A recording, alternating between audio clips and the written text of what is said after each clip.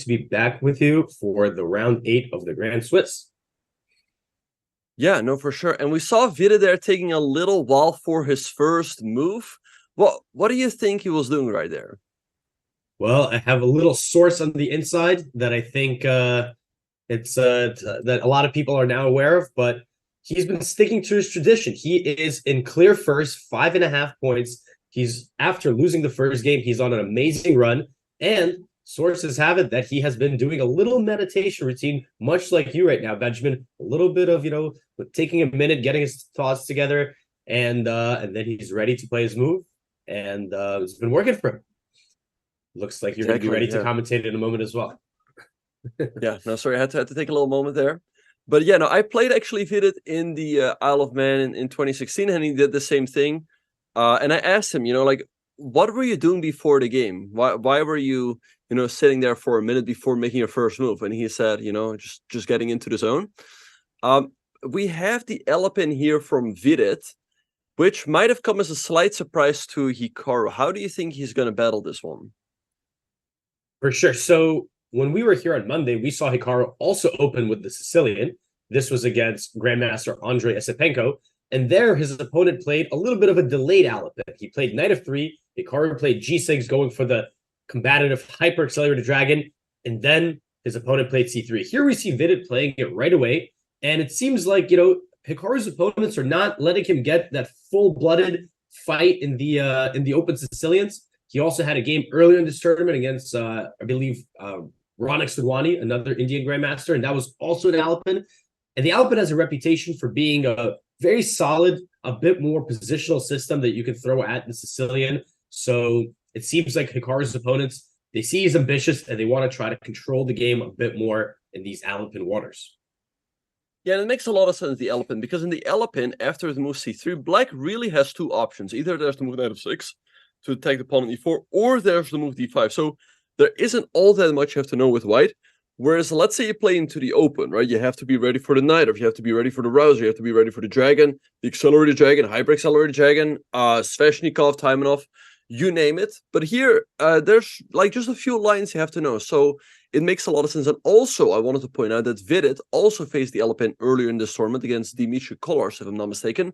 And Vidit also played that G6 system. So he definitely has an idea there up his sleeve. So perhaps it's somewhat risky for Hikaru to repeat that variation. Yeah, that would be a surprise because I think he's already played it twice. He played it in the game against Sudwani. He played it in the game against Esipenko. So there's only so many times you can wheel out a line before it loses its luster. And also the G6 move, it doesn't have the stellar reputation that some of the other lines for Black do.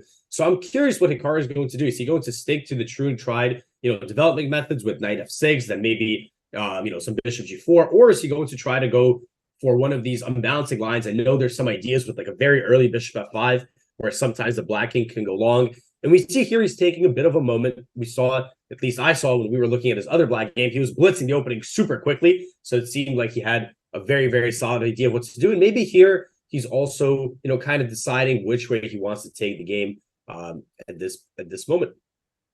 Exactly. And there we see Fiona in the background, one of our friendly, co-hosts. So let's see what Hikaru is going to do. Yeah, you can play like Knight C6, Knight F6. I think Hikaru's also often had this against Alexander Bornik, who likes playing the Alapin himself as well. So Knight F6, I expect Knight F3 here from Vidit. And maybe now a move like E6. I'm not that familiar with all of this theory in the Alapin. Alex, I usually play the move Knight F6 on move 2. So do you know the lines here? I think I just have a tangential idea of the lines. I'm not an expert on the system like you mentioned. Grandmaster Alexander Bortnik, who I think plays it every game. Yeah, I was actually going to say, even if we go back to move 2, this is actually a very important choice for Black. The Knight F6 move and the D5 move. Of course, the drawback of the Alapin for White is that the pawn on C3 prevents the move Knight C3. That's why Hikaru's choice of D5 and Queen takes D5, totally fine. You can bring the Queen out early because it cannot be attacked. Saying that, my understanding is that Knight F6 leads to a bit more of a complex, more closed type of fight in most cases, whereas D5 is a little bit more straightforward. You immediately clarify this tension in the center. And it leads to either these IQP type positions where white will push d4, eventually there will be some kind of trade, or white themselves will take on c5 later and then have this 3-2 pawn majority. So it's kind of interesting to see Hikaru chooses a d5 move. I don't know if that's your impression as well, Benjamin, but I've always thought d5, this is like a very sound move that you're playing for more of a, simpler equality. And knight of 6 is a little bit more fighting, let's say. Yeah, no, for sure. Yeah, I definitely agree with you. I personally played the move knight of 6, so I like that one a little bit better. I know the line's also better. And yeah, the one thing that's a little bit concerning is that Hikaru is already out of book. I would like it if Hikaru can somehow get an isolated queen's pawn position, but the problem always is if you take on d4 early, white's gonna recapture with their pawn. Yes, they get an isolated pawn, but white gets quick development here with knight c3 now coming out with tempo, and if we move our queen back, white is generally considered to be better here, as they have a very active game after something like bishop c4 or bishop d3.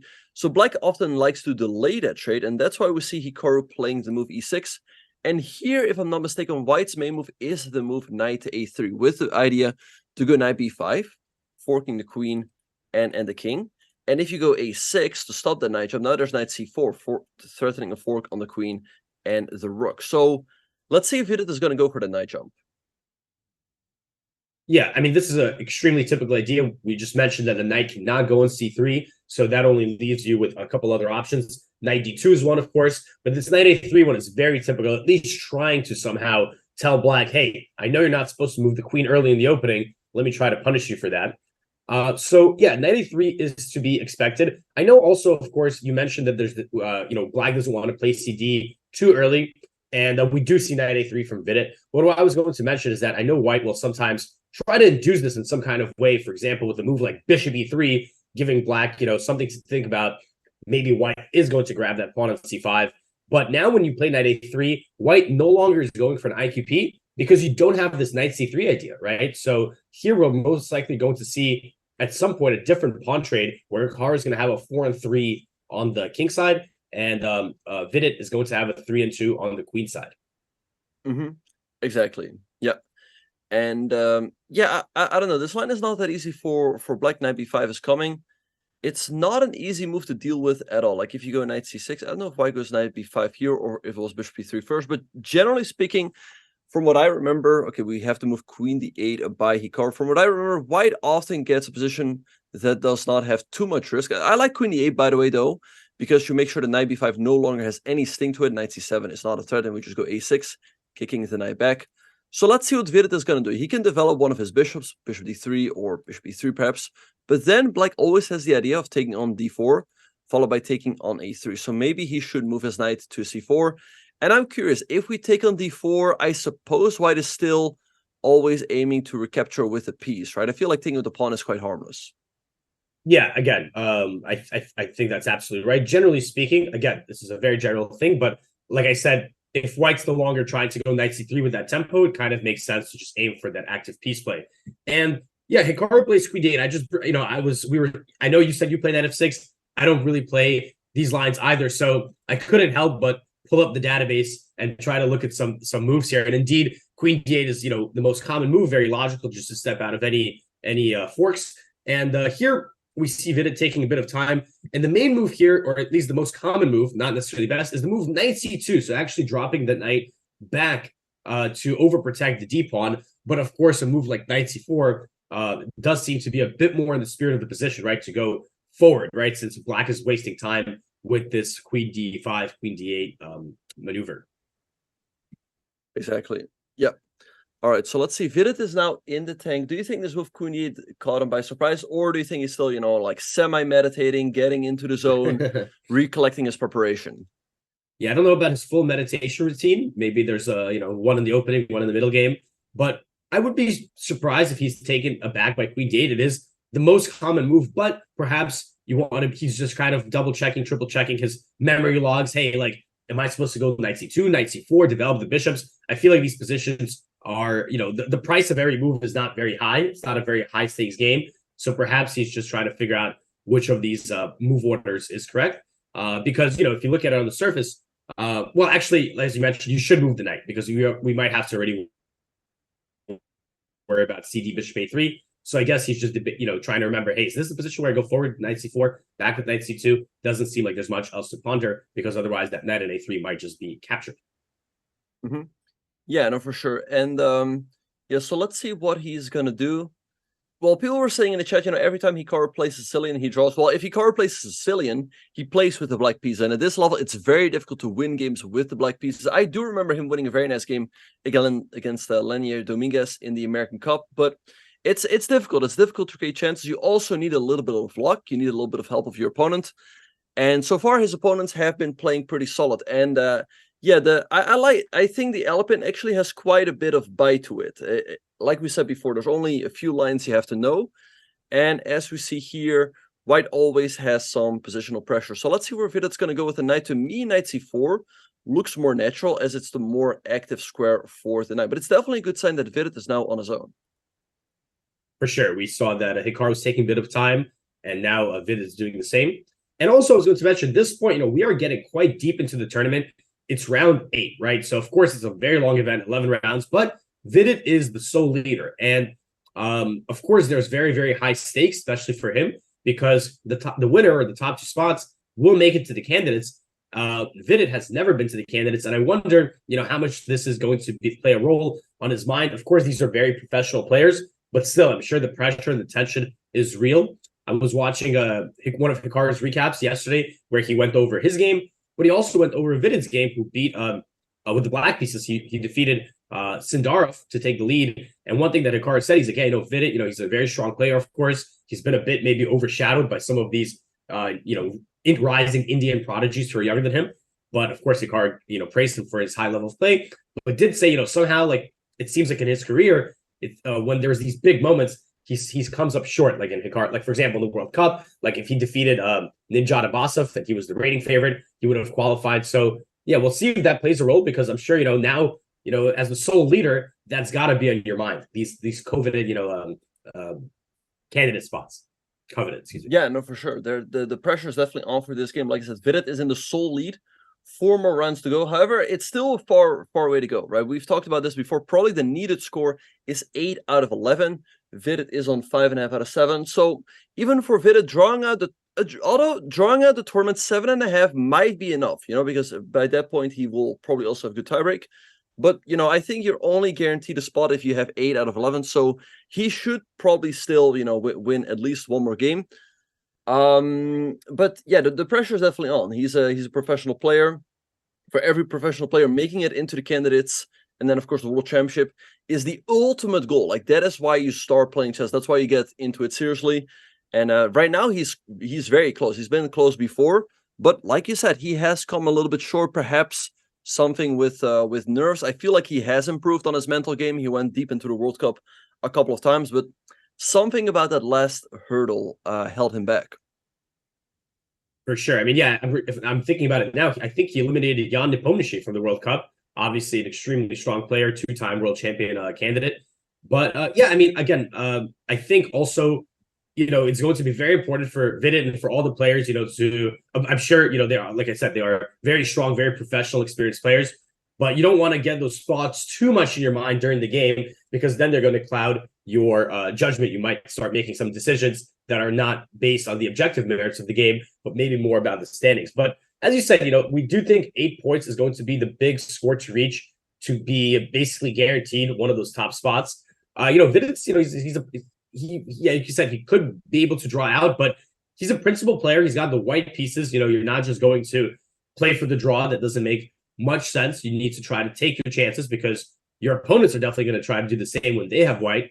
But saying that, I think this Alapin choice, maybe it shows a little bit of, he knows that the draw is not necessarily a bad result, but of course he wants to press. So he's not going to go for something as sharp as you mentioned, some open Sicilian, go into Hikaru's, whether it's the Kalashnikov or Dragon or anything, but instead kind of keep it a little bit more solid, and then try to see if any opportunities arise, if his opponents overpress. But as we say that, I am a little bit surprised that he is thinking for quite some time here. So for sure, we can say that he is out of prep, and both players might just be on their own already, starting from move 6. Yeah, I'm surprised as well that he seems to be out of book. Like, Queen E8 seems like a pretty logical move, but it might have escaped his radar. when he was preparing for this game. Did you say that Queen 8 was a top move? The most It regular was move? the most common move in the Uh-huh. in the chess-based database. Yeah, with like Yeah, then it's 1,500 definitely games or odd. something. Hmm. Yeah, then it's definitely odd that he hasn't looked at this one at all, because Hikaru usually defends himself with the move d5 against the Alapin. And this is the thing about chess players. A lot of chess players are often a little bit stubborn, right? Like I said, I often play knight f6, and that's sort of the move I've stuck to. Hikaru plays d5, and that's the move he's stuck to. And in d5, he's varying a little bit. So yeah, I'm a little bit surprised. Queen d8. I mean, again, there's always so many variations you have to look at, and I guess there's also a lot of sharp variations that definitely need your priority. So it's a good sign for Hikaru.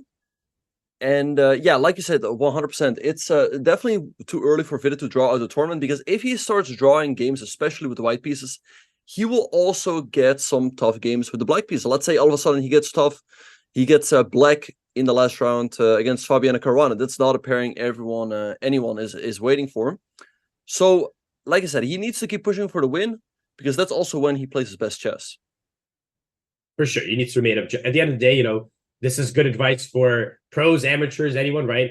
You need to play objectively to the demands of the position and not think about the result, right? You want to play your best chess, and that's going to lead to the best results. But yeah, but speaking of, I know this has been mentioned many times, but Vidit's run right now is extremely impressive, considering that he actually lost the first round, right? He lost the very first round to Irvin Lamy, one of your countrymen, who was having also a fantastic tournament. And then Vidit, he's on this amazing 5.5 out of 6 run. I don't know about you, Benjamin, but I feel like whenever I start a tournament well, I feel like I usually do pretty well. Like let's say the first 1-2 games are good. Either I play good quality or maybe I beat some player who's ranked at least my level. But I feel like if I don't start well, if I lose the first game, I feel like my tournament's not necessarily already over, but like it just usually doesn't end up being a good tournament, maybe a mediocre one. So I'm very impressed by the fact that he was able to, it takes a lot of, I think, mental fortitude just to move past, a loss like that, and then all of a sudden you find yourself in the leaders. So what are your experiences, with starts and finishes? Yeah, no, I'm very impressed by Vidit as well. Like I said, I kind of have a similar experience that if you start well, usually you have a good tournament. If you don't start as well, like I said, it's not necessarily a disaster, but you might be struggling to come back. That being said, a tournament that I won not too long ago, the Spring Chess Classic, I lost in the first round. I lost a bad game. Then the second round, I was completely lost. But in the end, I ended up winning the tournament. But for me, it was a little bit different, because for me, I don't play as much classical chess, and I really had to get into it at the very beginning. And yeah, at some point I also started feeling more comfortable, and I had a lot of black games in the beginning. But yeah, no, it's very impressive how Vidit managed to bounce back. And also, we've talked about this a couple rounds ago, where if you lose a game or if you have a bad start, that first win is all it takes. And I looked at Vidit's games. In the second round, he played a game against Abhijit Gupta. It wasn't easy, but he managed to get the job done. And I feel like from there, his games have only become smoother. He won a game with the black pieces against Dimitri Kolos afterwards. But then already the game against Alex Ashirov was a very smooth one.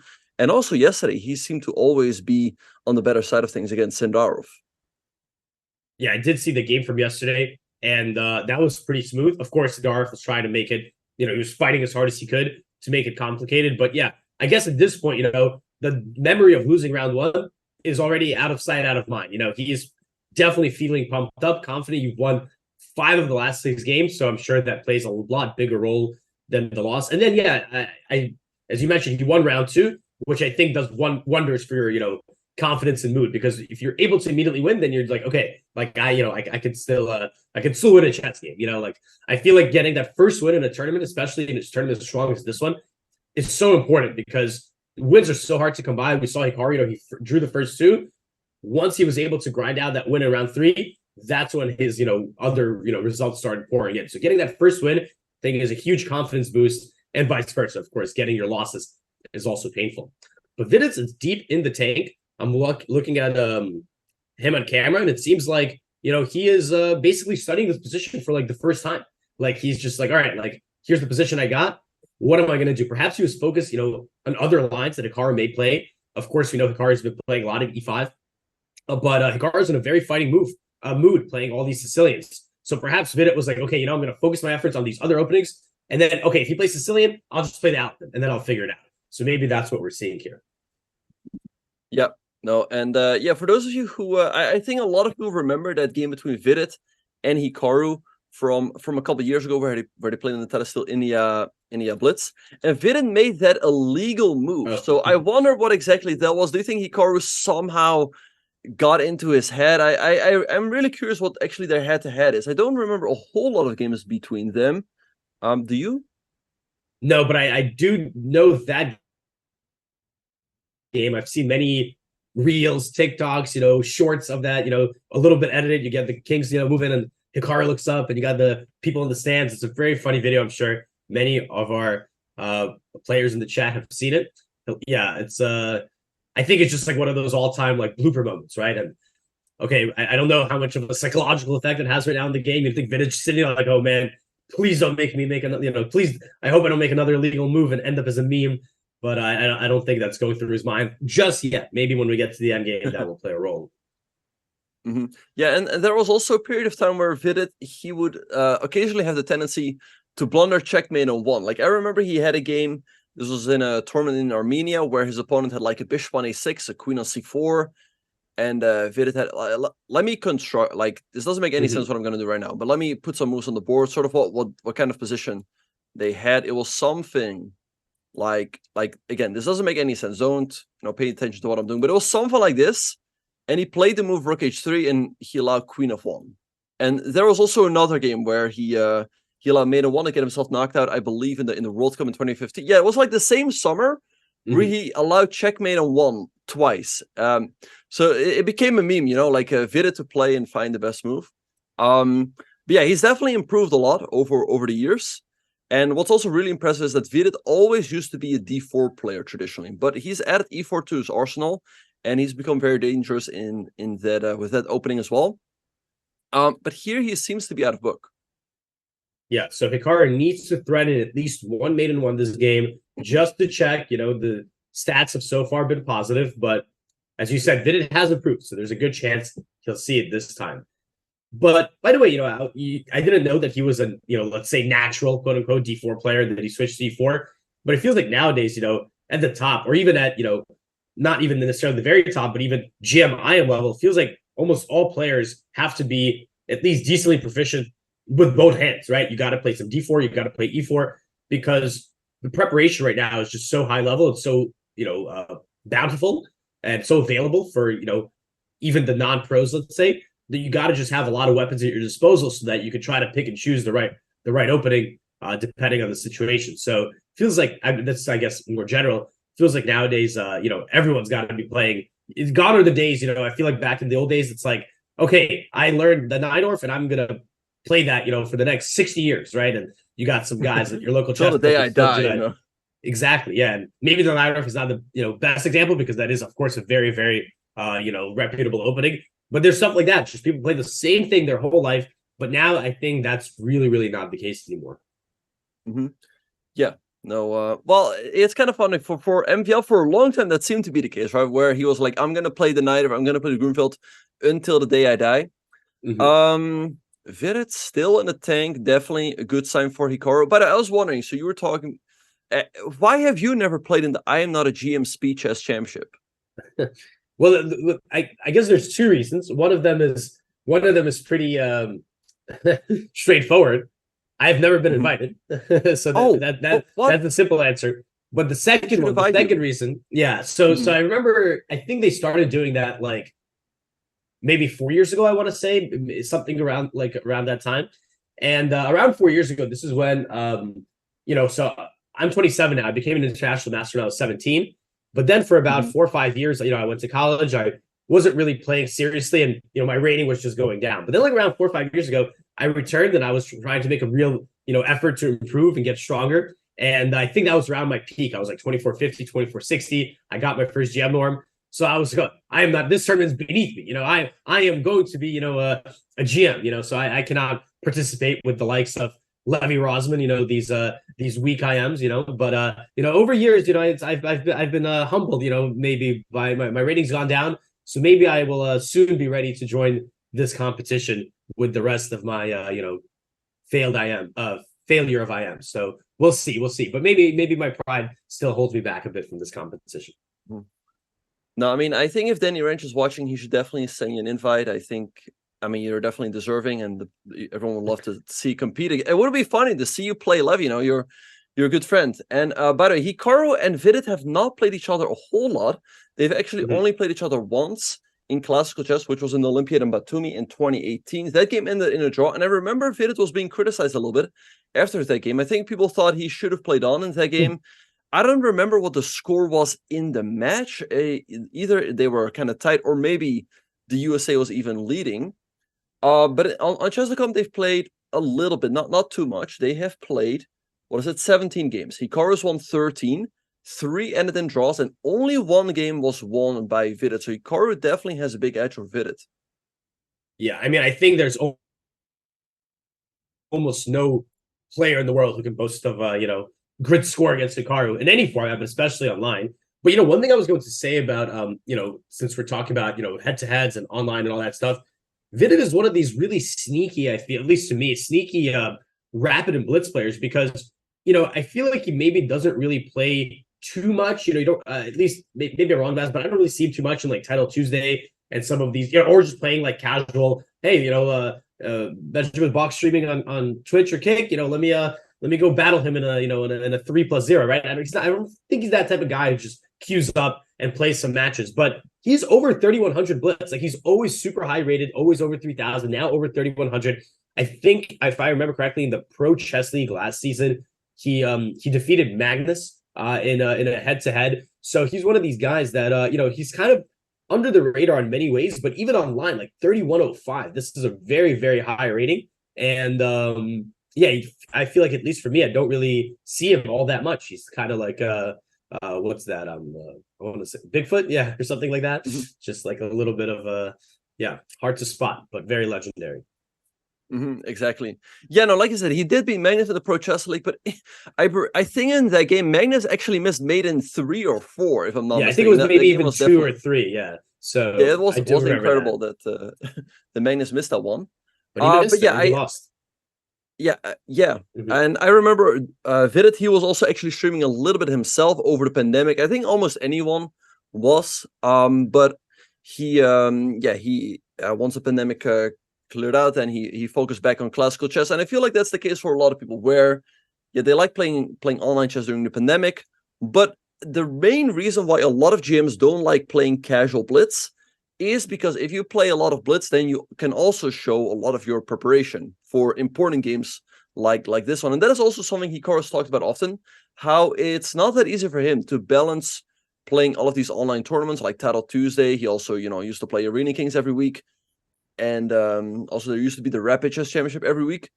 And combining that with his over-the-board career. So that is why a lot of GMs, they fully focus on classical, and you don't see them that much online. And actually, Alex, we had an interesting question in the chat. Someone asked if you streamed. So maybe you can tell us a little story about that. If I stream at all? If you stream or streamed. Yeah. Have you ever streamed on a channel? Have you ever started a channel? That's... yeah, a little bit here and there. Yeah. So, well, right now, I think in recent days, if I'm, streaming, of course, we have streamed commentary together many times. So sometimes I'm on Hikaru's channel, as you guys are seeing now. And also, sometimes I'm on Gotham Chess, Levy's channel, especially because we were just talking about the Pro Chess League. I was on there every week last season because, I was managing the Gotham Knights. And this is, speaking of Levy, actually, 2018, those are the very, very early days of, the current, let's say, landscape of chess streaming.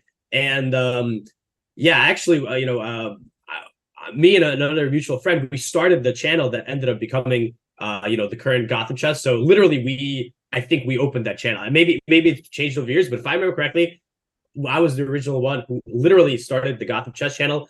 Then, of course, we were streaming together for quite some time, on and off. If there's anyone in the chat who remembers that would be super, I was going to say impressive, but I guess just like, I get nostalgic is the better word. And so that it was always something for me. Like, I was always interested in doing it, like, a little bit. Like, even now, like, I enjoy doing it from time to time, but I don't know if I would go into it, like say full time or more of the commitment. Like I feel like I really enjoy just coming on here and there, either playing or commentating. I really enjoy it from time to time, but doing it every day would be, I don't know if I would like that, especially because I'm still training and teaching and I have other commitments that I also enjoy. So there's only so much chess I feel that I can handle. I don't know if I could shoot for 6 hours, then go study for 3 hours, then go teach for 4 hours, and then what am I doing? Chess is cool, but what am I doing with my life if I'm living, breathing 24/7? I don't know. But yeah, it's a little bit of a streaming background. Yeah, it can definitely be a grind. I definitely get what you're saying, and I can definitely see how for people they either want to go into streaming, like 100% or not at all. In the meantime, Vidit is still thinking, but yeah, a lot of people do remember Cruise 64. So that's, I was reading the chat. Yeah, that was the first name. The Cruise 64 was and then yeah, for sure. I think that was the name until maybe 2019 even. So at least 4 years, maybe 2020. Maybe it went a bit. Yeah, so that was Cruise 64. There was there was even some logo, and then this is, by the way, some people I see in the chat, they're saying, "Oh, Man Bunovich," right? So I used to have, as you may remember, a lot of people remember, very long hair for like 5 years, and I've cut it off. I've cut it off quite some time ago, maybe 3-4 years. But I've been very lazy. Like I haven't changed. Like I'm still like Man Bunovich, like on Discord. Like I haven't changed it. It's a little bit misleading. So maybe one day, if I ever do start streaming or something like that, I will have to change up my online persona. But yeah, those were the days I had the long hair, and it was a whole different landscape. Yeah, but now we have GM Benjamin Bach and the new generation, taking the torch from the veterans like me, who started this whole thing. Yeah. Yeah. No, yeah, I only know you like with shorter hair. Never seen you with a man bun, but I guess it's become part of your identity.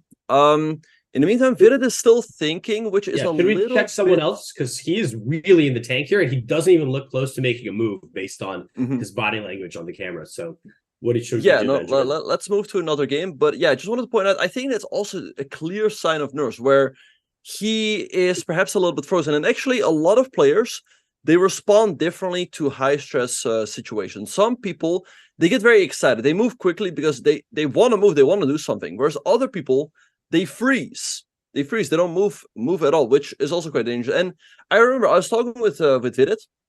We actually played in the World Under-14 Championship in Vietnam. That was, and I was playing that one. And actually, after, oh, you were there too. Okay, awesome. 2008, yeah.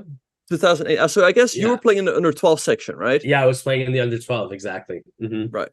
So Vidit and I were playing Under-14, and actually after 5 rounds, we were tied for the lead with 4.5 out of 5. But he managed to beat me in a long game. And then in the last game, he needed to win to become world champion, and he just played super quickly because he said he was so excited. He wanted to rush to that world championship title, and he thought, okay, if I play quickly, I get it done faster and I get a title. And it worked out for him. He won that game, won the world championship. But here we see something similar, right? Where he is in a high stakes situation. He knows he has a big opportunity here in his career if he does well in the last 4 rounds, but he seems to have frozen a little bit.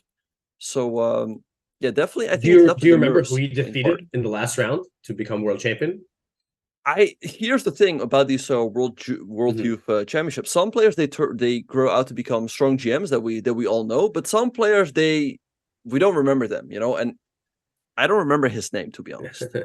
Okay, so perhaps he did not grow up to be a strong GM, let's say, right? I see. Yeah. Well, I was seeing in the chat, someone said Alireza is losing, which seemed unbelievable. And then I checked that. It doesn't look like he's losing, but the position is pretty unusual. We have like I thought this came from like a Moroxy Bind Dragon, but it was like a strange move order to get here. Look at this one. Bishop D3. Have you seen this move? If you go a little bit behind back in the opening. Yeah, it's a very unorthodox approach here by Sevian. So this started out as a Sicilian, so e4, c5, knight of 3, d6, d4, take, knight of 6. Now everyone and his brother plays the move knight c3 here. There's also the move f3 to defend the pawn, but bishop d3 is quite an uncommon one.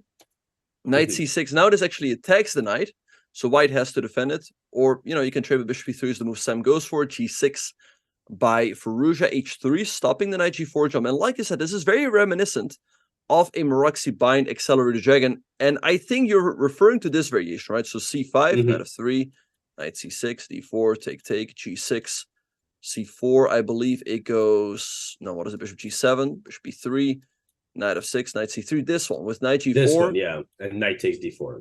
It looks very similar, but white has this pawn on g4. So what do you make of the pawn on g4, Alex? Do you think it's an asset for white, or is it more of a liability? I really like that pawn on g4. Obviously, right away we can see the rook on h1 is on an open file, and the pawn on g4 itself could be used to cramp black a little more. First of all, you can just maintain. You can just keep it on g4. I know sometimes in these positions, black might look for an f5 break.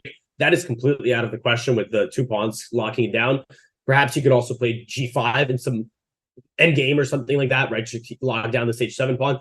And also, furthermore, the line that you just showed in the Accelerated Dragon, my understanding is that line is a bit suboptimal for black. So it seems like we have like a little bit of a suboptimal line for black here with an improved version on top of that for white, because you have this pawn on g4. Sam Sevian, he has 134 on the clock. So as strange as this approach was in the opening, this bishop d3 move, it's clearly something that he's cooked up at home. He's playing it relatively quickly. He's built a time edge, and he's also built, I think, a positional edge. And as a reminder to ourselves and our viewers, of course, we want to check out Alvarez's game because he is one of the best players in the world, but he's also in direct competition with Hikaru for the candidate spot, not just by standings, but by ratings. They are the two highest rated players in the world that are eligible for the candidates. So that is a very, very important thing to consider. So anytime he doesn't win or he loses is basically a win for Hikaru.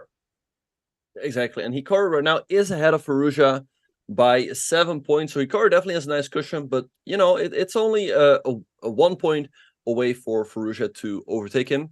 All right, but Sevian seems to have an edge here, which is definitely good news for Hikaru. Knight c3, a nice move. And yeah, people were saying he's winning. That's definitely way too early to say, but Sevian definitely has the advantage here, I would say. Also, we had some interesting moves in the game between Fabiano Caruana and Etienne Bacrot, and it's somewhat interesting. I always remember Etienne as a traditional Berlin player. I even remember a European Championship where he was one of the top seeds. He was rated 2700, and he would play all of these 2600s. And against all of them, he would just play the Berlin, but he would get kind of stuck in that drawing zone that we have talked about. But he's really switched up. Right now, he's also playing sometimes the French, like I said, because I am French. And also sometimes the Sicilian. And we have the Taimanov here. And I want to particularly go to this moment right here where Etienne hung the knight, Fabiano took it, and checkmate. So Fabiano loses. Okay, yep, and we can move on to board 3. No, I'm kidding. That's not what happened. Yeah, so are you familiar with this A3 Taimanov line at all, Benjamin? No. Well, actually, I used to play the Taimanov when... So here's the thing. I also used to be an E4, E5 player, but the Taimanov was the first Sicilian I played, and then I also added the Sicilian. I thought after the move A3 that B5 was the best move, and then takes bishop B2, bishop B7. However, I don't really know the theory as much here, but I like what Fabiano has going here. He's got a lot of pieces still on the board and some pressure still on the D7 pawn.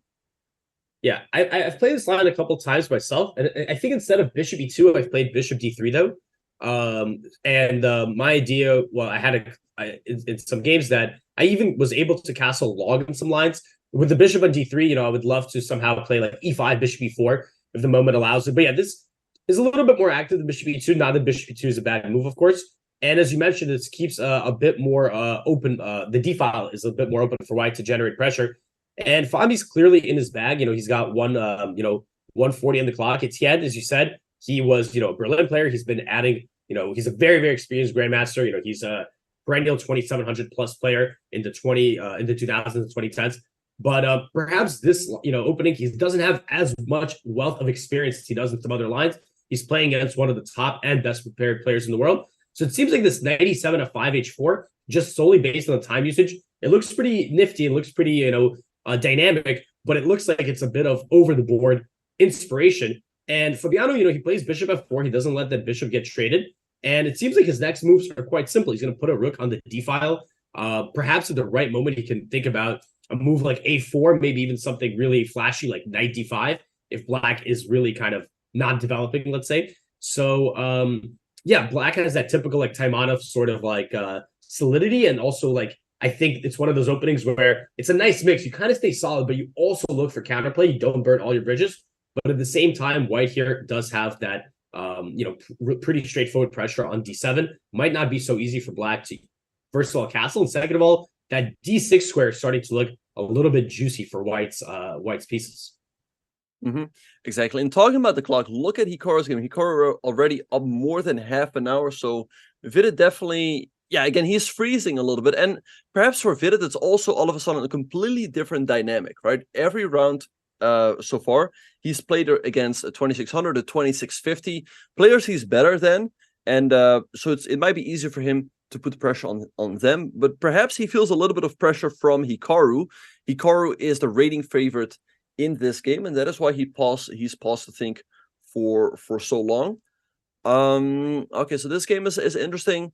Let's go to this one, Alex. The game between Andrei Esipenko and Vincent Keymer, because this one started off very quietly with a bit of a, I would call this an anti-Catalan. It's kind of a Catalan, but without the move d4. So black can play the move d4 themselves, grabbing more space in the center. We see e3, e5, takes e4 by Keymer, okay, hitting the knight. d5 by Esipenko, he sacks a piece, but this knight doesn't have anywhere good to go to. Rook e1 is coming. You're definitely feeling some pressure here with your king in the middle. Queen e7, queen d1, the only move. And black is deep in thought here. So what do you make of this one?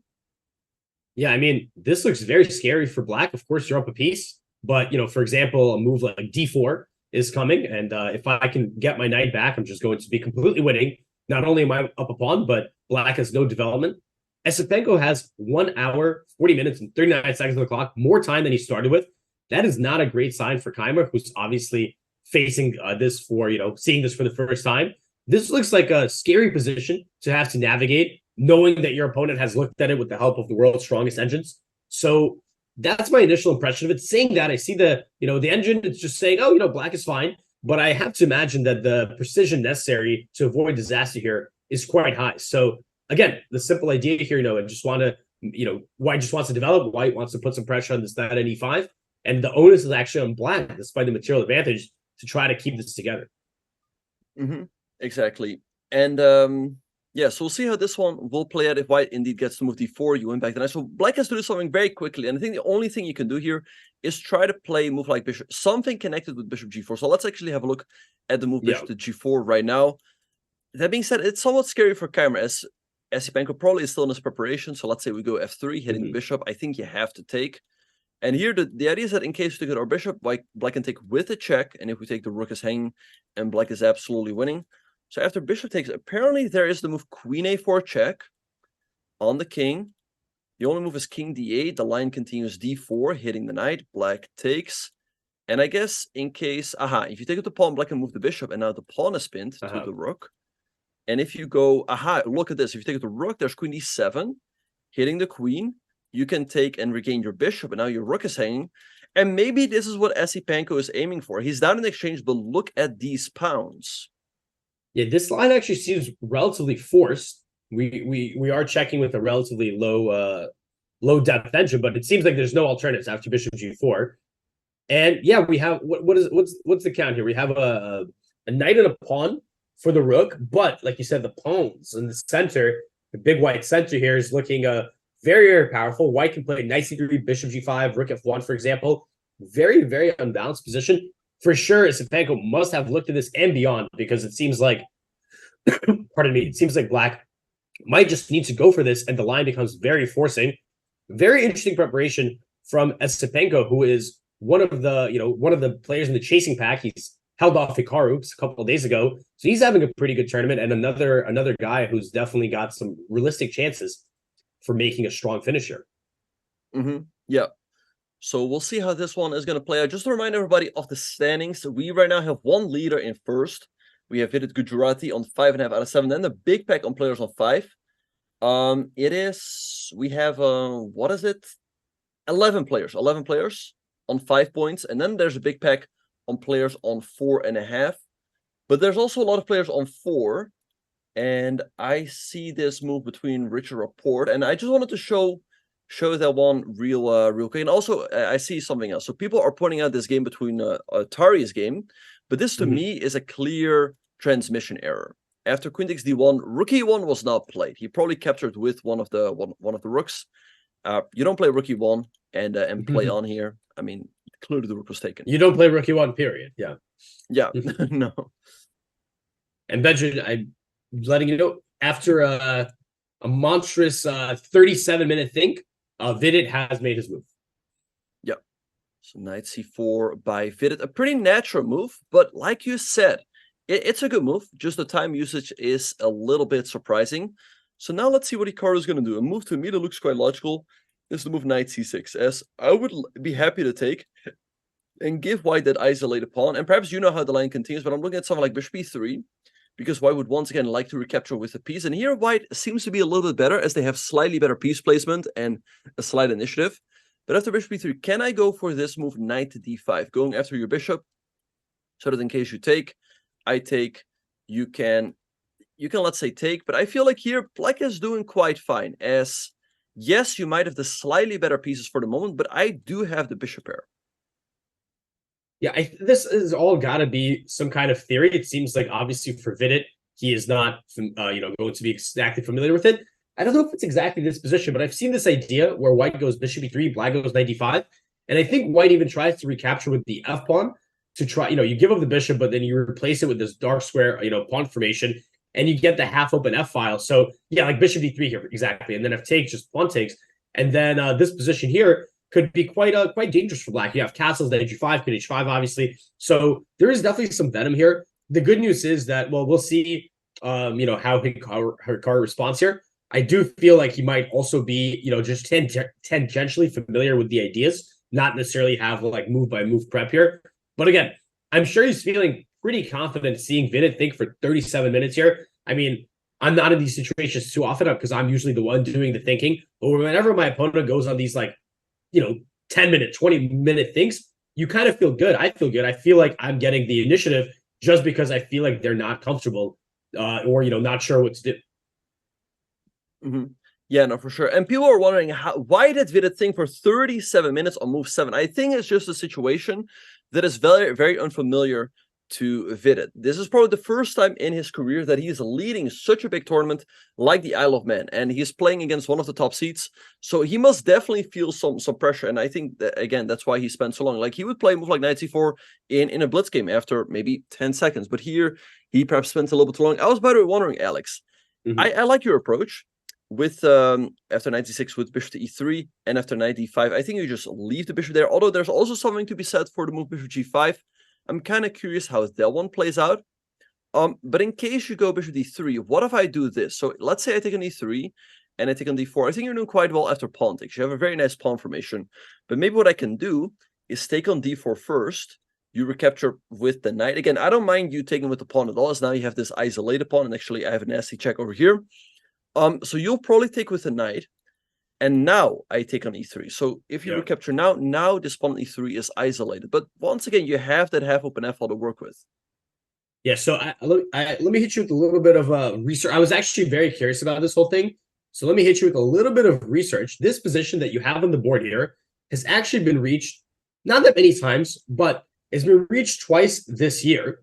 And one of those games was actually played in the U.S. Senior Championship. So this is a tournament held in your current city of St. Louis. And it was played between two grandmasters, Patrick Wolf, who was a famous grandmaster in the 90s. I believe he was one of Vishy Anand's seconds during his match with Kasparov. And he actually played this position against Igor Novikov to a win. And then there was another game that was played. This one was played at a less serious event, the Title Tuesday. But playing white was Indian Lad, a.k.a. SL Naranyan, who's a very, very strong player. And those are... and then the other games here are from many years ago and not from as prominent players. So very interesting. This might be some kind of cutting edge sort of development. Of course, this looks a bit unnatural when you first look at it. Like, what? Like, white just gives up with bishop and also has this isolated pawn in e3. But the pieces in the center, these double knights, the bishop on d3, the opportunity for the king to castle either side of the board and use the f-file gives white a lot of dynamic sort of options. So maybe Vidit, it wasn't like he was not thinking about, it wasn't like he was thinking about, his illegal moves. He was maybe calculating lines like this. And if you haven't prepared this in advance, you could be looking at this and it could be very unclear. Like, do I really want to make these positional concessions and go for this line? And as we were discussing, he's also maybe considering his sort of standings in the tournament. Like, do I go for such an unbalancing approach when I'm like, maybe want to play it safe? But here we see Hikaru avoiding this knight c6, knight d5, and just developing, right? Bishop e7, very, very normal move. Exactly. So now Vidit has some moves that make sense. Bishop d3 to me makes a lot of sense, putting the bishop on a nice and active square. And I'm curious what happens in case Vidit goes bishop to e3 here. Like, do we still take on d4 or do we go knight d5? Perhaps we're a little bit better prepared for all of the complications, as with the knight coming to d4, white can often take on c6 and ruin our pawn structure a little bit. And also we are faster to get castled. So I wonder what exactly he has in mind. Also, what he has in mind exactly in case Vidit goes for a move like bishop to d3, followed by castles and queen e2. I think, again, if we take on d4, Vidit is probably going to take with the knight. And this is really the appeal to the Alapin. Like, sometimes you get an isolated pawn, but if you do, you get a very good version. And very often you get that 3 versus 2 majority on the queen side. And white is just so super solid here and has very easy piece play. Yeah, but I think that at the same time, of course, this is the advantage of the Alapin. I like what Hikaru has done. He didn't spend too much time on this bishop e7 move. I think he wants to probably keep the pace. He spent like 5 minutes here. I think he wants to play like relatively normal moves, relatively and a quick pace. Have Vidit keep burning his clock, but at the same time, Vidit's moves are not so difficult, right? Like his bishop d3 castles, as you mentioned, if cd knight d4 seems very, very logical. Especially with this knight on c4 controlling e5, I think sometimes that could be a concern if black can play e5 and then liberate this bishop on c8.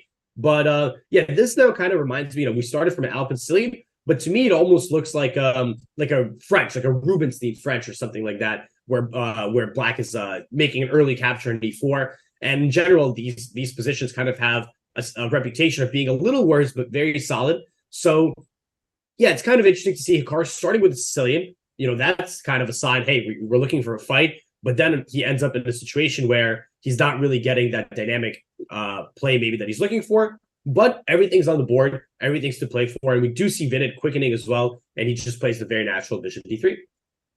Yeah, bishop d3, bring his bishop into the game. All right, now expect Hikaru to castle. Another move that could be worth consideration for Hikaru is something like knight bd7, so that in case Vidit takes, you can always recapture with the knight and put pressure on the bishop right away. But black's setup is a little bit solid, and I wonder what exactly we play for here, right? Like, let's say white castles, we castle as well. White plays something like queen e2, maybe we go b6, bishop b7, but we don't really have a lot of pressure on white's center. It feels like white has a very easy game after, let's say, rook d1, and but with rook d1, now in case we go here, you can maybe consider the take, as knight takes c5 is no longer a move. So, I don't know, it feels like Vidit might get an advantage here as he has the easier piece play and more pieces developed, right? Like, look at this. He's got 1, 2, 3 developed, and Hikaru's got 1, 2. For sure. I think this knight d7, b6, bishop b7 setup for Hikaru that you mentioned, I think in a vacuum, that is maybe the most ideal, the ideal piece placement. We can see this bishop on c8 is very passive. And then knight d7 is quite nice because you defend c5, you take control of e5. The problem is, it doesn't put any pressure on white's position, right? So as you showed, the queen e2, rook d1, yes, black can get their pieces out. You can finish your development, but so can white. And the difference between the two armies here is that white's just a bit more active, right? The pawn on d4 and the pawn on c3 are more kind of effective in controlling the center than the e6, c5 duo. So yeah, kind of easy play from both sides, but white is already starting with a bit of a space advantage. Of course, if we think about it conceptually, black's opening had the drawback of going queen d8 and then, queen d5 and queen d8. So you burn 2 whole tempi, not developing. So it makes sense that white's ahead here. So perhaps when we were looking earlier, those lines featuring knight c6, featuring knight d5, those lines were more kind of trying to avoid getting in that scenario where white just has easy moves. But at the same time, of course, it seems like both players are not exactly familiar with, the top entry moves, the top, current theory. So when you rely on just like basic development, it seems like white should be able to get, as you mentioned, at least a slight advantage. And in the game between, what is it, Esipenko and Keymer, yes, they did follow the analysis. Yeah, yeah, they have gone down that variation. So let's show it again real quick. After queen e1, Bishop g4 was played, attacking the queen. Again, you cannot really move your queen, because let's say you go here, there's knight f3 check, and you lose the game right away, as your rook is always hanging. So f3, only move, bishop takes f3, only move. All of this is forced. Check, king d8, d4, you have to attack the knight. Keymer took on g2. Now Esipenko regained the piece, and it looks very good for white, as the queen is under attack and the bishop as well, but Keymer went here, attacking the queen. White has to take, black recaptures with the knight, so that after king takes g2, now you can take the rook. And we are in this endgame where black has a rook for a knight, but white is an extra pawn. And look at these pawns in the center. Also, Esipenko is probably still in his preparation. So I feel like practically it must not be that easy for Keymer to play this position. Not at all. We can see Esipenko's gained even more times since the last time we looked at this position. And yeah, again, black has the material, but it seems like white's play is very simple. And we can assume he's in his prep. So it would be interesting to see if that parlays into, an objective advantage. But Benjamin, I want to bring your attention. I'm just kind of looking around at some games here. And another player who's clearly in his preparation and perhaps on his way to a pretty significant advantage is Grandmaster Ivan Chuparinov against Jan Krzysztof Duda. So these guys, I think, are on, they're on, which score group are these? They're in the 4.5 score group. So they're in one of the chasing pack before the chasing pack. But check out this really nice move, C5. That's a pretty nice blundering there from Chuparinov.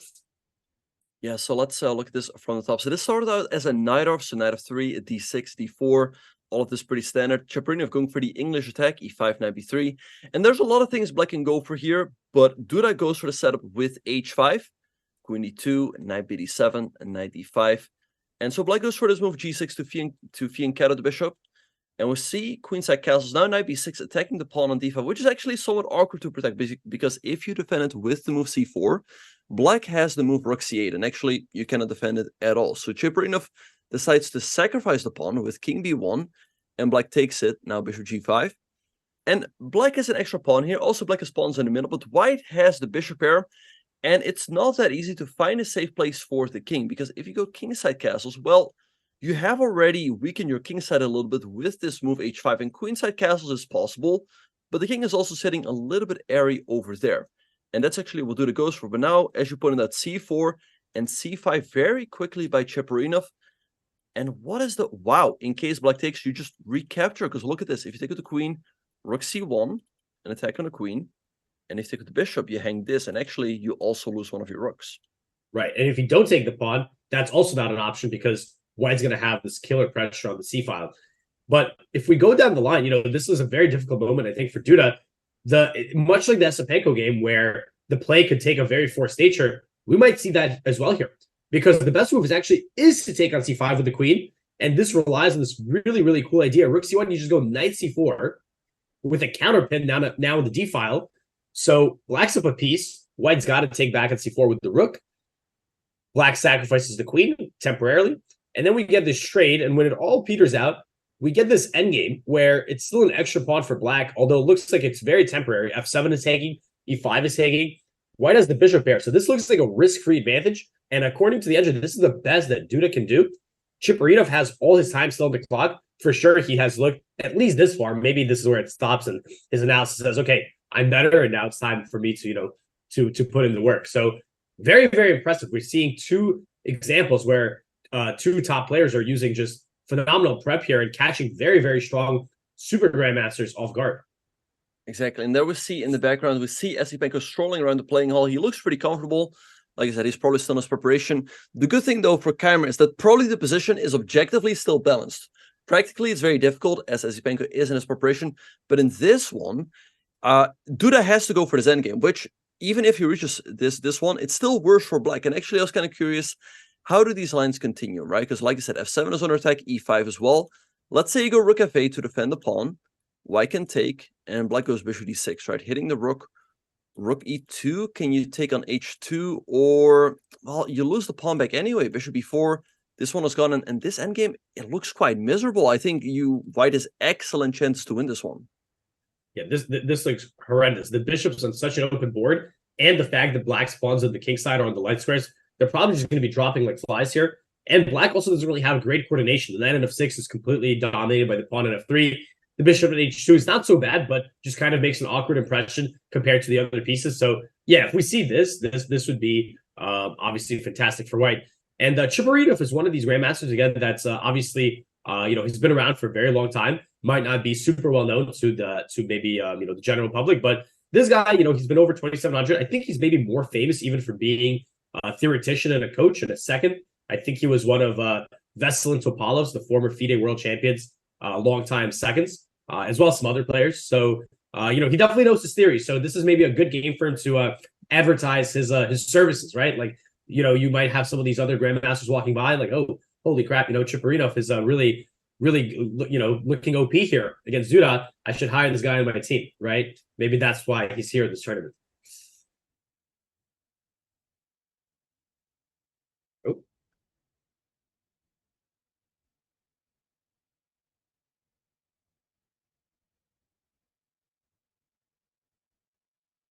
Yeah, I can't hear you, Benjamin. Wait, oh, my bad. I was muted there for a second. Yeah. But you looked in the zone. Yeah, like you said, no, spitting. Chaparinov, amazing preparation. He found many amazing ideas that Topalov managed to put to work. Most notably, I don't know if you remember this game, but Topalov had that insane game against Kramnik. It was Knight F7 or something? Knight X7 against Kramnik in Chorus, when it was still called it, before it was called Tarasil Chess. Yeah, that was post Toilet Gate. So this was a very these matchups between Kramnik and Topalov were always I don't know, a spectacle, let's say, because they weren't shaking hands. They were on very, very bad terms. So I remember that, and I've always actually been a Kramnik fan, especially obviously off his chess. I was rooted for him. It's when I was a kid. I remember I was really pissed he lost the game, because not only did he lose, he really lost in this like dramatic fashion where Topalov like sacrificed this piece, and and I was like, no, my my Kramnik, but that's so some memories, because that was like over 10 years ago, I think, right? That famous game that you're referring to. Yeah. So Toilet Gate happened at the World Championship in 2006, where Kramnik was leading after a couple games, and then Topalov's team accused him of cheating, which was really unprecedented. It was the biggest cheating scandal until like a year ago. And yeah, after that they wouldn't shake hands. And also at that same Vacanze tournament, Chaparinov played with the black pieces against Nigel Short. And if I remember correctly, I think Chaparinov wasn't happy about some things that Nigel Short wrote in a magazine or something. And so he decided not to shake hands against him. And so what kind of happened was that I think Chaparinov came a little bit late. So Short had already played the move e4. And he got at the board, and Short extended his hand, which was ignored by Chaparinov.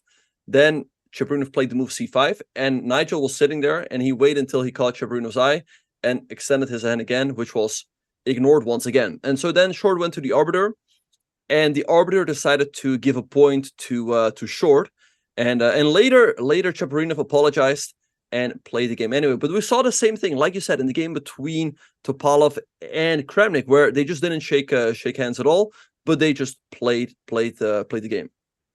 Right. I actually didn't realize that was also in the chorus tournament. I do remember that incident where the game was over. It was a rated game. It wasn't like a forfeit win where it's like, a person doesn't show up and you don't get points. It was a game that cost, Chaparinov maybe, 5 rating points or whatever it was against Nigel Short. I do remember that. I think maybe Short had spoken up, against Topalov for in support of Kramnik, either or.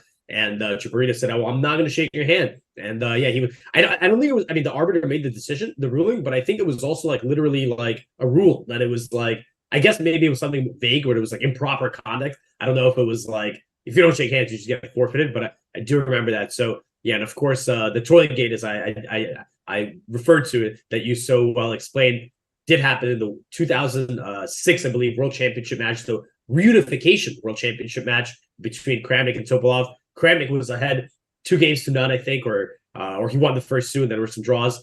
And then he was accused of cheating. He actually forfeited the game. He didn't show up. This was a real forfeit. So for anyone who doesn't know the story, definitely look it up. Very, very crazy, dramatic match. Kramnik ended up winning it in the tiebreaks. That was, I didn't live through the Kasparov-Karpov, rivalry and all those amazing matches, but that is maybe one of the craziest things that I've lived through from a chess perspective, as you mentioned, aside from, maybe some things that happened a year ago. Who knows what they were. Yeah, and we have more moves in the game between Hikaru and Vidit. I also remember that. I think when I first started following top level chess, I remember Topalov emerging as a world championship from the world championship in 2005, and then the reunification match with Kramnik, which was absolutely crazy.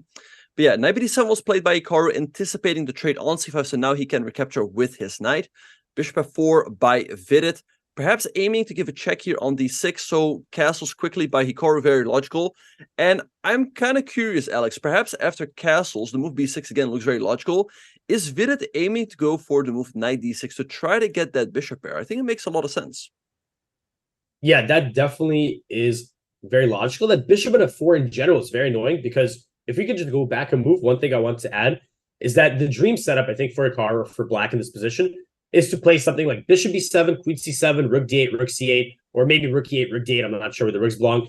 But the bishop and f4 is so annoying. Obviously, it prevents me. The black queen on d8 is actually quite short on squares. And if you can't move that queen, then you can't really develop your rook. So I wonder if Hikaru has any plan in mind to remedy that. Maybe you could try to chase that bishop away. If you go knight d5, you have bishop g3, so maybe you go knight h5. That move, I wouldn't be very happy to make that move, even to get rid of that bishop, because the knight just feels very offside there. And of course, if you do it right away, then I think knight d6 here would be very strong. So for Hikaru, obviously castle first. So maybe castles knight d6, knight h5, or are we looking at castles b6 first? Yeah, b6, knight d6, knight h5, but then there's knight c8, right? Knight f4, knight e7. This should be okay for black though, because I'm trading a lot of pieces. Yeah, I feel like here the worst should be behind Hikaru. Vidit managed to grab a bishop, but he does not have the bishop pair, right? Which is often a big asset because you control both color complexes. Right now, Vidit only controls one, and so it shouldn't be too bad for Hikaru. That being said, it still feels rather risk-free for white, and perhaps still a touch better. All right, so let's see what Hikaru should do. I mean, I still think b6 looks very logical.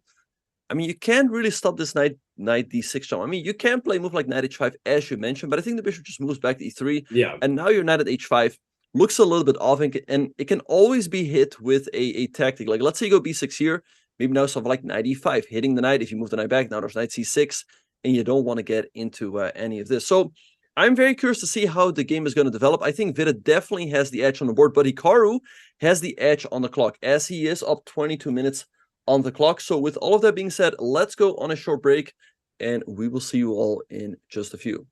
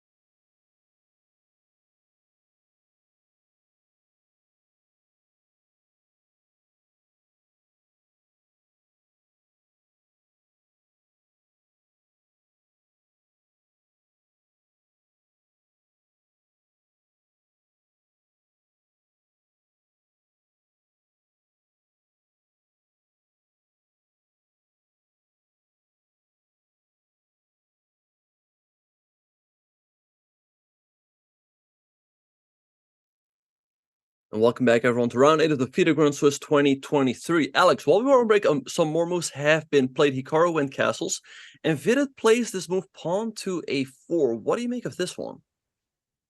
Yeah, so we were focused on Hikaru playing b6, but I guess with this a4 move, Vidit's thinking, wait a minute, maybe he could have also played b5, right? Which is a bit more of an aggressive way to get that queenside developed. But I think that Hikaru could stick to the plan we've been discussing with this b6, bishop b7. I do like a4 from Vidit. It's definitely a very kind of safe approach, right? Just completely make sure there is no counterplay for black. But as we discussed before we went on break, for Hikaru here, he's pretty solid. He just has less space. He needs to figure out how to get the rest of these pieces out. For sure, b6, bishop b7 is the right start, I think. The question is, what do we do with the heavy pieces, right? Because I want my rooks on the central files, but to do that, I need to find somewhere for my queen to go. So I'm not really sure where that square is. I think that's what Hikaru is going to need to figure out.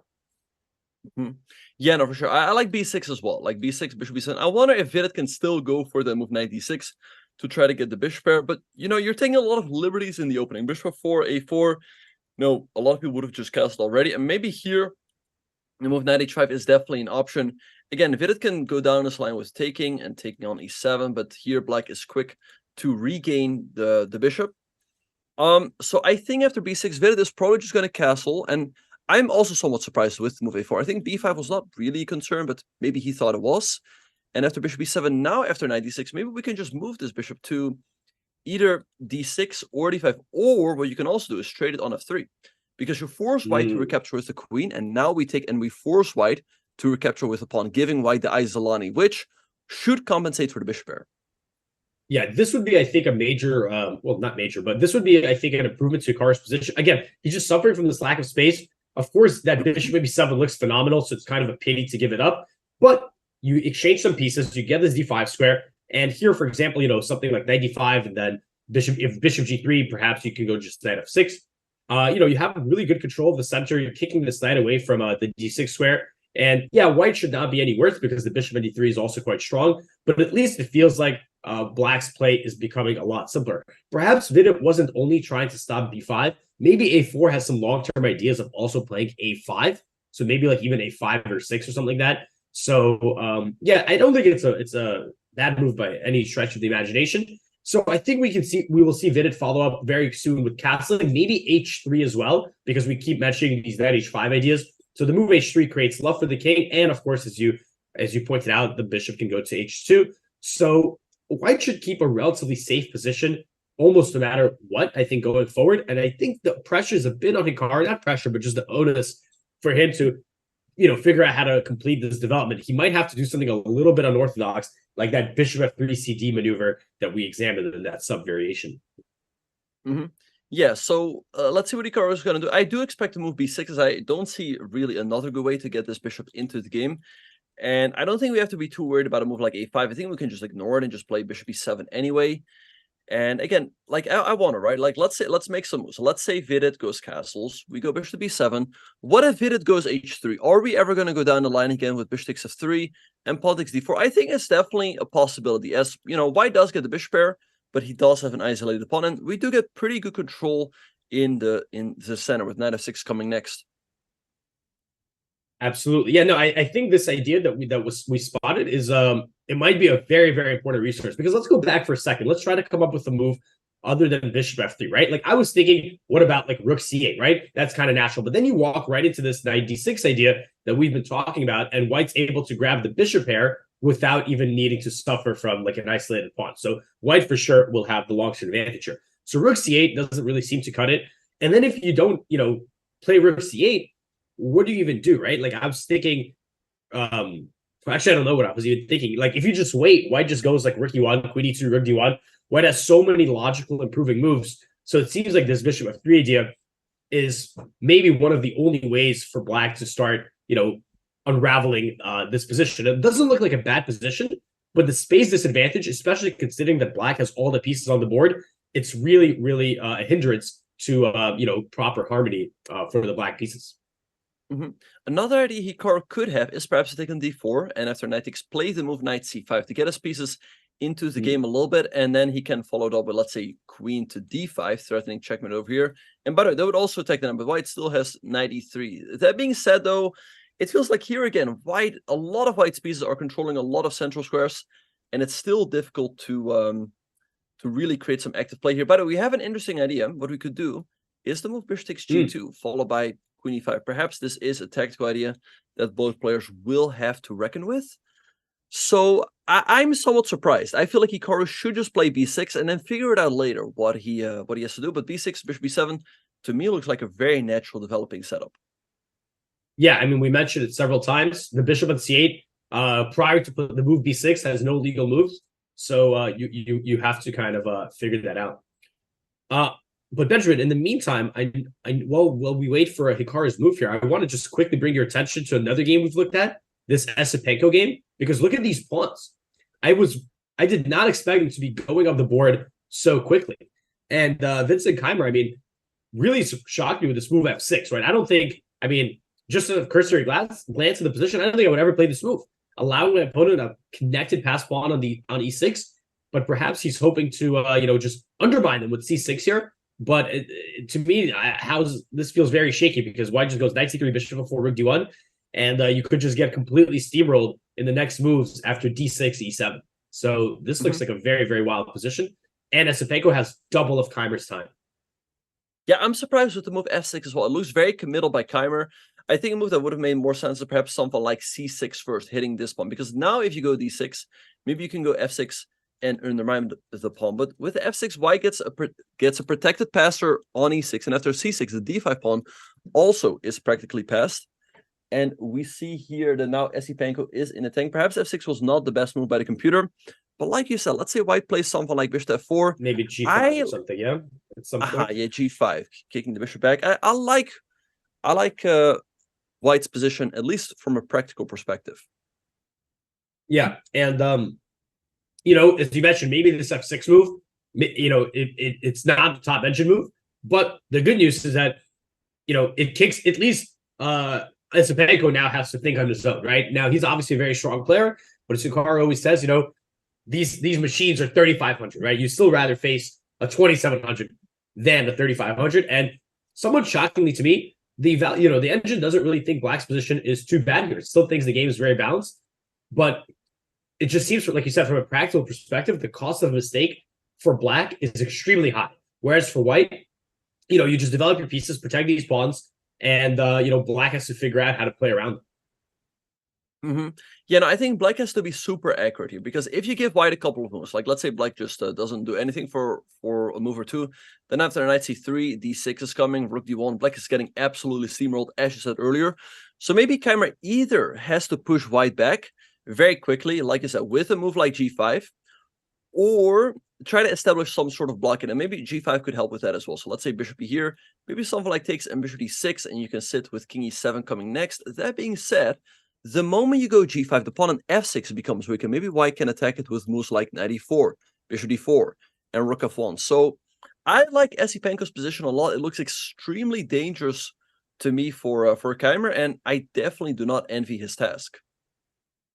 For sure. And yeah, we see Esipenko is still on move. A little surprisingly, right? Because, well, I guess he has a lot of time. I don't know if you've had this experience. Sometimes when you get to play a lot of moves, a lot of your prep, and your opponent's thinking, it almost feels like you haven't started the game, right? It almost feels like you haven't had to think for yourself at all. And usually this happens to me when my opponent finally gets out of my prep. I take an extra long time because I feel like I'm not even focused. I'm just like, all right, all this time I've just been kind of just doing memory work. Now let's actually kind of zone into the game, right? So maybe it's a little bit of that for Esipenko, because his moves do seem quite obvious. He should just develop.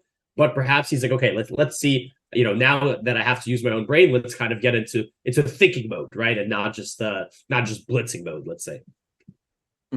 Yeah, for sure. And it almost feels a little bit unfair, right? Like you've blitzed all of your preparation, your opponent is spending oceans of time.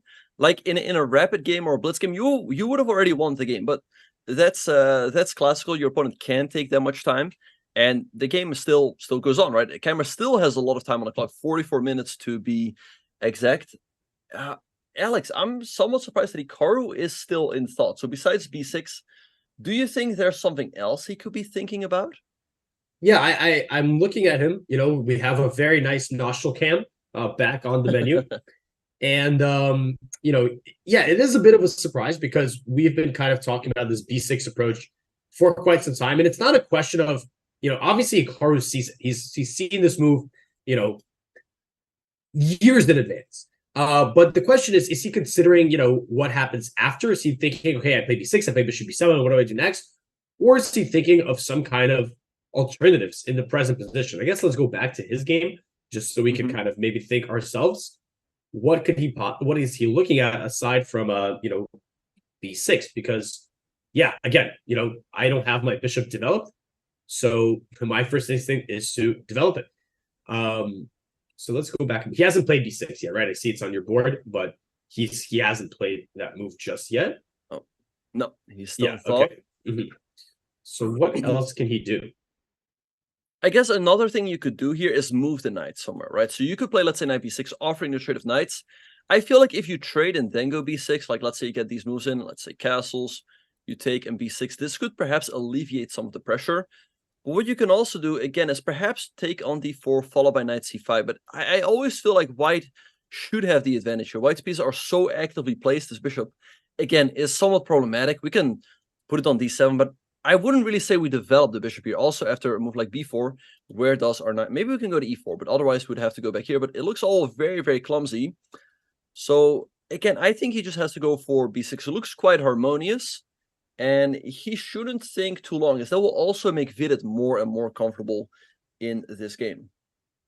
Yeah, for sure. Another thing I was going to say about knight b6, it seems like, you know, white will just play knight e5. At least that's what I would consider. Just like avoiding the trade of pieces while I have more space. And now the knight in b6 blocks b6. So, yeah, for sure. And I like that point you made where, you know, if Hikaru's, you know, now that Hikaru's thinking, of course, we saw Vidit was down like almost 40 minutes at the start of the game. But now he's only down, you know, 14 minutes, right? And then, you know, obviously there's the increment, the extra time. But more importantly, you get that confidence back. Now that you see your opponents also spending time, you're like, hey, you know, obviously Vidit knows objectively his position is totally fine. So he's not like worried about that. But still, you know, when your opponent's playing quickly, they kind of, you know, they could put some pressure on you that way. So, yeah, it's interesting to see what Hikaru is considering. Maybe a question we could ask him later if it's if nothing else happens. But yeah, he's nodding his head now. But you know what, Benjamin? The thing is, you were saying, hey, go b6, go bishop b7, figure it out later. But you know, if you don't have, and we do have it on the board, or no, not yet, sorry. But I was going to say, if you don't see this bishop f3 idea, you really might be concerned about your position. You might be like, well, I made these two moves. What's literally my next move? Because white's just mobilizing. So perhaps if he didn't consider this bishop f3, he's thinking, wait a minute, maybe I need to find something now, because that position, it's not what I want either.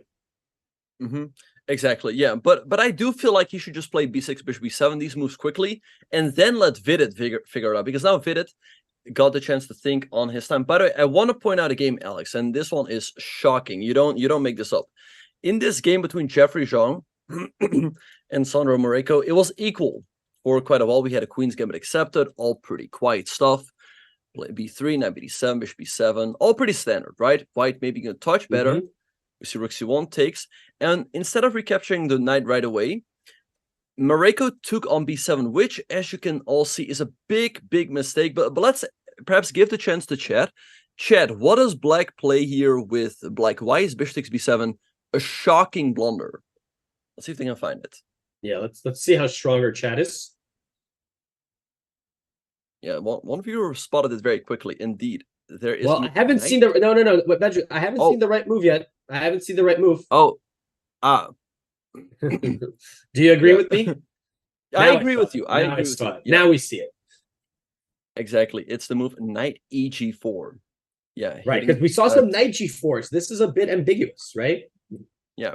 Could also be knight of g. Knight of g4 is actually a blunder, as now we can take. Yeah. And after knight f3 check, we take, and there is checkmate. But knight eg4, and it's just over. You threaten checkmate on h2 if you defend. Now black takes the bishop. Black has saved the knight, and black's just up a piece. So we might just see Moreko resign here. What a shocking turn of events. Yeah, you know, they always say chess, not checkers, right? And one of the key differences is that it's not automatic that you have to make a recapture, right? So Obviously, Sandro Mareko, he anticipated Jeffrey just taking back on b7 immediately. But yeah, this Zwishinzuk, the in-between move, knight g4.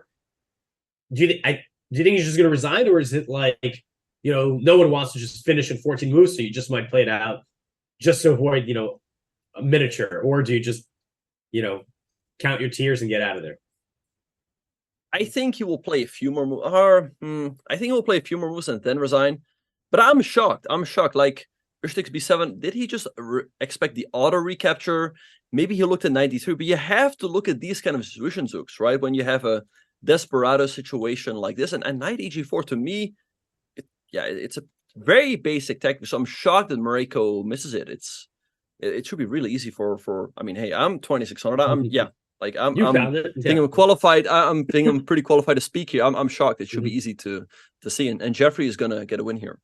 Yeah, but this is one of those things that, like, it's like a freak occurrence. It's not even like chess related. I feel it's just like, of course, if you gave this position 1,000 times to Mareko or a player of his caliber, they will find it every single time. But somehow, like, these freaky situations can occur, and well, Jeffrey's just going to get a free point. So not free, but an easy point, I should say. So, congrats to him. It's definitely a gift, because if we look at this position right here, usually the Queen's Gambit accepted is very quiet, and Black usually doesn't get maybe Black can get some chances, but it might be a long grind. But you definitely don't win games like this. Let's go back to Hikaru's game, where more moves have been played. So b6 was played by Hikaru, castles, bishop b7, and now rook e1 quickly by Vidit. So Vidit, like we said, he was thinking on Hikaru's time. He's catching up a little bit on the clock. I like rook e1 as it's anticipated. He's improving another piece. Like, let's say you go queen e2. Maybe now we go for the straight. And now in the game, Vidit has practically gained the tempo as his rook is already on e1. So can we still go for this whole operation with taking on f3, taking on d4? Or do you feel like with the rook in e1, white should have a significant advantage? And maybe the answer is yes, because look at this. Queen h3 might be a nasty in-between move. And after g6, maybe there are some other... No, I think it's a little bit too much, but white has a lot of pressure here. Yeah, perhaps, what I was thinking? Perhaps we can take a page out of White's book and play a waiting move ourselves, right? Like, not necessarily commit to bishop f3. But that's actually an excellent point that, queen e2, it seemed like a very natural move to link up the rooks. But perhaps Vidit is aware of this bishop f3 idea, so he decides, hey, I'm not going to burn that tempo. So I was wondering, could Hikaru play like h6 or something, like a semi-useful, semi-waiting move? We'll see, as we see from this sub-variation, h6 really comes in handy, right, to prevent these potential threats. So if we go back to move 12 after rook e1, maybe Hikaru can wait with h6, and then, Vidit would be challenged to find a, better move than, queen e2. Of course, he can play something like h3, but perhaps that inclusion favors Black because now there's not as many, of these queen h3 attacking ideas. So, for example, h3 here, right, looks really normal. Maybe then bishop f3.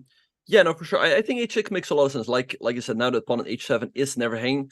The pawn on h6 can be a bit of a hook, though. Like, let's say we go down that variation. Let's say, although I don't like h3 because it takes away the h3 square for the queen. But then, well, maybe queen e2, right? Let's say. Right, but then let's do that again, and then now I've already kind of safeguarded against the queen h. I mean, queen h3 is still an idea in some cases if you want to sacrifice an h6. But with the bishop on f4 under attack, you're going to have to lose a lot of time, right? Like bishop d2 feels like Black should be totally fine. And maybe even bishop g5 here, right? Just immediately or bishop b4, yeah. I like bishop g5 so I could try to get my queen out too. But this feels like Black is, not going to be checkmated anytime soon with knight f6 coming. Yeah, so h6 makes a lot of sense. It seems like quite a useful move for Black. And because in that other variation, Black really seems to be under a ton of pressure. Whereas here, it seems quite manageable. We have good control in the center. Also, since White has played that move a4, we have a nice outpost for our knight on b4, where I put some pressure on the bishop on d3. And also, if we make some moves, it stops the white knight from jumping into c6. So I feel like Hikaru should be doing quite fine here. So I like your suggestion with the move h6. For sure. And it's going to be, if Hikaru does play this move, and if both players are aware of this bishop f3 idea, it could be an interesting tug of war. Just like, oh, I gotta find some useful waiting move, and then I gotta find a useful waiting move before committing. But we've been kind of talking about the positives of Black's position in that trade. But if we go down that line, even with h3 or queen e2, regardless of those moves, in that resulting IQP position, I think white is also not particularly unhappy because, first of all, you still have the bishop pair, and the bishop at e3 is very strong. This configuration of a7 and b6, yeah, like for example, even just leaving this position here, the light squares are a bit soft. So I can imagine white, getting like some rook c1, knight e5, knight c6, bishop b5, bishop a6. So I think the very important question here is going to be, is black going to be in time to, utilize this outpost on d5, maybe the d4 square, and get all the pieces together? Or can white actually get some initiative either on the queen side or the king side? I'm looking more now actually at the queen side here. Maybe this move a5 at some point that we talked about earlier. So even this position, again, I think this would be a major improvement for Hikaru just because it seems like now black's play is a lot more kind of straightforward. But even here, it's not like dead game or anything like that. It's an unbalanced position where both sides have their trumps. Mm-hmm. And I think one of our viewers, perhaps he's trolling me a little bit. He says 2600s anyone can achieve in 4 years, but 2700 almost nobody can achieve this. We can play a few games and we'll see how that will go for you. Yeah, but let's see how you have to play him in 4 years, Benjamin. Okay. In 4 years, yeah, we'll give him 4 years. Yeah, no, exactly. But perhaps he's trying to provoke me a little bit. But I like the inclusion of the move h6. I wonder what else makes sense here. Perhaps, again, a move like knight h5. I feel like knight d5 doesn't make it's a move, but the bishop just steps back to g3, and it's pretty annoying on this diagonal. Maybe knight h5 for that reason, forcing the bishop back. And Alex, since this might be a bit of a nervy game for Vidit, do you think there is a chance we could see some repetition like this? I think there's no chance because I don't think Hikaru is going to do it. Not because I think... yeah, like first of all, that's one way to look at it. Like, I don't think Hikaru would go for this anyway. Not necessarily because he thinks his position's so good, but he's probably like, look, it's move 12.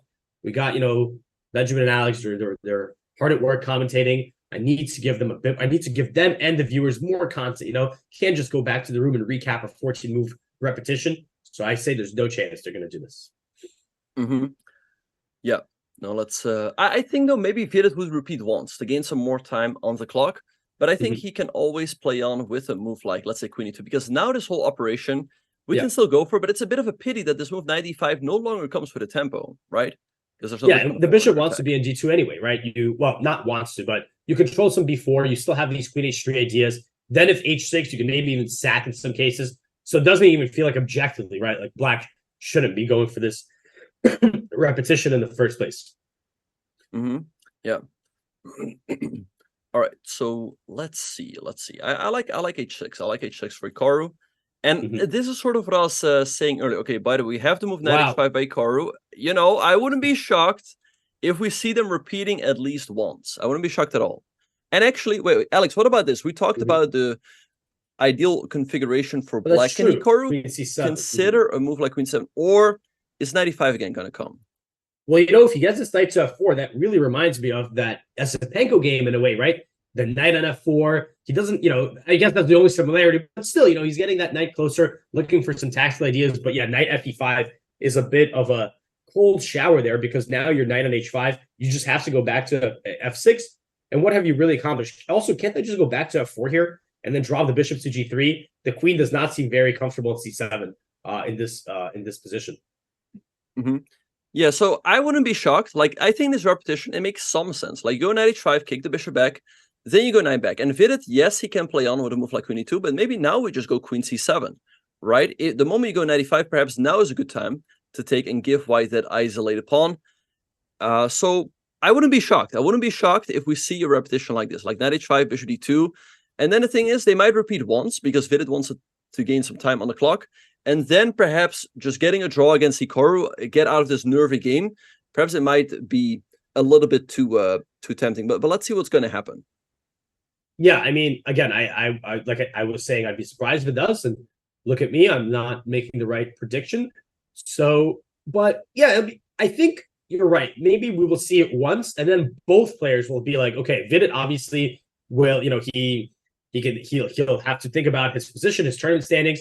Hikaru also, of course, will, it's like kind of both sides want to see the other's intentions, right? Like, how willing is the opponent to play for the win? But saying that, yeah, bishop d2 here is natural. I guess bishop e3 also, by the way, right? We We talked about some similar scenarios earlier, just overprotecting this d4 pawn. But yeah, I guess Hikaru. Do you think Hikaru is going to play anything other than knight f6, or is that for sure his idea? Just kick the bishop out and then bring it back. I think so. Yeah, because again, otherwise 95 comes with a tempo, and it feels like white always can get something going over there. But here, if you go back now, 95 no longer really is an issue because once again we can take on d4 and give white that isolated pawn. So I think he's just aiming to go back. He probably realizes that Vidit is a touch better, and so he probably doesn't mind a repetition of moves here at all. Let's see. We do have a move on the board actually from Vidit. And he doesn't. I think he went bishop e3, right? Which we were thinking maybe bishop d2, but this obviously seems very reasonable. So let's see. What's the difference if you go knight to, because now you don't get that isolated pawn, right? So knight f6. Can he play knight e5 now? Is this the idea? And now you can meet CD with bishop d4. This makes a lot of sense. Yeah, I like your idea a lot. So bishop e3. Yeah, I wonder if we should still go knight f6, knight e5. We do have knight e5 with the tempo. There's definitely a lot of There's definitely a lot of merit to playing this this way, and also it looks a little bit more active. By the way, Hikaru played knight hf6 quickly, so now let's see what Vidit is going to do. I feel like it does make sense to repeat at least once. He's down 10 minutes on the clock, so he will gain a minute, and he will get 2 moves closer to move 40. No, for sure, because you don't risk. Bishop f4 is a good move anyway. You don't risk anything, and then again, that doesn't mean he wants to. I mean, it could mean that, but it doesn't paint the full story, because now with the half, if you know you have the repetition in your pocket, then you could start weighing, do I play on? Do I take the draw? Things like that. So for sure, I think we'll see this bishop f4. But then the question is he going to find a different move here? Is he going to go bishop d2? Is he going to go knight e5, right? So, but yeah, it seems like Hikaru, he's probably not repeating just to repeat. Maybe he is okay with a draw at this point. Maybe just doesn't find the position particularly comfortable. Yeah, no, I think that's the case for Hikaru. He probably feels like he's a little bit worse. Okay, so let's see what Vidit's gonna do. Bishop f4 makes sense, knight e5 makes sense as well. Queen e2 perhaps also a move. Like I said, I like bishop e3 a lot because now you can always recapture with the bishop. And I wonder what exactly we do. Actually, in case you go knight e5, sorry. Can I go knight d5 here with the idea to take, or do you, again, not mind this trade at all, as it will perhaps give you a lot of pawns in the center? I would be very happy at this. Like, I know we talked about the structure earlier, but at this point, if I'm black, I would be very happy, I think, to take on e3. Because first of all, the rook is on e1 instead of f1, right? So it's not as dangerous. White will need to lose a bit of time. But in general, I think just trading here in this position, because black is more cramped, it's just a positive. So getting the long-term bishop pair, yes, of course, white strengthens the center, but I feel like it should be manageable. So that's kind of my first impression there. I have these knights on d7 and f6 prior to this, so they're kind of stepping on each other's toes. So I think that Hikaru would not mind that trade at this point. Yeah, no, for sure. And by the way, we looked at the game earlier between Mareko and Jeffrey Zhang. Mareko just resigned after the move knight eg4, so shocking blunder. And Jeffrey, it's definitely a gift for him. Yeah, and the condolences, I guess, to Mareko, right? Like, that's horrible way to go, but he'll have 3 rounds to bounce back. Exactly. Yeah. So let's see what Vidit is gonna do. I guess the more thing about it, knight e5 is a move, but even if we play a move like rook c8, right? How do you continue from here? Because now, again, the moment you go bishop f4, we're happy to take and give you that isolated pawn. So even though white's position is pretty active here, there might not be a very good way to proceed. And again, given the fact that he's thinking, I think he's going to repeat once. At least that's what I would do. Gain some time on the clock, get closer to move 30, because he's only played 13 moves. He needs to make another 27 to get an additional 15 minutes on the clock. And also, he gets to see, like, hey, how is Hikaru feeling? Does Hikaru want a draw or not? Because let's say after bishop f4, knight h5, bishop e3, if Hikaru goes back, Vidit could claim a draw here with bishop f4 if he wants. So Hikaru would already show his hand, so to speak, whereas Vidit could still decide if he wants to keep the game going or not. Yeah, I think that's the biggest thing. You just want to get that information. Is Hikaru okay with the draw or not? And by the way, in that position that we were looking at with knight e5, rook c8, I was actually thinking a key point there, just conceptually, is that white doesn't really have a great way to involve the queen, because I feel like the bishop on e3, bishop on d3, they're pointing at the king side. The knight on e5 is reactive. If I could just play like queen h5 or queen g4 or queen f3, literally any of those moves, that would increase the pressure tremendously on black's position. But I can't, right? That would drop the queen. So maybe it's like bishop c2, queen d3, rook d1. That's a pretty standard plan in those structures. But before they get to that point, I think certainly Vidit could and should repeat once. Doesn't hurt at all. And then, like you said, he can see Hikaru's mood. And then maybe Hikaru's just wants to repeat once. And then Vidit's going to burn 20 minutes here thinking, hey, do I go for the draw or not? And Hikaru's thinking, okay, now I'm going to actually do something different because, he's expecting the draw. Maybe I can try to, surprise him that way. So yeah, it's just logical to, make the repetition, gain information about your opponent's intention, and then you can make the decision whether you go for it or not. Mm-hmm. Yeah, so let's see what he's going to do. I think also for Vidit, perhaps he doesn't want to do it because he might feel perhaps a little bit embarrassed to do it, right? You're playing on the top board, you have the white pieces, you feel like you might be a little bit better, and then you decide just to take a draw, right? Which is not necessarily the most heroic way to do. But again, I think from a practical perspective, it's good to repeat once, but he seems to be very deep in thought here. And actually, we have some good questions in the chat. Some people were wondering, what happens if Fabiano finishes in the top two? Will number 3 qualify? And the answer is yes. The top 2 players from the Grand Swiss that are not qualified will make it into the candidates. So if Fabiano finishes in the top 2, then number 3 will make it as well. Right. And as we mentioned earlier, there is, of course, the top 2. And there's also, of course, the rating spots, right? So that is, as the tournament gets closer and closer to the finish, you have more of these permutations to keep in mind. The player we are also looking at is Alireza Firouzja, right? So Hikaru might be thinking, look, a draw here. Obviously, I'm black. It's fine. I'm still, at worst, I'm a half point out of the lead. And in the meantime, he's also, I think, something like 7 FIDE points ahead of Alireza. So that's around even if Alireza wins today, he wouldn't make up that difference. So he might also be thinking, okay, tomorrow I'll get the white pieces, an opportunity to try. So yeah, some of those different things to keep in mind. And are you pulling up Firouzja's game or just kind of having a little look? Yeah, no, whenever you mention the rating, I sort of automatically go to the Firouzja game. Well, let's have a look. So we left off after knight c3, bishop e6 was played by Alireza. Rook c1, bring the rook into the game. Knight c6 by Firouzja, perhaps aiming to go knight e5, hitting c4 and g4. So Sam goes bishop to e2 preemptively. And I like Sevian's position here a lot. And these Maroczy binds are always super annoying for black because white has more space. White is controlling all of the pawn breaks. And you're just so passive. You're like, what do I do? What do I do? It's not even that clear what white is doing. And it's very easy to self-destruct here with black. Also, Firouzja, we've seen him getting into time pressure a lot in this tournament. And look at this. He's already down to 48 minutes. So I think Hikaru is definitely looking at that game, and he's probably feeling quite happy about the outcome of the opening. And as we speak, Vidit has played the move bishop before. Do you think he's just repeating once, or do you think he's going for the draw? Well, he's for sure repeating once, right? That's not in doubt. The question is he? The question right now is Hikaru going for the draw? What if he just plays h6 now, right? Could that be something to consider? Or do you think he's going to snap playing that h5? I think he's going to play knight h5 to f6 quickly. He has thought about this position probably when he played the move b6, right? He thought about 15 minutes. He thought 15 minutes about this one, and probably he thought that his best way forward was with knight h5 and knight f6. And actually, the computer seems to agree with him. So I think he's going to stick to that path. Hikaru, he's very confident. He's very stubborn sometimes. He's thinking, like, okay, knight h5 is the best move. That's the one I'm sticking with. Also, Vidit with black is a tough pairing. So a draw really is a very fine result. Let's see it. Perhaps Hikaru right now is not at the board because he's busy looking also at Alireza's game. He's thinking, what's going on here? The Maroczy behind, can he get some points here?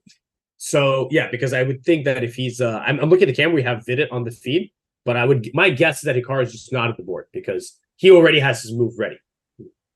Yeah. Hikaru not at the board. That gives Vidit some more time to think whether he's going to accept the repetition or not. Judging from Vidit's body language, I think he wants to play on.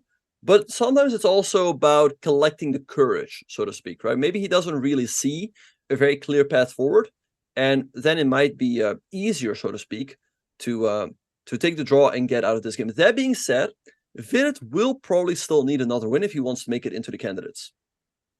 Right. And he's also won, I think, at least the last 2 or 3 games in a row. So I'm sure he's flying high, feeling good. Of course, as you mentioned, those, he's faced a lot of strong players, but they were more in the 2650 range. Now he's playing 2780, right? And you said courage is important because sometimes, you get into these situations and maybe he wasn't thinking about a draw at all a couple moves ago. It's not even legal, I'm assuming, to offer one before move 30.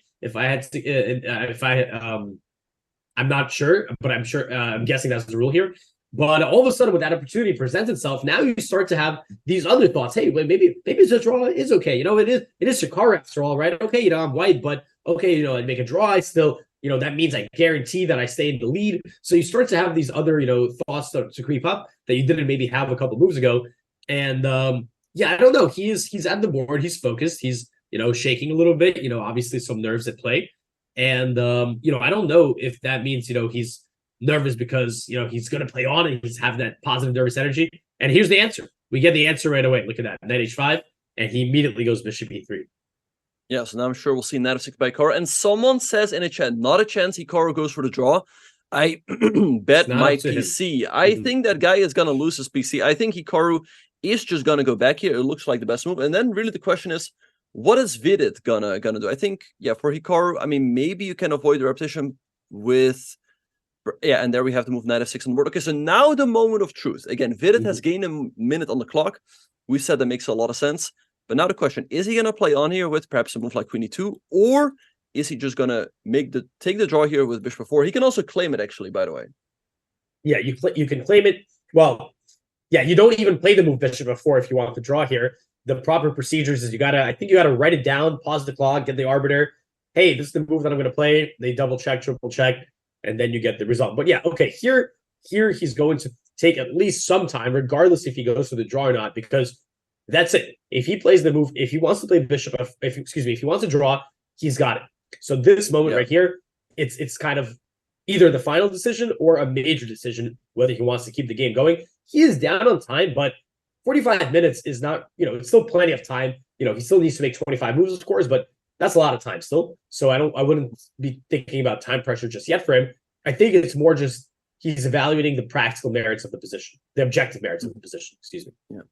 And our chatter is doubling down. He says, not a chance it happens. Well, Hikaru has repeated twice with knight h5 and knight f6. So Vidit, like what you said, he can claim a draw here with bishop 4. Again, just to show right here, bishop 4, this is a 1, and this would be 2. It would be a 3-time repetition. So Hikaru practically is offering a draw here. Vidit can technically let his clock tick down to 1 second, stop the clock, call the arbiter, and claim the draw here.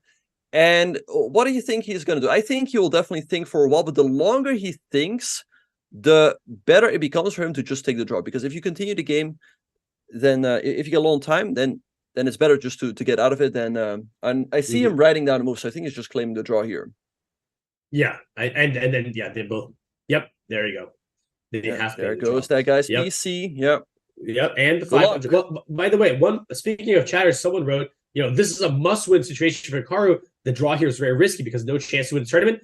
And I wouldn't agree with that at all. I mean, first of all, there's still several rounds remaining, and Hikaru's only a half point out of first, right? Drawing with black against the leader, you slow them down. At worst, Hikaru will be tied for second, or he will, or third, or something like that. And tomorrow's got the white pieces, right? He's going to be playing obviously another strong player, but with a win, I reckon tomorrow, if he is able to win tomorrow, he's going to be very likely tied for first. So a draw here is not catastrophic at all for his tournament situation. And on top of that, of course, winning the tournament is nice, but here's second place, and sometimes even third place if Fabiano's in the top 2 spots is also completely acceptable because the players are playing not just for prizes, but for the candidate spots. Exactly. Yeah. No. So a draw is a very fine result for Hikaru. He gets a tough black game out of the way very quickly. Draws with black are fine, but with white, he will have to put more pressure, and he will have to win games. So, like, as simple as that. Like with black, you also need some help from your opponent. You always start out a little bit on the back foot. So it's really not a bad result. But tomorrow, I'm curious who he will get. Probably again a player around 2,700, maybe 2,650, 2,680. He definitely needs to win that one, because also if he makes one draw after another, he also loses a point here, point there, and that would give Firouzja a chance to catch up. So let's perhaps have a look at the game on board number 2. We have Fabiano Caruana against HM Bacrot. It's a long time since we looked at this. Rook d1 was played by Fabiano, bishop b7, bishop g5. We see a trade. White has a fork on the knight and the pawn, but fortunately there's knight g6 covering both. Rook d4, Fabiano doubling up the rooks, hitting d6. And another nice point about rook d4 is that now b4 is not available, and he is ruining black's pawn structure on the queen side. That being said, right now he's in thought. So which move do you think he's going to go for here? Well, if you mean, just move in general, I was thinking, well, we should take that pawn back. I don't know if we can do this knight a4 because c2 would be dropping. So maybe just rook a4, because if you don't take that pawn, you got to be a little careful, right? Back row might be able to play a3 in some positions and destabilize this knight on c3. Okay, there still should be some rook c4, but even in that case, I don't want to, if I'm white here, I don't want my a2, my b2 and c2 pawns being split. And I also want to say that I really like how Fabiano has played this. Oh, he's played queen a5, wow. But I was going to say, I really like what he's done, because first of all, he traded the dark square bishops, and we can see that a lot of black's pawns are the light squares. So the dark squares are pretty soft. And then, as you mentioned, this rook d4 move was excellent, not only to defend e4 over protect e4, it also doubles the rooks, and now a4 is very strong. And this queen a5 move, I didn't see that one. That's a pretty nifty little queen maneuver, just increasing the pressure on the queen side. Now, like rook c4, rook c7 is a serious idea. Actually, rook c4 is rook c4 right away. We trap the queen. Yeah, trap the queen. Yeah. So yeah, that's a very nice little switch round. And the queen on a5 also pressures that pawn on a6. So the queen side is really looking quite bare for black at this moment. Exactly. Yeah. No. Yeah. Queen a5, a very nice move. Fabiano did not see coming at all, and I think Bacrot is in a lot of trouble here. Rook c4 is a big threat. You can go d5 to stop that, but look at this. Now you also have a very weak pawn on d5 that Fabiano can try to attack with moves like bishop f3. Fabiano also up 20 minutes on the clock, so I think he's got great chances to win this one, and that would move him up in the standings as well. But we don't worry about Fabiano at all. Fabiano is already qualified, so Fabiano finishes in the top 2. Then number 3 will be enough for Hikaru as well. But I think he's going to win this one. Up 20 minutes, a better position. Let's perhaps check back in this game between Esipenko and Keymer, where only one move was played. After like a 40-minute think, Esipenko played the move bishop to f4. Yeah, and again, we were looking at this position quite some time ago. This seemed like a very natural move for us. Of course, for Esipenko, he wasn't just thinking about this move, but also the future continuations. And yeah, I mean, it looks like black. I mean, I would imagine that you need to do some kind of g5 move, because if it's white's move now, isn't d6 just like a killer threat? Or is black's idea that he's actually going to allow e7 and just give up the bishop, get rid of those two passers, and maybe get the rooks to d8 and e8, and then you'll have, a very, kind of harmonious position then. Exactly. And so people in the chat are wondering, are the next 3 games enough for Hikaru to catch up? The answer is yes. Hikaru, he will have to get at least one other win. I think actually 2 wins. I think out of the last 3 games, he will probably have to score 2.5 out of 3. I think 2 out of 3 probably is not enough, but he will have 2 white games to do it. That being said, he also needs perhaps a little bit of luck with the pairings. But hey, tomorrow he has white, so tomorrow is definitely a must-win game. Yeah, I mean, this stuff also really depends on the results. Like, for example, if all the games are drawn on the top 6 boards, then the standings are unchanged, right? Then I would argue that he probably just needs. Then 2 out of 3 probably would be sufficient for a top finish. But if we see Fabiano's winning, Fabiano's not really in the running for the spot. But if we see some other of these players, like Esipenko wins or something like that, and he leapfrogs Hikaru, then of course the pressure is going to be on to score, like you said, possibly +2. Right, so let's have a look. So I think Fabiano's got great chance to win here. Also, I like Esipenko's chances against Keymer. Let's have a look at board number 4. We haven't seen this game at all yet, and it started out pretty quietly with a queen's gambit declined, but this game is heating up, Alex. Like, pretty standard all here, but Arjun decides to go all out with this move. Wait for it. Queenside castles. Wow, what do you make of this one? He wants to push the pawns on the queen side, but it's always very risky as you don't have a c-pawn, and black is already pushing some pawns over on this side of the board. I think this just shows that Erigaisi really wants to win the game, right? He senses that. I think he's one of the players in the chasing pack on board 4. He's currently a point out of the lead as Vidit has drawn. So I think he's willing to take this risk. Again, when we talk about the Queen's Gambit decline, it's associated with, more positional approaches, like either the minority attack where you play for the queen side pawn expansion, or, there's the Botvinnik plan where you try to go for f3, e4. Long castles, of course, he would, as you mentioned, Bacrot, he wants to play g4, f4, g5. but I don't know how convincing this is. The pawn's already at a5. Black will probably try to play b5 or c5 at the right moment, and the king in c1 can really feel some heat. But look at the clock, right? Arjun Erigaisi, he's he's a top player. He's playing against Yuri Kuzubov, who's a very strong grandmaster, but not quite elite. By the way, I just checked. Yuri actually lost round 1 as well, so he's on a very impressive streak after losing to Parham Maksudlu. Yep. Sorry to interrupt you, but Hikaru was on the FIDE stream. I don't know if we can pull that up. Perhaps we can. If our producer can, please feel free to let us know. But yeah, keep going. Yeah, that would be great if we can get some of Hikaru's thoughts, and hopefully we also get to hear his thoughts on stream after. But yeah, I was just saying, Yuri Kasubov, just like Vidit, Kudrathi, lost the first game, and then actually he's scored 4 wins of his last 5, so he's really, really hot. He just beat Artemyev and Bluebaum in his last 2 games, so a very impressive run. But, nevertheless, Erigaisi is almost 100 points higher rated. I think he just views this as almost like a must-win game, and he's willing to burn these bridges. He's also up 20-plus minutes on the clock, so he's just going for it.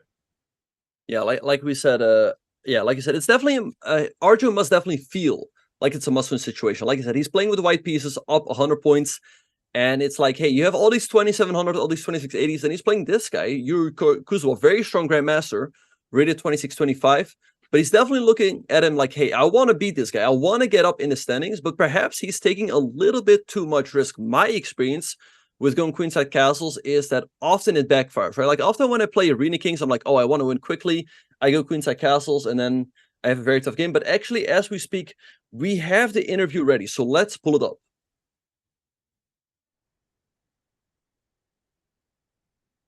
Ready to show their game. Yeah, take it away, guys. Sure, yeah. So, I mean, okay, obviously this opening was interesting, c3. Yeah, I didn't know what to play because I wanted to play something interesting, not something super boring. So I came up with this whole d5, takes, queen d5, d4, knight f6, knight f3, knight f3, e6. I guess you can just use the arrow. Maybe Yeah, there are arrows too, yeah, e6, knight a3, and yeah, I mean, after queen d8, I mean, you thought for a long time 34 minutes or so yeah. it was. I mean, I couldn't see how exactly I can exploit this. I was thinking bishop e3, bishop d3, but I was not happy with anything. I think what I played was reasonable.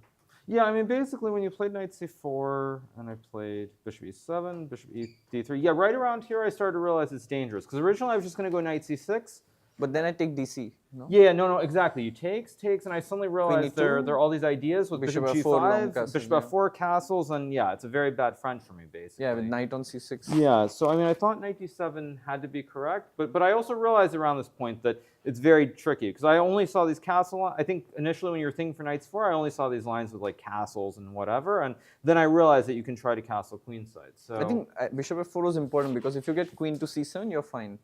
Yeah, exactly, which of course also matters later in the game too. So we get bishop f4. Yeah, I think this is the only critical moment. Yeah, this is probably the moment. Queen e2 here, of course, right? Yeah. Yeah, queen e2, and then I think... I thought b5. b5, yeah. b5, knight e5, c4, bishop c2. Can I take on e5 maybe?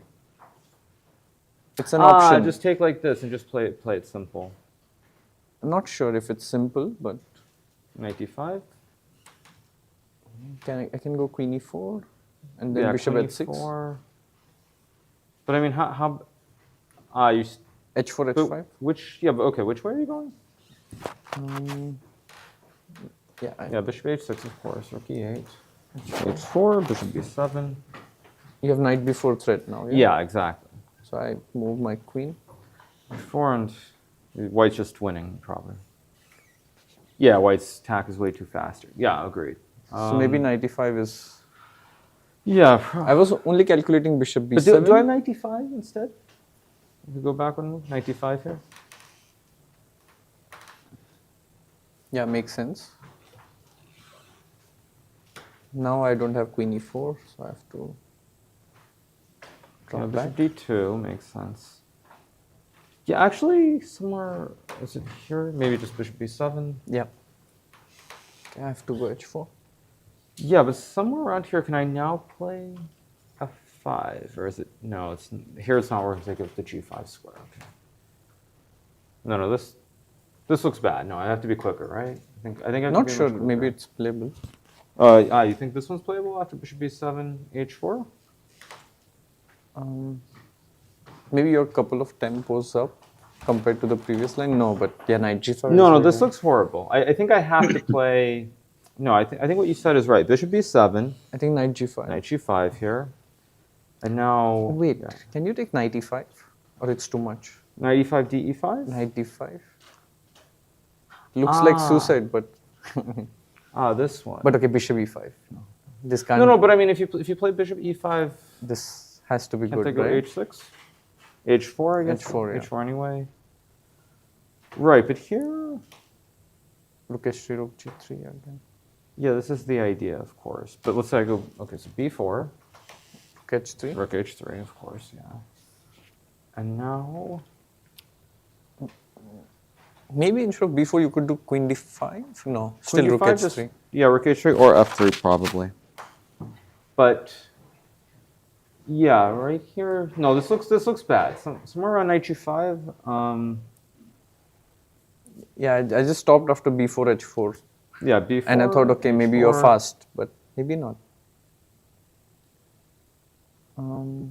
Yeah, knight b6, knight d5, I go bishop d2. Yeah, somehow this looks very, very good for white. Guys, Optically. did white have something? Well, I mean, here? we can click this. That's how we know. No, maybe it's Is 0 this 0. right or not? Okay, wait. Okay, one second. So h6, rook h. Yeah, of course. No, I it's know. changing. It's changing now, of course. It's Stockfish 11 light, yeah? Yeah. Okay. It's so now it's saying it's much better. Oh shit. So queen e2? Queen e2. Yeah. Oh, it was really So good. it is really good, maybe. So b5, knight d5, knight d5, bishop d2. Takes an a6. Yeah. This is tough. Yeah, this is not easy to play because I think basically in the game. I mean, if we go in the game, I think after b6, it's because exactly now it's saying just castles and it's small edge for white, but it's nothing special. Yeah. So bishop b7. Yeah, okay. Yeah, this was nothing. No, because here No, this already, was- I was already starting to feel optimistic. If I get queen c7, I thought I could be better. Yeah, so it's this one move. Yeah, basically. this was the This is the this was challenge. the point, yeah.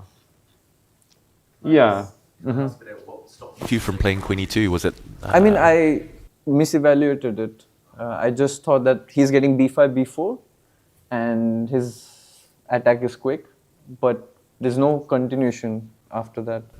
Yeah, I mean, this main line it's giving is very suspicious. It would be very hard to play Yeah, bishop yeah, d7, yeah, bishop yeah. c6. Yeah. No, he Oh won't no, play. this was a good chance.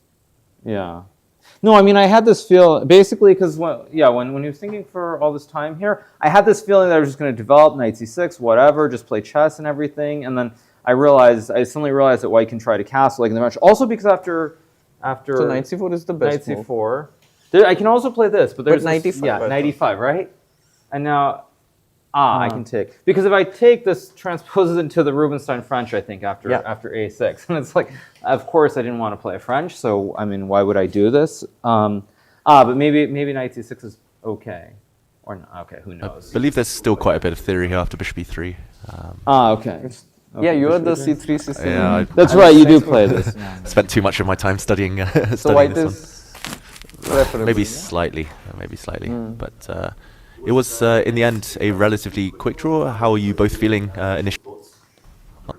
Well, I mean, I'm happy to draw with black. I'm not necessarily happy with the way the game went, certainly, because I mean, there was this one critical moment. But I think in a lot of the games now, it comes down to one or two moments, and I mean, whoever's better has that opportunity. They either capitalize or they don't. I mean, yesterday I had like one moment maybe I could have won, didn't capitalize, ended up being a very straightforward draw. So, I mean, I'm happy with the result, but obviously there's still many more rounds to go. Yeah, and how about yourself? Yeah, I'm not so thrilled, especially after knowing that queen e2 would have been a very good try. Yeah, practically, probably white's moves are much easier than black. And I paused for like 8 minutes here, thinking that if I should go for it or not. So yeah, I'm a little bit disappointed that I didn't go for it. But okay, later on in the game, I don't think I had realistically any advantage. Maybe, yeah, no, I don't think realistically there was advantage. So this moment, yeah, a little bit disappointed about it. And Hikaru, just before you sat back at the table and went for that repetition, I saw you check out the game of Alireza. Is it on your mind still? You mentioned earlier in the tournament about the rating spots. Well, I mean, I guess the thing with this game, unlike yesterday's, I was kind of hoping that he wouldn't make the repetition because I had this feeling that if white doesn't take the repetition, I could maybe get some chances. I mean, I'm trying to just play and keep the games going no matter what. But it's on my mind to some degree, but still, I mean, you have to worry about your home game first. And today I very nearly forgot to do that. Fair enough. And talking about the other games, have any of them caught your eye? I think Esipenko's game was really interesting. I don't know what it was. Yeah, I mean, it's anytime you see a game with like 20 plus moves and someone's down 50 minutes to an hour on the clock, you know it's going to be quite interesting. I didn't see the opening, so I didn't actually see what it came out of, but it looks, I mean, it looks insane. I mean, I bet the computer says black is okay somehow here, but this looks down an hour on the clock. I don't know how Vincent's going to survive this. If you both have a couple of minutes, still feel free if you want to bring up the games and just. I mean, that was the only one that looked. How do we? Fabi's clearly better, isn't he? I think he's just completely better. I mean, this is a dream position Fabi, for white. Yeah. It's the worst time I know possible. Yeah, D7, A4. I mean, everything is so weak here. Yeah. No, Fabi's doing great. Arjun is also better, I think. Arjun's game.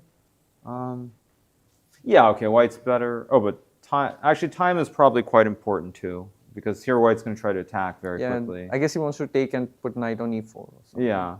Yeah, this game will get very interesting too. Slowly developing, but should be interesting. But this is the one, I mean, what did this come out of? This English Catalan kind of. Okay. Yeah. It was this one with this d5, yeah. Right. Takes. But I mean, I'm kind of curious actually to see, because clearly this was preparation, right, from white?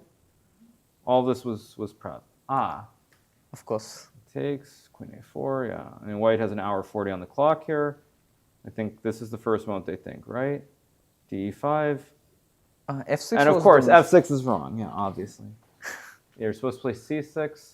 Yeah, because I mean, but this is also the danger, because when you're up an hour on the clock and your opponent thinks long, like you're literally at this point, I assume, as white, you're looking at maybe one move or two moves max. And then, of course, the human player who's thinking all the time, they come with a human reaction, which you don't look at, and it can get very tricky. But I guess c6 is not best. cd5. How would you assess a position like this? 0.49. Yeah, no, but I mean, actually, as I look at the position, I don't like it so much for white, because as the computer says you take, you go like bishop c5, knight c3, king e7. Knight e4. Yeah, knight e4 and rook c8. b4. b4? Or, let's not pull the board somehow. b4, but I mean, even if I go bishop b6. Oops. Oops. Okay, let me click on the screen. How do we do this? Okay, go ahead. I think yeah.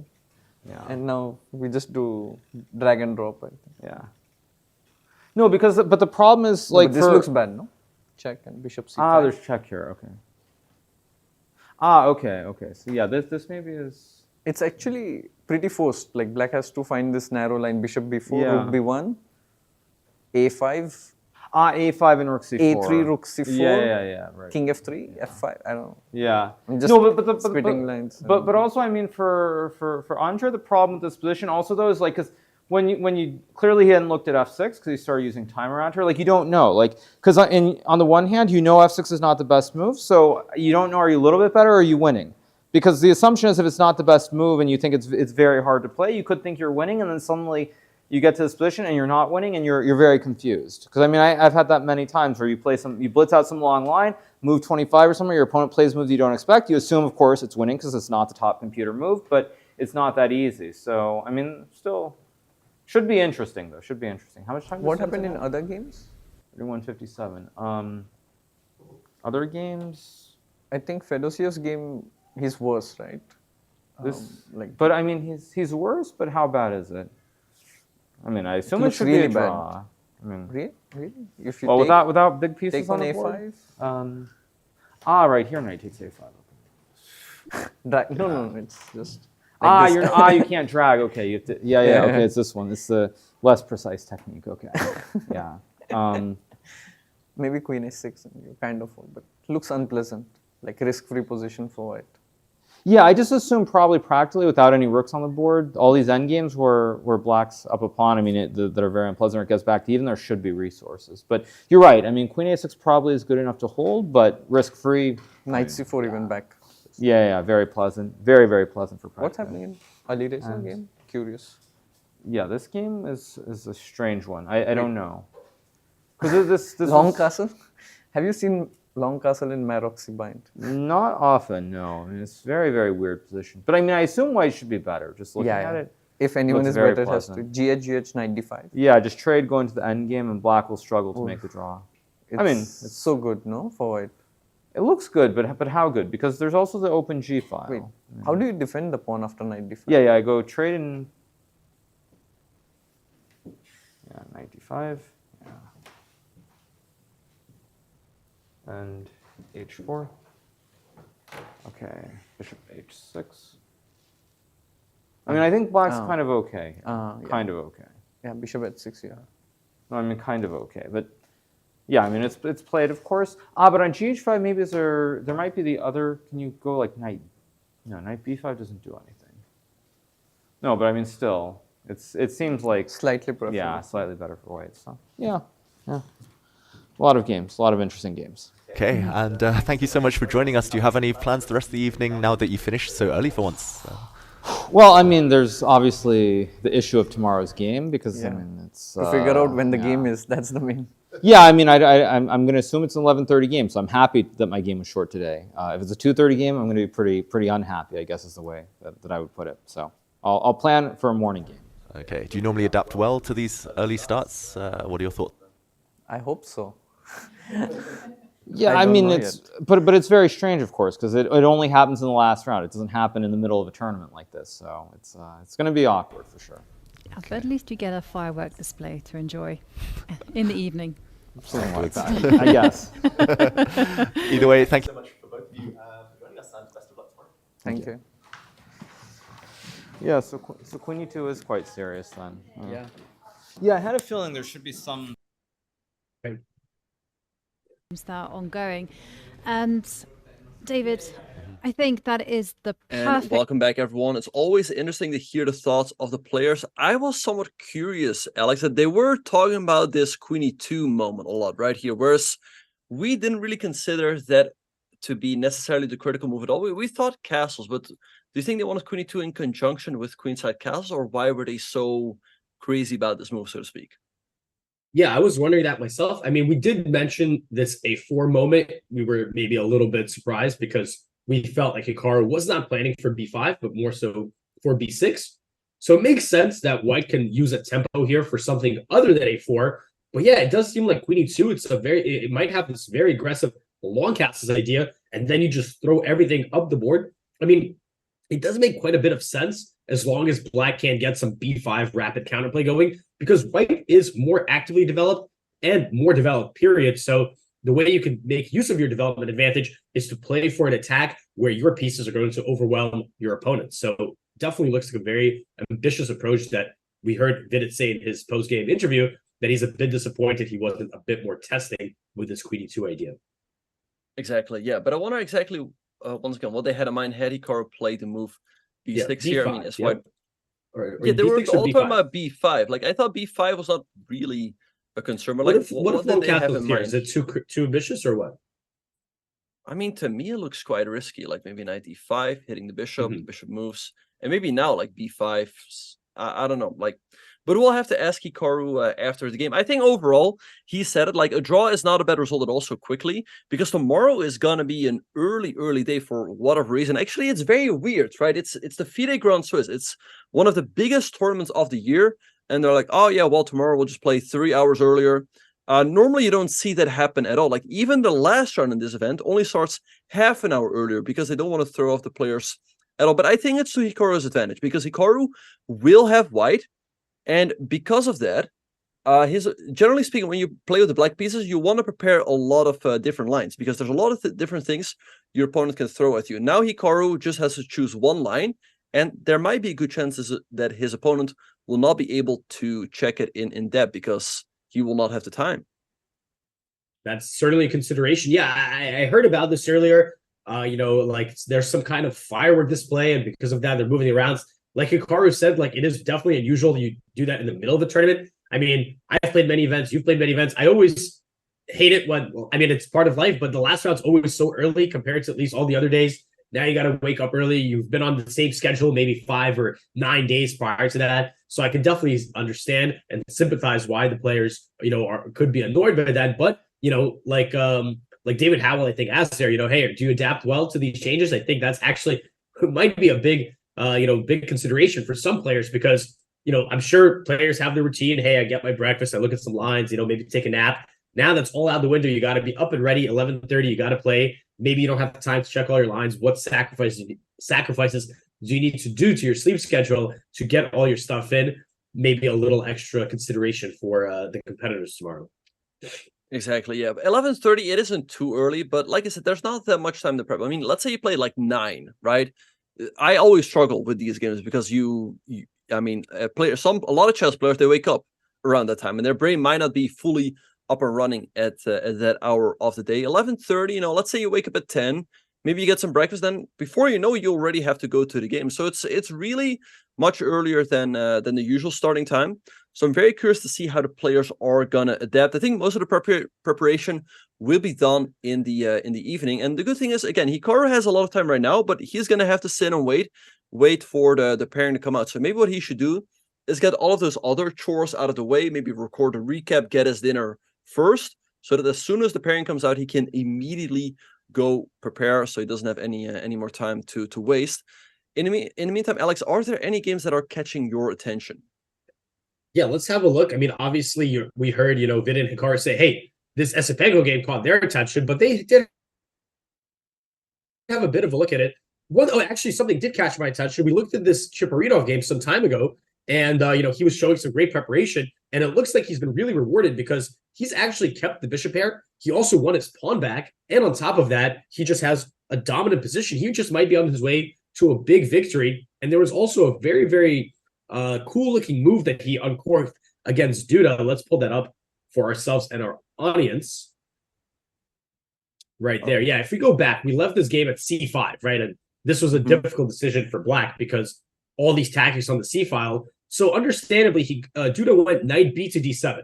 He was trying to keep this file closed. And this computer says this is not the best move, but check out this move that Chiparinov played here.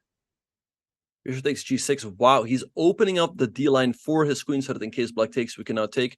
And we will win the piece back. And the computer is saying, like, well, this endgame isn't too bad, but it looks really bad to the human eye. Right? There's a ton of pressure on the knight. Also, g6 is often hanging. A lot of pressure along the d file. It's very understandable that Duda did not want to go into this. He took on c5, but now Chiparinov takes here. The material's even. But look at the bishops. Look at the pawn weaknesses. King b8 was played. Queen e2. Rook h7, another clumsy move. Bishop b6, h4, and f4. What do you want to do when you have the bishop pair? You want to blast open the position. And that is why it is doing it. And look at the clock. Chiparinov still has an hour, and Duda down to his last 20 minutes with another 18 moves to make. I think Chiparinov is going to win this game. For sure. And this might be Hikaru's opponent tomorrow, by the way, because they're going to be in the same score group. They match by colors. So, yeah, that could be a matchup. And we have word that Hikaru is on his way. He'll be here soon. We can ask him more of his thoughts, maybe about some of the games, about the schedule, and see what's on his mind. Yeah, no, for sure.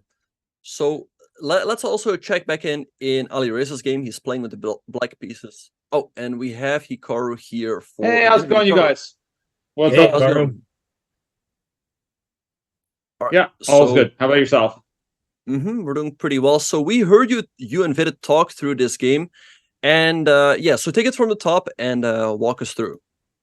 Yeah, so I mean, basically, he decided to play e4, which was a slight surprise, not a huge surprise per se. But then he played the Alapin, which of course I had not looked at for this game. I mean, I think in general it's a very solid opening. I mean, white doesn't generally get much of an advantage, but it's very easy to play, and you also don't have to waste your whole day doing preparation. So I wasn't too shocked by the choice. I mean, probably my whole idea with knight f6 and queen d8 was very slightly dubious, perhaps, in the opening. But nonetheless, I mean, I thought it was relatively okay. I mean, really, the game came down to one critical moment, which is this position, I think, on move 10, if I'm not mistaken. After knight bd7 right here, instead of bishop f4, if white plays the move queen to e2. I think that's what everything hinges upon, whether this was fine or not fine. But yeah, once he played was it bishop f4, I guess. I think after that I was completely fine and never really in danger of losing. So I mean, it was really, this game came down to one critical moment, and when that opportunity was, I guess, not taken, or Vidit chose not to go for this queen e2 move, the rest, I think, was just very, very straightforward and very boring, and it ended in a pretty quick draw. So what is it about this queen e2 move that both of you thought was critical? Well, I think the point, or sorry, no, it wasn't queen e2 here. Sorry, it was after bishop f4 castles. I think there it was. Sorry, I was here queen e2. Yeah. Right. So what about this move? You guys think was so critical? Like, the point is that White's going to castle queenside. White's going to castle queenside, and it's essentially like playing a French. And I mean, this looks very, very good for White, I think. Although maybe I'm insane. Maybe I'm just insane. It be a little bit risky, no? Really? Huh? Knight d5, bishop d2. Maybe b5. Like b5. Yeah.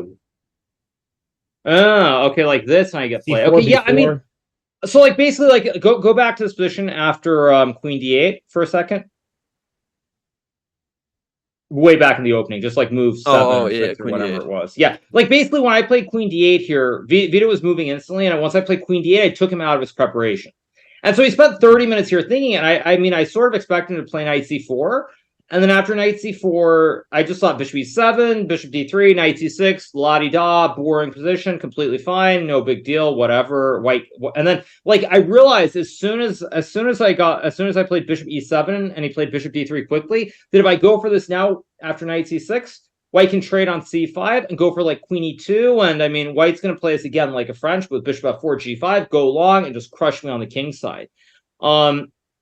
So. Like, basically, I realized that as soon as he played bishop d3, and that's when I started to realize that, like, uh-oh, maybe it's not as simple as I think it is, because maybe White can still try to castle queenside. So, like, that spider sense or intuition, whatever, I had a feeling that there could be danger lurking. So then if we go forward to the position with queen e2 on move 11 now, like, basically around here, in my mind, like, I was sensing that if White can somehow get the king to the queen side, White probably will get some chances to attack. But if White ever has to castle king side, I should always be fine. And so yeah, like here he played this move a4, right?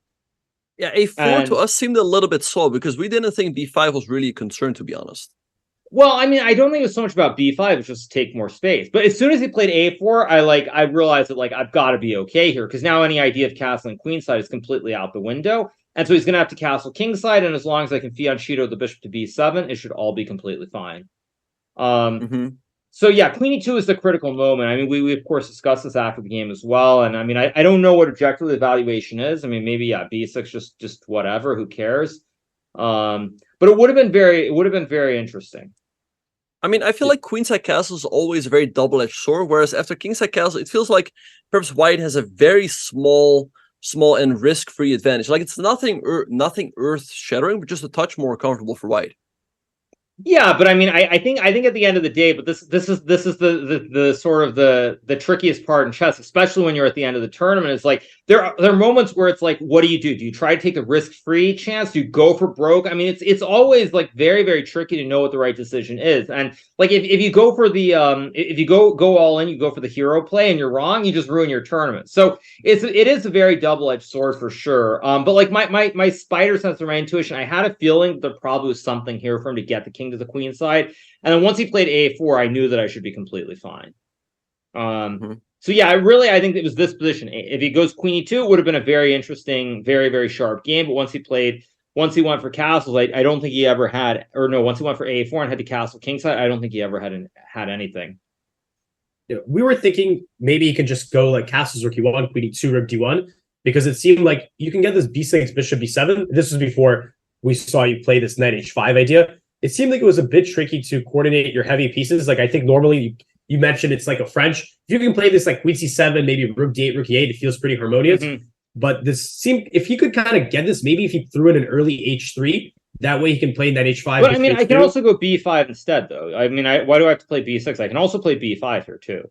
Is he able to play a4 and h3, or is that too many liberties, too many tempi spending on prophylaxis? Yeah, bishop b7. I just mean, well, what's so special about this for White? I mean, I get the White's better, but I don't know what's so special about it. Because I'm getting that's kind of the Alapin. well. I mean, I guess that this is just a typical Alapin position where it's nothing, earth-shattering, but white's just a touch better, has easier piece play. What you mean to say, Benjamin, is that it's a typical French position, and white has a small advantage. That's what you actually mean to say. These positions are also pretty typical in the Alapin. Sure, but I mean, this is actually one other thing I realized early in the game. One funny thing is like after he played knight c4. If you go back there, like there was one funny thing here. If I play knight c6 here, and he goes knight ce5, and we trade the knights, we're in a Rubinstein French. I mean, it's I go a6, and when this is a direct transposition to Rubinstein French.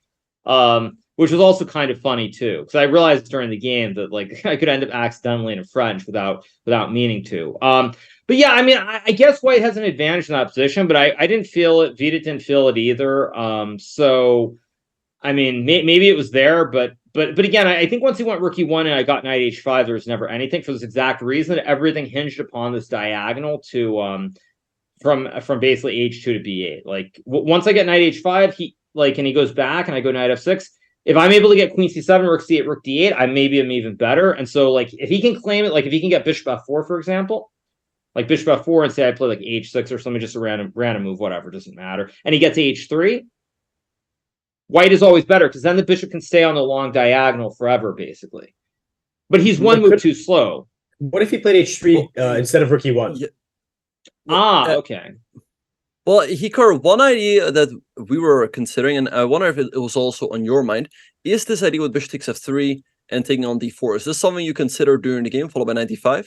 I did consider it. I just thought it was very unpleasant because of the pawns being on b6 and a7. I did consider it, actually. Yeah, like if you go back when I played knight h5, right? It was in that position? Yeah. Yeah, I did consider it. Here it's not good, because if you do it here and take knight e5, white is queen h3, and actually this is very unpleasant. I think here it looks crushing. Yeah, we were thinking h6 maybe first, and then this prepares for the bishop f3 idea. But I mean, if I'm putting like h6, h3, I mean, then the diagonals look very. But I don't see how white can take advantage. You sit with a knight on d5 and f6, and you always have this knight b4 square. That is true. White does have knight c6. Yeah, I mean, maybe this is okay too. I mean, it's very hard to judge. Very, very hard to judge, obviously. I mean, the reason that I don't like this is because I feel like white's moves are easier. I'm the one who always has to worry about sacrifices or overlooking something.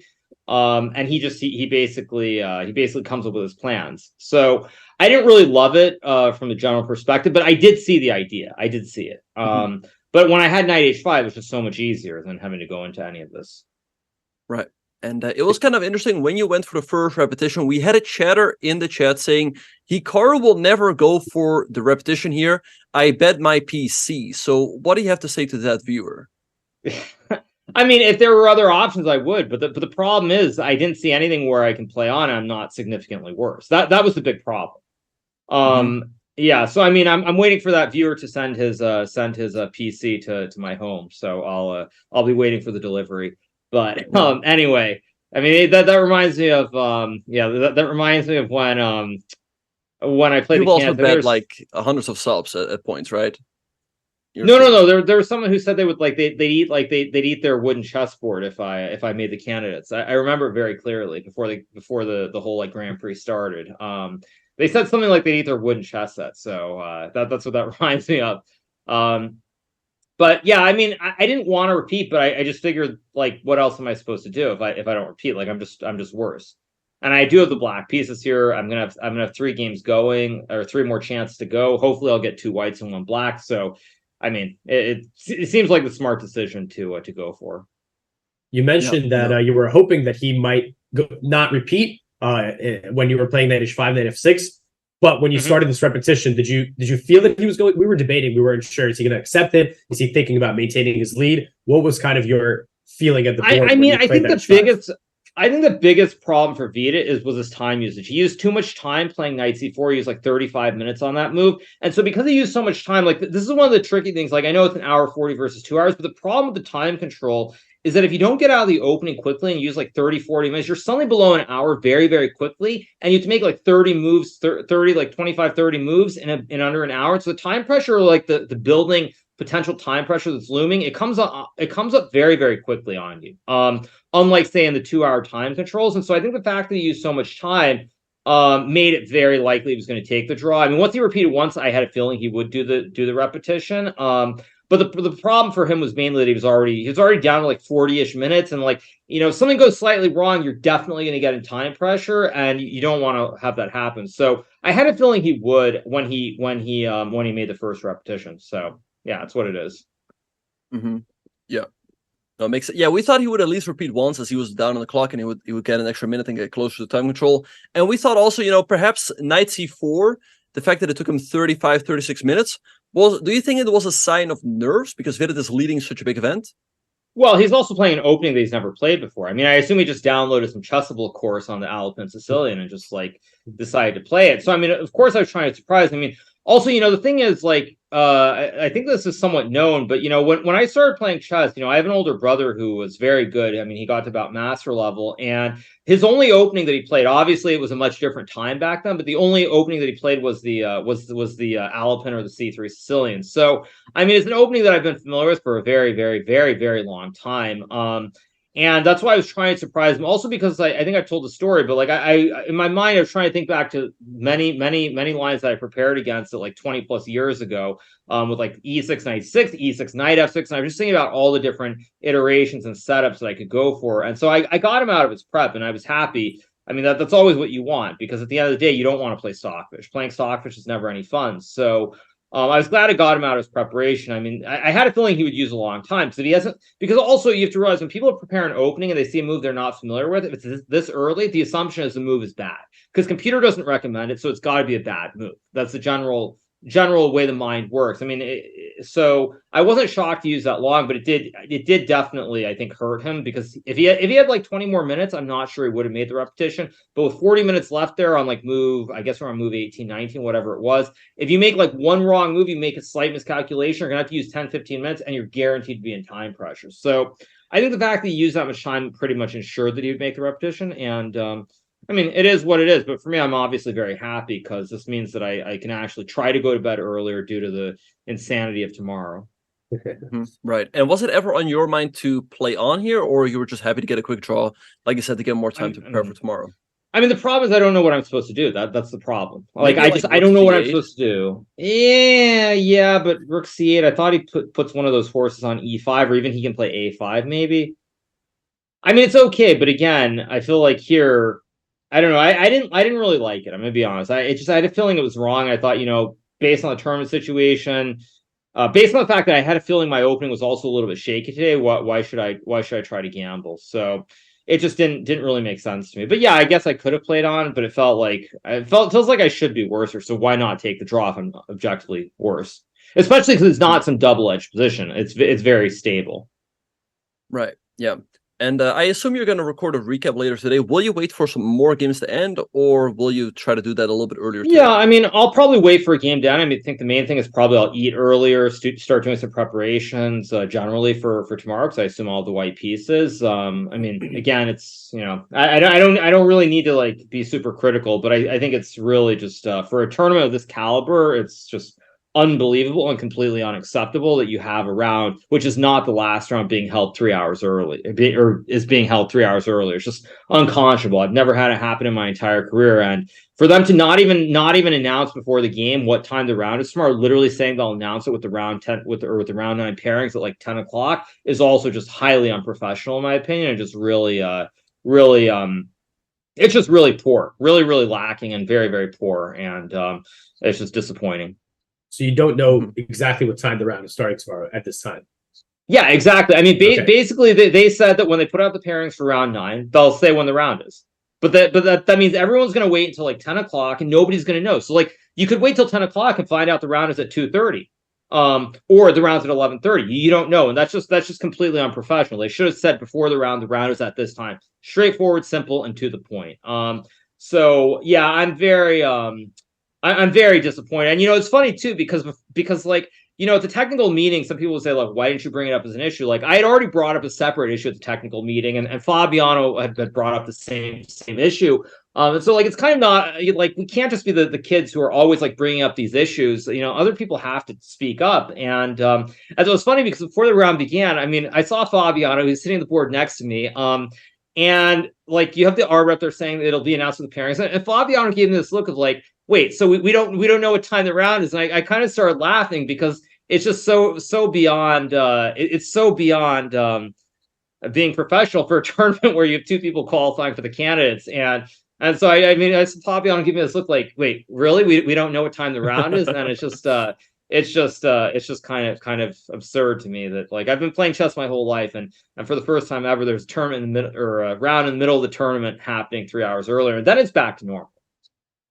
Right. Yeah, no, it's kind of insane. Like, yeah, it's first of all weird that it's happening 3 hours earlier, but the fact that you don't even know what time it's going to be tomorrow, because the fact is, like, what time do you have to set your alarm, right? Also think about me. Like, what time do I have to set my alarm? I don't want to wake up at like freaking 6 and then like, oh no, I mean, start a normal time. And also, what the other part that makes it even more comical is that the women's round starts at 1 o'clock. The women's round starts later. The reason is because they're quote unquote fireworks. So the women's round starts later than our round. Our round's 11:30. The women's round is at 1 o'clock. And like that too is like completely absurd. Like, of course the women should play at the same time as us if it's such a big deal. So the whole thing is just like it's just a bit of a joke in my opinion. But I would say as a broader, as a bigger image, like more important thing, like I think a lot of people who complain about FIDE, frankly, they have no right to complain about it because the players have to speak up on issues like this. And if the players were going to complain about FIDE, then speak up when you're at the technical meetings, or otherwise just you deserve what you get, basically. Maybe they want the early start. Maybe that's what it is. No, I mean it's not that. It's just I was thinking. Yeah. I guess let me give you guys a good example. So when you go to the technical meeting for a chess tournament, it's not say the typical 10 players, the gang of all of us at the top. If you go to some open tournament or something like that, the technical meeting, I mean, basically what it feels like to me is it's like, when you're in school, whether it's elementary or middle school, and, you're in the class and the teacher's looking around for somebody to like answer the question about the quiz or whatever it might be. And basically everyone's too afraid to say anything. Everyone's too afraid to speak up. And that's what it really reminds me of. It's just like, feels like I'm back in like grade school. So it's very strange, but I mean, at any rate, it's just the fact that it was not even announced before the round is just really, really unconscionable. So, I mean, it is what it is, but it's very disappointing. Wait. So, what is their reasoning to have the women start at the normal time, but the open section not? Well, I mean, that's a whole separate can of worms too, because I think it's it's ridiculous Sexism. The women don't play with the same time control that we do. Like the women are playing with they have a different time control? Wait, yeah, really? they don't have the third time control, I think, right? What? Yeah.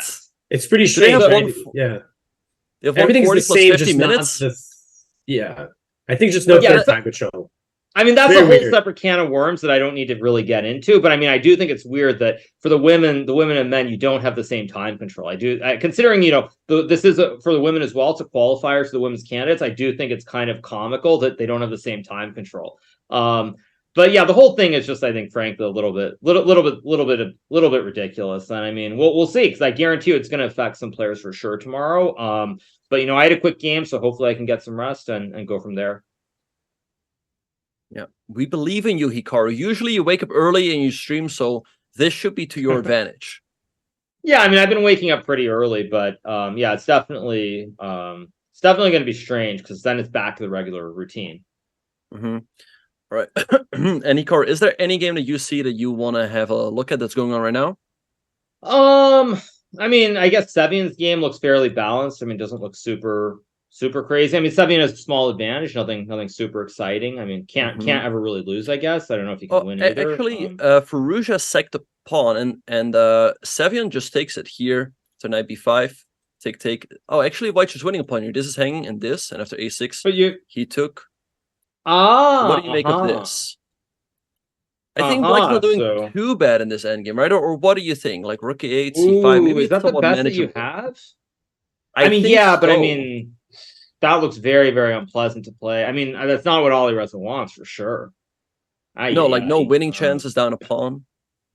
Yeah, I mean, that's also the other thing is like, you know, in a lot of my games, like when I'm playing, like I'm trying to keep the games like interesting. I don't mind a worse position as long as it's interesting. But when you just end up in a worse position where you're like down a pawn or something and you're having to grovel, that's not what you want at all. And I mean, it's great to see Sam doing so well here because obviously he got to Gracer in the U.S. Championship. He was completely beating Hans in that second game, and then he totally fell apart. And I think if he wins that game, he would have had a chance to. I don't want to say win because Fabiano just ran it up and everything, but he would have had a chance to finish in the top couple of spots there. So it's good to see Sam doing well.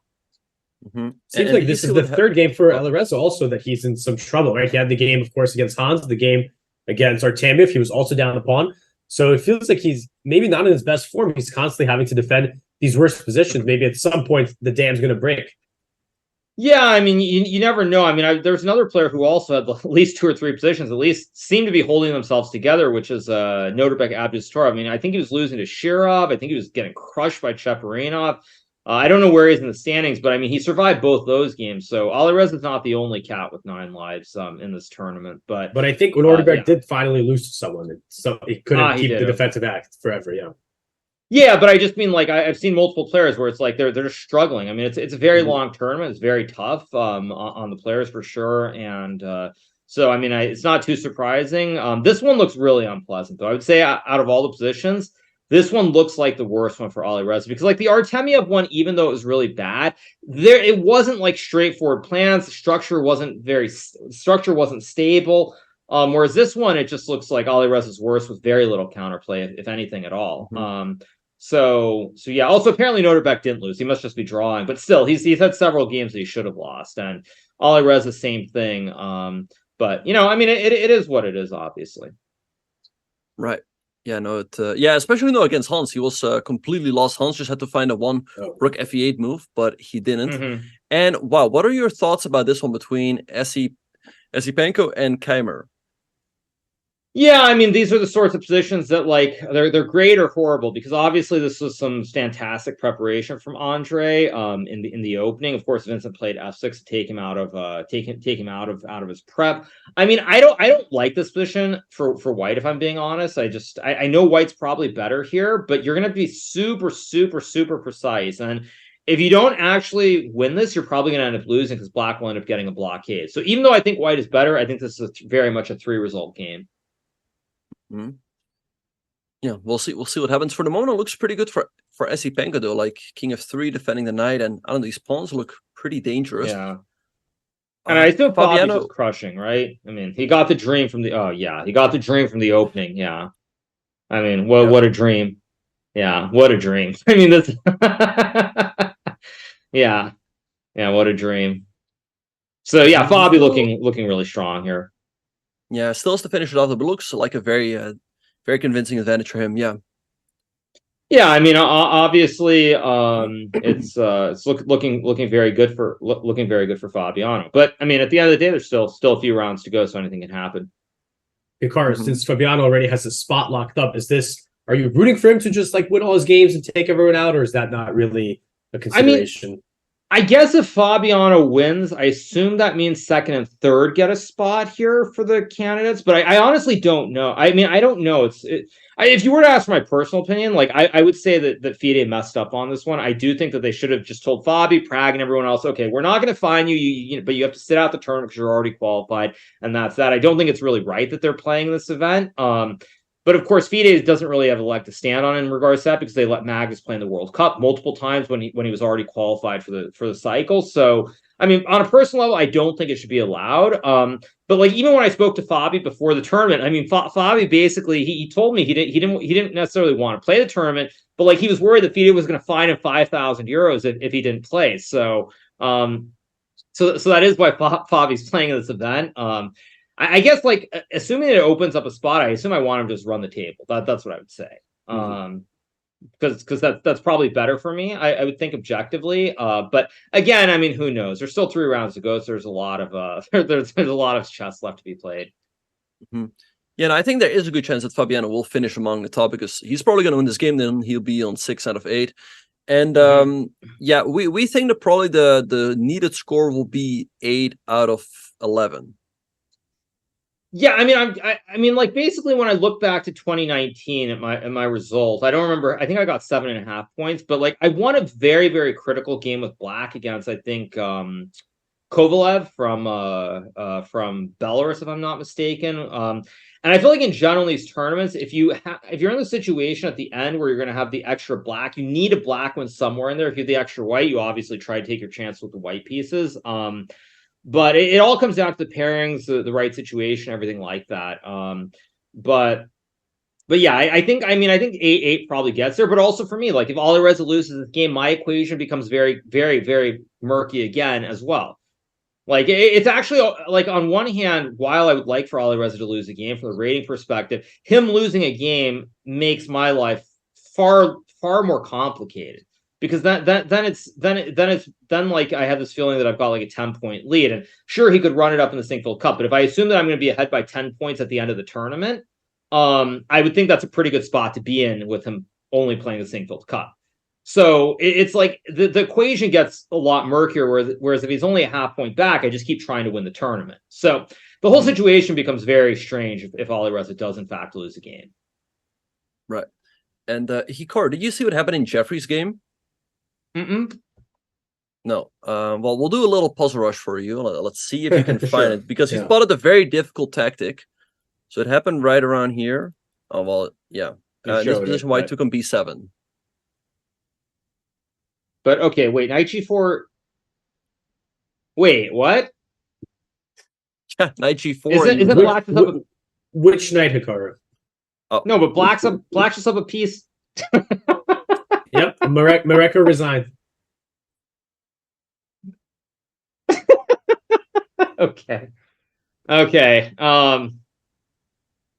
Wow. That is bad. Jeez.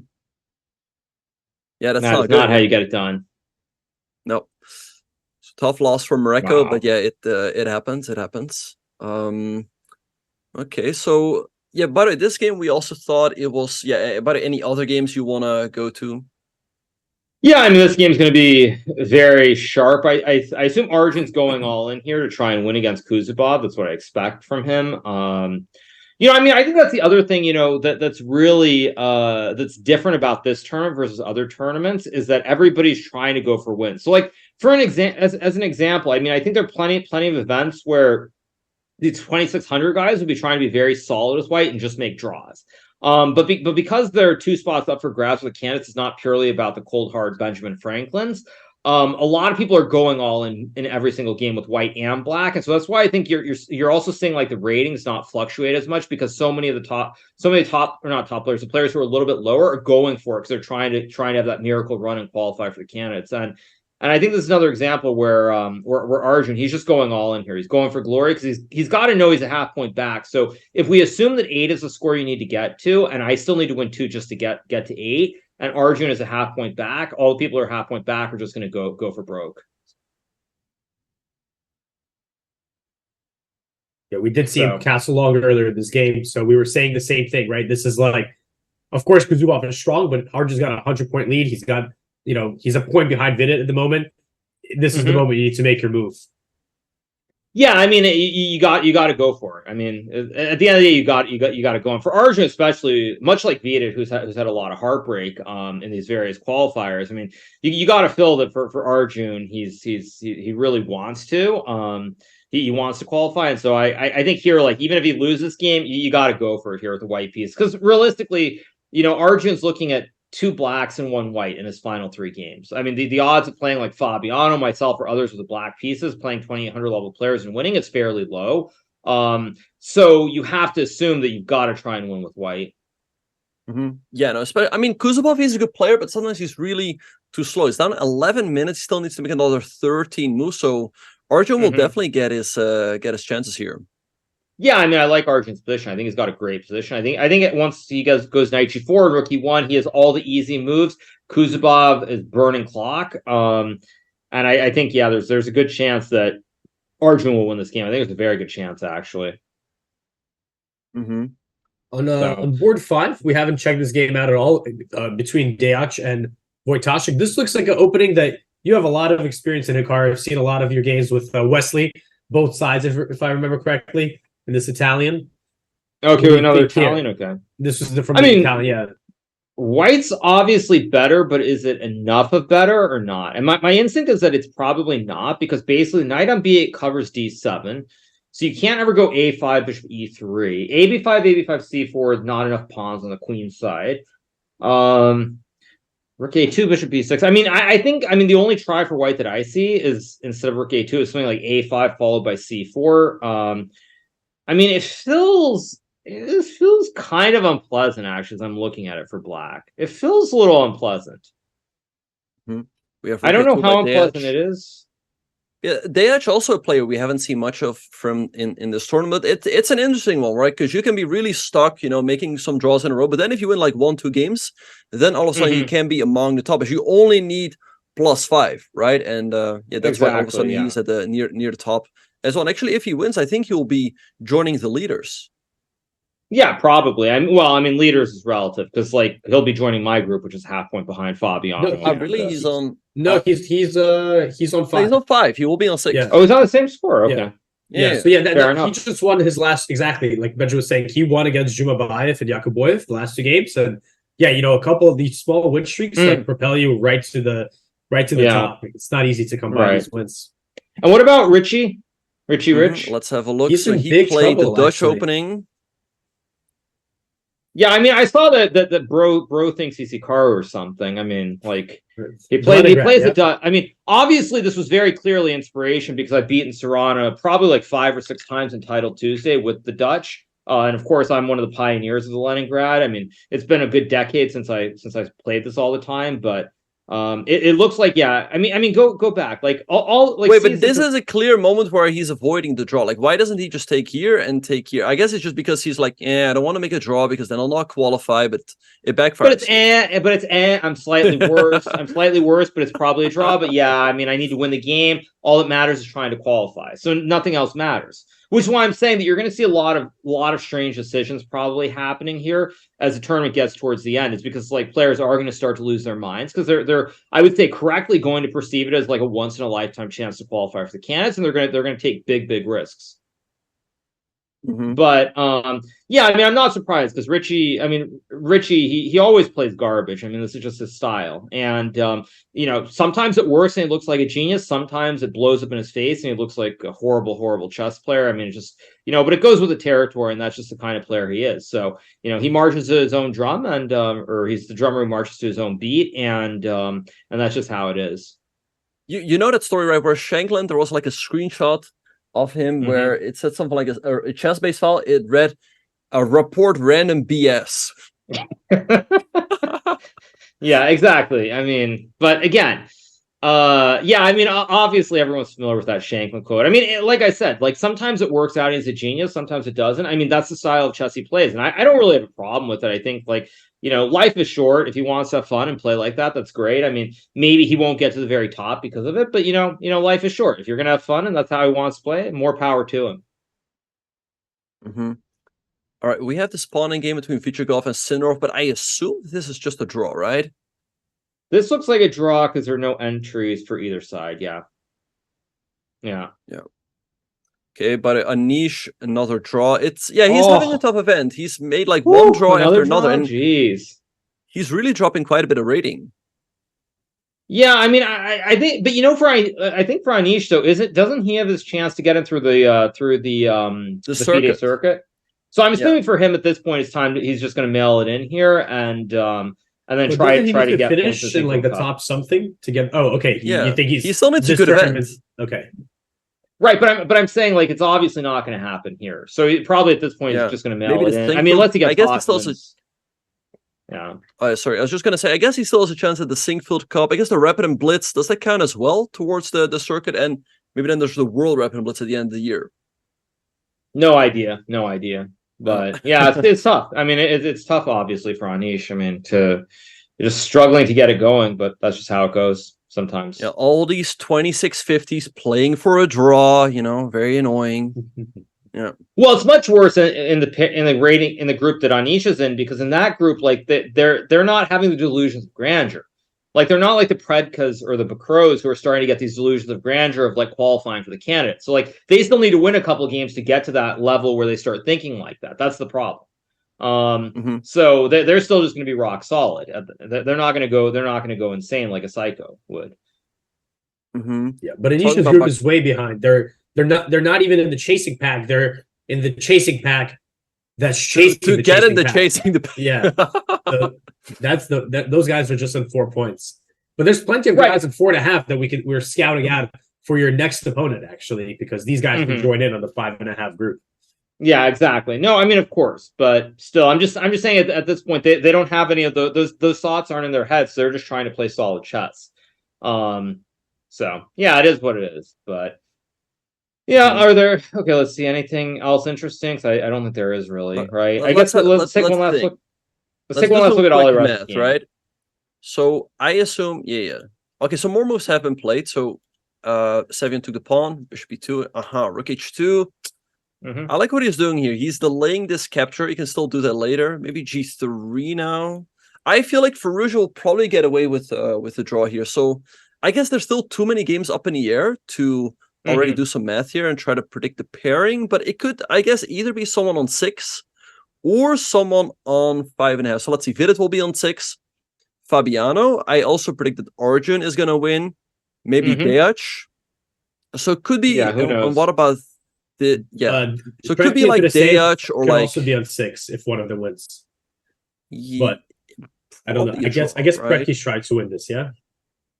Yeah, Predka's trying to win too, I guess. I mean, I don't know, but I mean, I just assume I'm gonna have the white pieces. If somehow something bad happens and I float up and I get double black or something, so be it. But I assume all the white pieces, so I'll probably just do some prep tonight, feel good, and go from there. All right, and how are you feeling right now? I mean, you were saying at the beginning of the tournament you were feeling a little bit sick. How's your? I mean, I'm okay. I would say I'm okay. I'm not great. I mean, the weather definitely is not to my liking. That's for sure. I mean, it's been very windy, very cold the last couple of days specifically.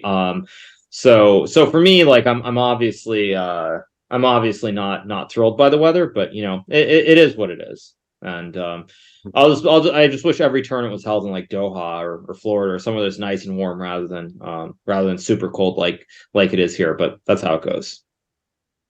Well, Hikaru, wasn't the Gibraltar one of your favorite events? You obviously had a lot of victories there, but if I remember correctly, it was always during Wyke, or they kind of had a little bit of crossover. So I remember like reading it was like, oh, you know, Hikaru's always going there because it's warm and it's very cold and sad playing in Wyke and Zay. Yeah, I thought you were going to make a different. I thought you were going a different direction, but yeah, for sure. I mean, the weather does matter, and in Gibraltar, I mean, it could get cold, but overall, it was much warmer than in Wyke on Zay for sure. I mean, that's just it's a city on the literally on the water on the North Sea. So, yeah, like I mean, I do like tournaments in warmer places, but you know, whatever. You know, you just have to keep playing, keep moving on. Can't complain about everything at the end of the day, and that's that. Rook d4. Apparently a mistake by Keymer. Maybe I feel like Esipenko does have good chance to win this one. Yeah, I mean, we will see a lot of players getting on 6 potentially who will have had the white piece. So I guess there's a good chance you might play one of them. Yeah, I mean, I think anything could happen. Obviously, I think you know, who knows what's going to happen. I think at the end of the day, I just have to play good chess, and so probably I'll just go relax, do a recap a little bit later once I have another game. But probably just chill until then. You know, I wanted to ask your thoughts about one more game before we'll let you go. What do you think about this game between Levon and Hans Smoke Niemann? I didn't actually. It ended very quickly. I didn't see a whole lot of it. Yeah, it was some kind of Berlin, but then I was confused because first of all, Lev played Bishop G5, Bishop takes E7. Okay, but I mean, this is just known to be a draw, so I'm kind of confused. Lev playing for a draw here? Why? I mean, he's probably just tired. I don't know. Also, at this point, he doesn't have a choice. I mean, maybe he didn't look at this line either. I mean, there's some chance he didn't look at this line. But okay, but Hans usually plays the Berlin, so I don't know. Well, he played against Fabiano earlier, yeah? Yeah, but it's not the only. He played against Vidit. He played a different. He played against Kramnik. Very famous. Yeah. Thank you. Yes, we needed that reminder, of course. Thank you. So, anyway, yeah. Why did one spend a minute to repeat here? You know. Yeah, this is I mean, 5 seconds. I think this probably, is 5 I seconds. think, You just repeat. I It's the think most probably logical Lev is just move. tired. Yeah, I think Lev is just tired. Is my guess. He's tired. It's difficult. He wasn't feeling in the opening, so he figured why take any risk. Mhm. So yeah. All right. Yeah. All right, you guys. I think I'm gonna get going on that note. So I'll probably get rolling on out, and I mean, I guess I'll probably keep an eye on a couple of the games, and we'll see what happens. But it's all good. So yeah. Mhm. So I guess I'll let you guys, keep doing your thing, and I will see everybody in the recap probably in a few hours. Because I mean, it would be hard to do a recap of my game and say anything really interesting. So I'll probably wait for Mhm. one of the other decisive games like FIDE or Esipenko before I do it. Mhm. But yeah, it's all good. And Hikaru, before we let you go, we are actually going to go on a break. So can you maybe announce the break? Sure. All right, everybody. We're gonna be taking about a 5-minute break, so you'll see some cats and everything else, and we'll be back in a few minutes, and the show will keep on rolling right along. So we'll see you then, everybody.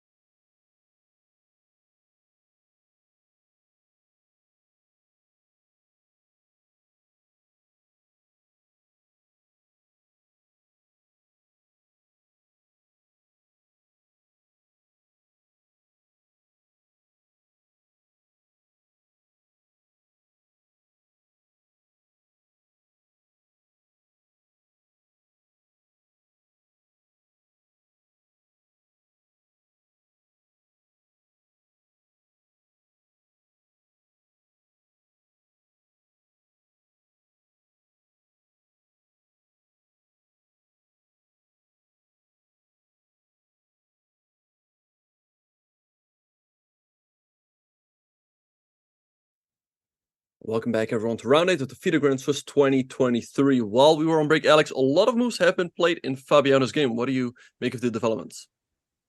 Yeah, let's catch up. We did see Hikaru's game finish in a draw. That means Vidit is currently in sole lead with in first place with 6 out of 8. So the question is, who's going to catch up? And it seems like Fabi has a very pleasant, risk-free position here. His opponent, Bacrot, has an isolated D5 pawn and an isolated A6 pawn. And he's down on the clock, so not the greatest situation to be in. Of course, his position is not quite lost, but I'm looking at these two weaknesses. I'm looking at Fabiano's double rooks on the D file, and I'm thinking that, and the bishop at F3, perhaps at the right moment, if he can get that knight from G3 to a square like E3 or C3, F4, of course, is another one, and increase the pressure on these weaknesses, Black's position may just start to crack.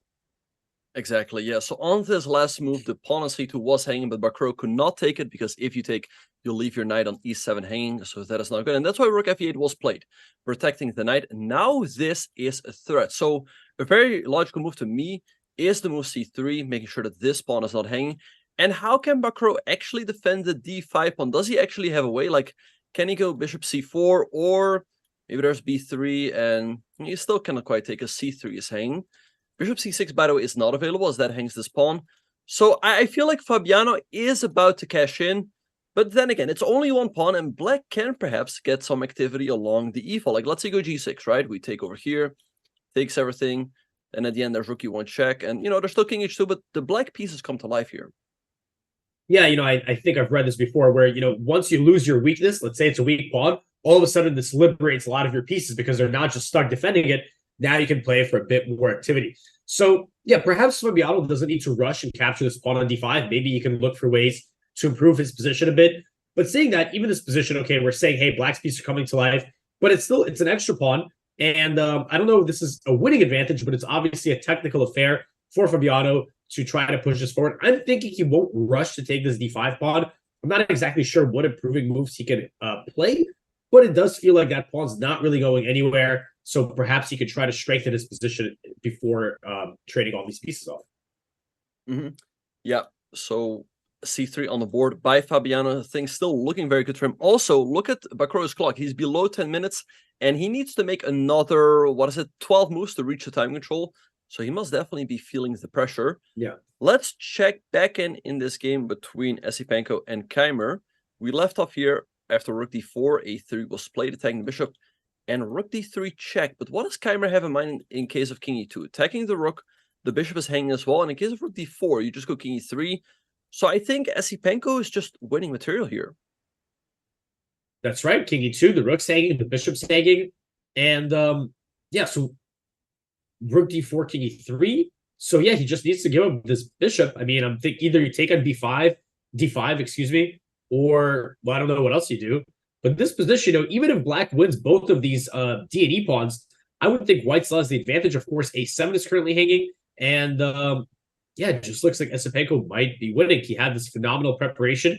I was a little surprised to hear Hikaru, his thoughts of the game. He was saying that he wasn't completely sure in White's position. Of course, it looks so visually imposing, but he was saying, look, he's out of prep now. And, it may be that if Black's pieces come about, perhaps if he gets a blockade, this would be in Black's favor. But yeah, it seemed like these past pawns were very, very dangerous, and Esipenko might just be cashing in here.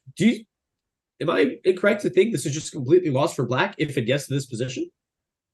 I wouldn't think it's completely lost, but I think. Oh, you know what? Rook e8, rook a7. There's some kind of rook e6, rook d3. Some ideas, yeah.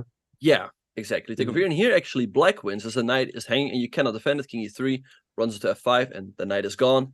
In the case of king f3, as you pointed out, there's rook d3 check, and you can go back and attack the rook, but now the rook moves here, and again your knight is gone. And if you block with the bishop, then there's f5, and again you lose a minor piece. So Andre should have played king e2, but he goes king g2. I don't know. I'm surprised. Why not? Like, here's the thing. If Black goes into the same variation right now, this is much better. As here you take, and like you said, he's not pinned. But now you can move the bishop. Like, king e2 was winning material. So personally, I would have just gone king e2, cash in the material, and then figure out later, like, hey, how do I actually win this? But Andre goes for a different approach.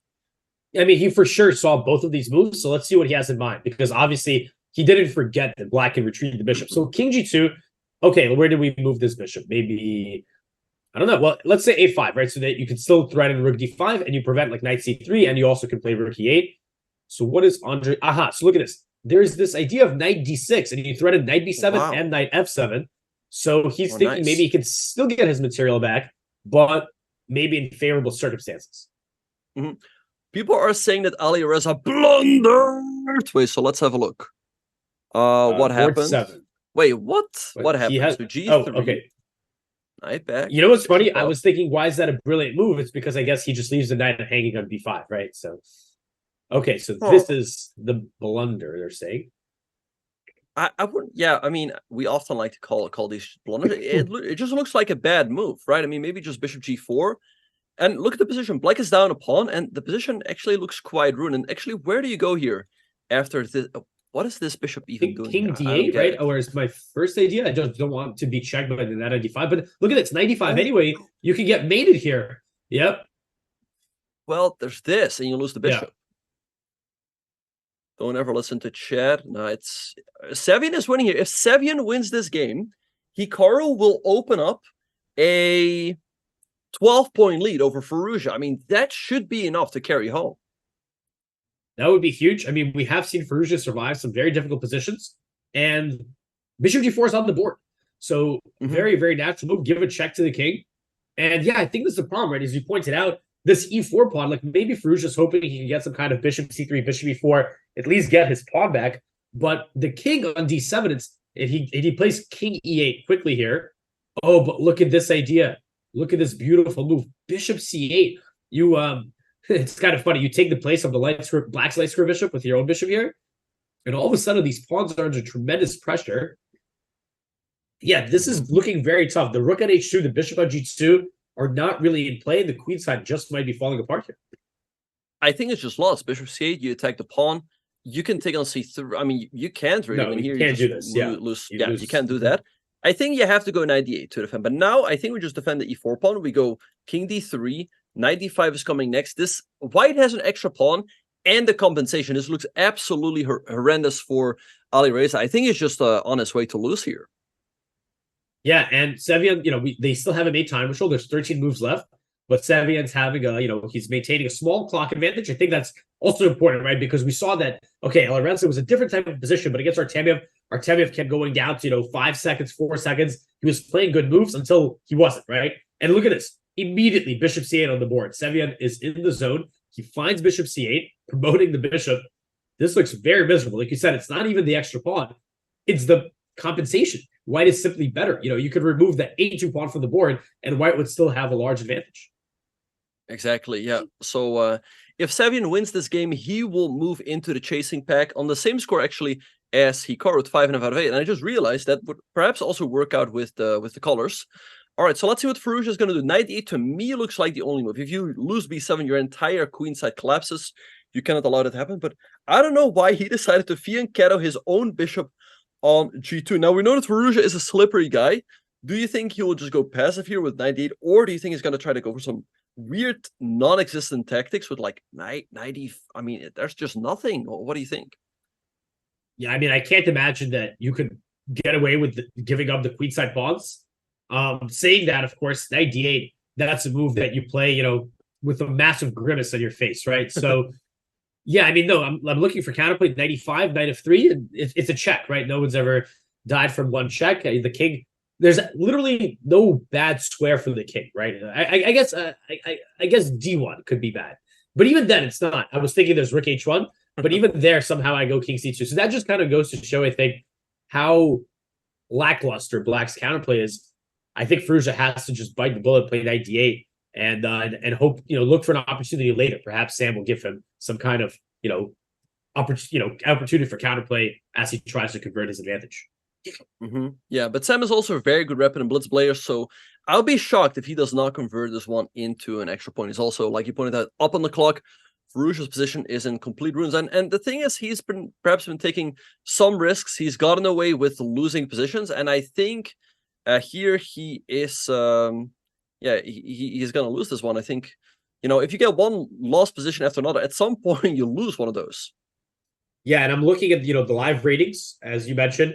Right now, Hikaru is 6 points ahead, 6.4 points ahead of Alireza by live FIDE rating. And of course, we know that at the very least, Ferrugia will not be winning this game as we see him play 98. So I think you're right? This would be like at least -7 if Sevian gets the job done with the victory. And not even 12, but maybe 13, 14 points. Again, we know, there's this rating spot. And for Alireza, he will have, the rest of this tournament as well as the Sigfield Cup. But that is not a small lead if it was to happen. And like Hikaru said, it would actually make his calculus a little tricky because he's going to start thinking, wait a minute, maybe I don't need to play for a win, to win the tournament. I just need to stay ahead of Alireza. So we'll see if that's going to come to pass. Yeah, I think if Hikaru can carry that, let's say 12, 13-point cushion to the end of the tournament, I think he has excellent chances to qualify to the candidates. So let's say he's leading Ferrugia by 7 points at the end. There's still a chance for Ferrugia. He would only need to score +2 at the Sigfield Cup, which he's very capable of. So, if that's the case, I think Hikaru should definitely keep pushing. But yeah, with 13 points, the only way Ferrugia could catch up is if he would score +3, which is very difficult. I mean, he can, but it's not easy at all. That being said, Hikaru also talked about this. People can, of course, try to organize their own tournaments, but he doesn't see that happening. Yeah, I mean, in a more realistic sense, let's say it does come to the situation where Alireza is going to need those points to pass Hikaru or whatnot. I'm sure there's also, other tournaments you just might slap on your calendar. Like, wait a minute, like I in the Sigfield Cup, is one thing. Maybe I'm gonna, I don't know the schedule, but maybe I'm gonna sneak a game in the Bundesliga, right? Like you can get maybe like one good game there. And I was actually thinking about this randomly. I was like, I wonder if it's like a strategy. Like, let's say I'm whatever, like I just need some points, and let's say I find some league where there's some pretty decent opponents like that I could play, and I'm like, hey, I'll play for your team, but I only need you to put me for the white pieces or something like that, right? Maybe there's some weird way like that I'm throwing. These ideas are free for the taking, so anyone who's watching, because fighting for any candidate spots, feel free to use this idea. Maybe that's a strategy. What do you think about that, Benjamin? Yeah, no, that has sometimes happened where I know a player, and he had 3 GM norms. He had 3 GM norms, but he was rated, what is it, like 24.95. So he just needed a couple more points. And so what he told his team, he was like, yeah, put me on the lowest board. Like he just wanted to gain 1 point at the time. I don't know if he even took white every game, but he would just gain 1 point at a time. And eventually that's how he got his GM title. So there you can definitely, try to get your own pairings, so to speak, which is sometimes like I feel like for a GM title, it's fine if you need a couple more points, but for a candidate spot, it is somewhat questionable if you, let's say, you set up your own tournaments or you really try to get the pairings that you exactly want to try and gain the rating. Yeah, I mean, we'll see. I mean, it hasn't happened. I mean, well, it has happened. There has been, not for, I'm confusing everything. It was a similar situation, right? Needed to get the rating spot. But we'll see, maybe Alireza is going to do one of his slippery escapes. And we see Bishop F5, which looks fine. I did like King D3 just because the Bishop on C8 did seem to be really paralyzing Black's queen side.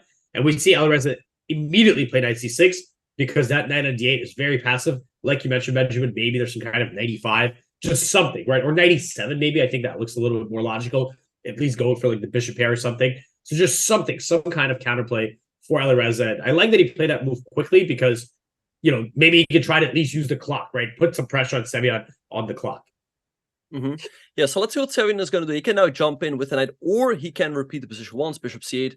Alireza will probably play knight d8 quickly. And now I do like king d3, as you keep your bishop here on this active square on c8, and then you want to go knight d5 next. I don't know what Black is supposed to do here. Perhaps what Black has to do is, let's say, trade and go d5 to bring this bishop back to life. But that's pretty sad. Going into a position where white is the bishop pair and the extra pawn. But yeah, let's see what Sam is going to do here. As knight d5 definitely an option as well. That's right. He can also activate that knight. Yeah, that position you just put on the board, that's just got to be a technical loss, right? The bishop pair and the extra pawn and the greater activity, that seems extremely miserable. But you still gotta finish the job here. And I think that we were talking about some repetitions today. Obviously, we saw it in Hikaru's game. Especially when you're getting to the time control, I think this is a situation where Sam knows he's winning. He's got the winning advantage. And your job is just to convert that advantage, right? So for him, he wants to avoid mistakes. Yeah, he plays bishop c8. I was going to say, I wouldn't worry about my opponent's time. I'm only worried about my time. I just need to make sure I have enough time to find the win. If I'm losing, is the opposite, right? Then I want my opponent to have less time. So maybe if I'm in a losing position, I'm not going to, go for these repetitions because I know, they're just going to help my opponent gain some clock time. So I do expect that Sam, he's obviously not going to take a draw here. I will bet my PC on that as a bit a little bit of a theme today. But King D3 here does seem to be very, very solid and very sad for Firouzja to defend against. Exactly. Yeah, no, I like the move King D3 a lot. You just move your king up, defend this pawn once more, and you enable the move 95. And like I said, Sevian is not going to repeat. He knows he's winning here. He's got an extra pawn and a better position. He's taking quite a bit of time, though. So that is something that is slightly concerning. I mean, Firouzja, if his opponent is low on time, he can always find tricks in any type of position. So you want to definitely keep a nice bank of time. And so I'm a little bit surprised because 98 is the expected response. So why is Sevian thinking again? Not sure, but yeah, he's got 8 minutes, which is not a lot, but you do have the 30-second increment. So, assuming you get to move 40, that's an extra 5 minutes. So he has like 12, 13. And yeah, I don't know, just kind of, I'm not too concerned about his time usage here, especially if we see King D3 relatively soon. I think he's just, what is it called? Dotting the I's and crossing the T's, right? Just making sure everything's in order. Maybe he's enjoying himself. He's like, hey, I'm up a pawn, playing top, 5 player in the world. Probably, I know Sevian's obviously a very strong player, but he does play bishop f5. Okay, well, there's going to be no 3-time repetition. That I still stand by. I'm going to keep my PC, but I am a little surprised to see him not play King D3 here. But I do expect him to quickly play Knight D5 or whatever the move may be here that avoids the repetition. Yeah, and he's not going to repeat. Yeah, he goes for the move 95. Just to remind everybody, in the first position here, the bishop was on g4, right? And only here we see it moves to f5, and then he gets knight to d5. I mean, it still looks very, very good. He gets a very nice knight on d5. Question is how, you have the better position and the extra pawn, but still you need to finish it off here. So the question is, how exactly is he going to do that? Another question is, how is Firouzja going to try to create counterplay? And actually, I think Sam, I don't know how he's feeling right now, but he's probably feeling quite nervous. He is on, 4.5 out of 7. A win here would be pretty big for his chances in the tournament. It would move him up to 5.5 out of 8, and he will definitely still have chances to make it into the top 2. Absolutely. A very crucial game, against a very strong player. And like you mentioned, Hikaru was calling it delusions of grandeur, right, for some of these guys. But no, it's a serious opportunity, that if you just have one terrific event, if I remember correctly, Kirill Alexeyenko, I know there was some wild card shenanigans and the like, but still, this is a player who was rated like 2690, obviously very, very strong. And I think he finished 3rd or something like that in the one of the previous Grand Swiss. Yeah, 2019, right? He ended up making the candidates on a wild card, but actually him finishing 3rd even qualified him to be eligible for this wild card. So anyway, the point is that, for some players who are below the level of the very super top elites, this is like a very rare opportunity to make it as candidates. By the way, as Firouzja plays bishop b2 here, I was going to suggest a plan for white. I thought one good idea for Sevian could have been to play like b4, a4, b5, and try to just kick that knight away from c6, because if my rook can invade on c7 or c8, that's going to just lead to more material advantage. So maybe, yeah, here I don't know which is the better square, but rook c2, rook b1, kick the bishop away. I wonder if Firouzja is maybe trying to go bishop a3 to block that idea. Yeah, I think it definitely makes sense. It always makes sure that the d6 pawn is protected, and it stops the advance of b4, a4, and b5. And and actually he goes in a different direction. He goes bishop to e5. All right, so now perhaps what he has in mind is to go rook h1 maybe, to try to... yeah, that's another idea. Tricky, yeah. Bishop f3. Yeah, again, here's the thing. A lot of pieces still stay on the board. No, but aren't they threatening bishop g3 immediately? And then bishop takes e4, yeah? Oh, yeah. Let's say you go here. Maybe you can take, and then check. But there's a knight f6. Oh, yeah, knight f6. Look at this. Knight f6, and then knight g4. Attacking the rook, forcing it away from the second rank. And I can take as there's no more checks. But hey, he's creating he's setting it up. Yeah. Making Sam think. Yeah. It'll be a shocker if Sevian does not convert this one. And the thing, though, is I'm not a big fan of this move, bishop f5. It probably doesn't matter much, but I really like king d3, as it forces Firouzja to go into this line where, the game is not over, but there's no more tactics here. There's no more tricks. and you really should win this position. Whereas here, there's still a lot of work to be done, I feel. Yeah, I mean, it just kind of feels you want that knight on d8. It's as simple as that, right? And black is a bit more passive. So yeah, I don't know. Perhaps Sam, saw something he didn't like with king d3, or maybe he just thought, oh, I like this bishop c8, bishop f5, just so I can get those extra 50 minutes quicker. Because if the position doesn't change, right, if we keep the status quo and he gains an extra 50 minutes, that's obviously going to give him, even more time to make sure Alireza doesn't have any random tricks in the position. But I do like this bishop e5, just something, right? Just make Sam think about this bishop g3 move. It looks like it doesn't maybe work right away, but, a little bit of a distraction. And, as I've noticed Hikaru likes to say, seeing the boogeyman, right? Like sometimes even if there's no objective threat, you can start to get a little nervous just kind of looking at these, seeing ghosts, seeing the boogeyman, all these different expressions. They're really legitimate, and you start to maybe doubt yourself. You start to play a little bit more passive. So we'll see. Sam still has plenty of time in a great position here, but yeah, he does need to find a way to convert it. Yeah, so let's see how he will try to do so. Also, let's check back in Fabiano's game. So we have more moves. We left after c3, bishop c4, b3. The queen dropped back to b2 to defend the pawn. Okay, so rook c8, putting more pressure on the pawn. Rook to c1. Now, sorry, knight c6. And all of a sudden, Bacrot activates his piece. Oh, look at this. If you take, then there's knight b4 attacking the rook, and knight d3 forking the rook and the queen. So very nice move, which is why rook d1 was played. Now the knight jumps to e5, threatening the fork once again. Bacrot really fighting back here, and he's got the worst behind him. That being said, Fabiano definitely still in the driver's seat after a move like knight e3 here. Well, you know what Bacrot does not have behind him? He doesn't have the clock behind him. He's down to 4 minutes. Okay, he only needs to make 4 more moves, but still, right? Sometimes it's one critical decision. Everyone knows the dreaded move 40. You just have that, you kind of, okay, I just need one more move.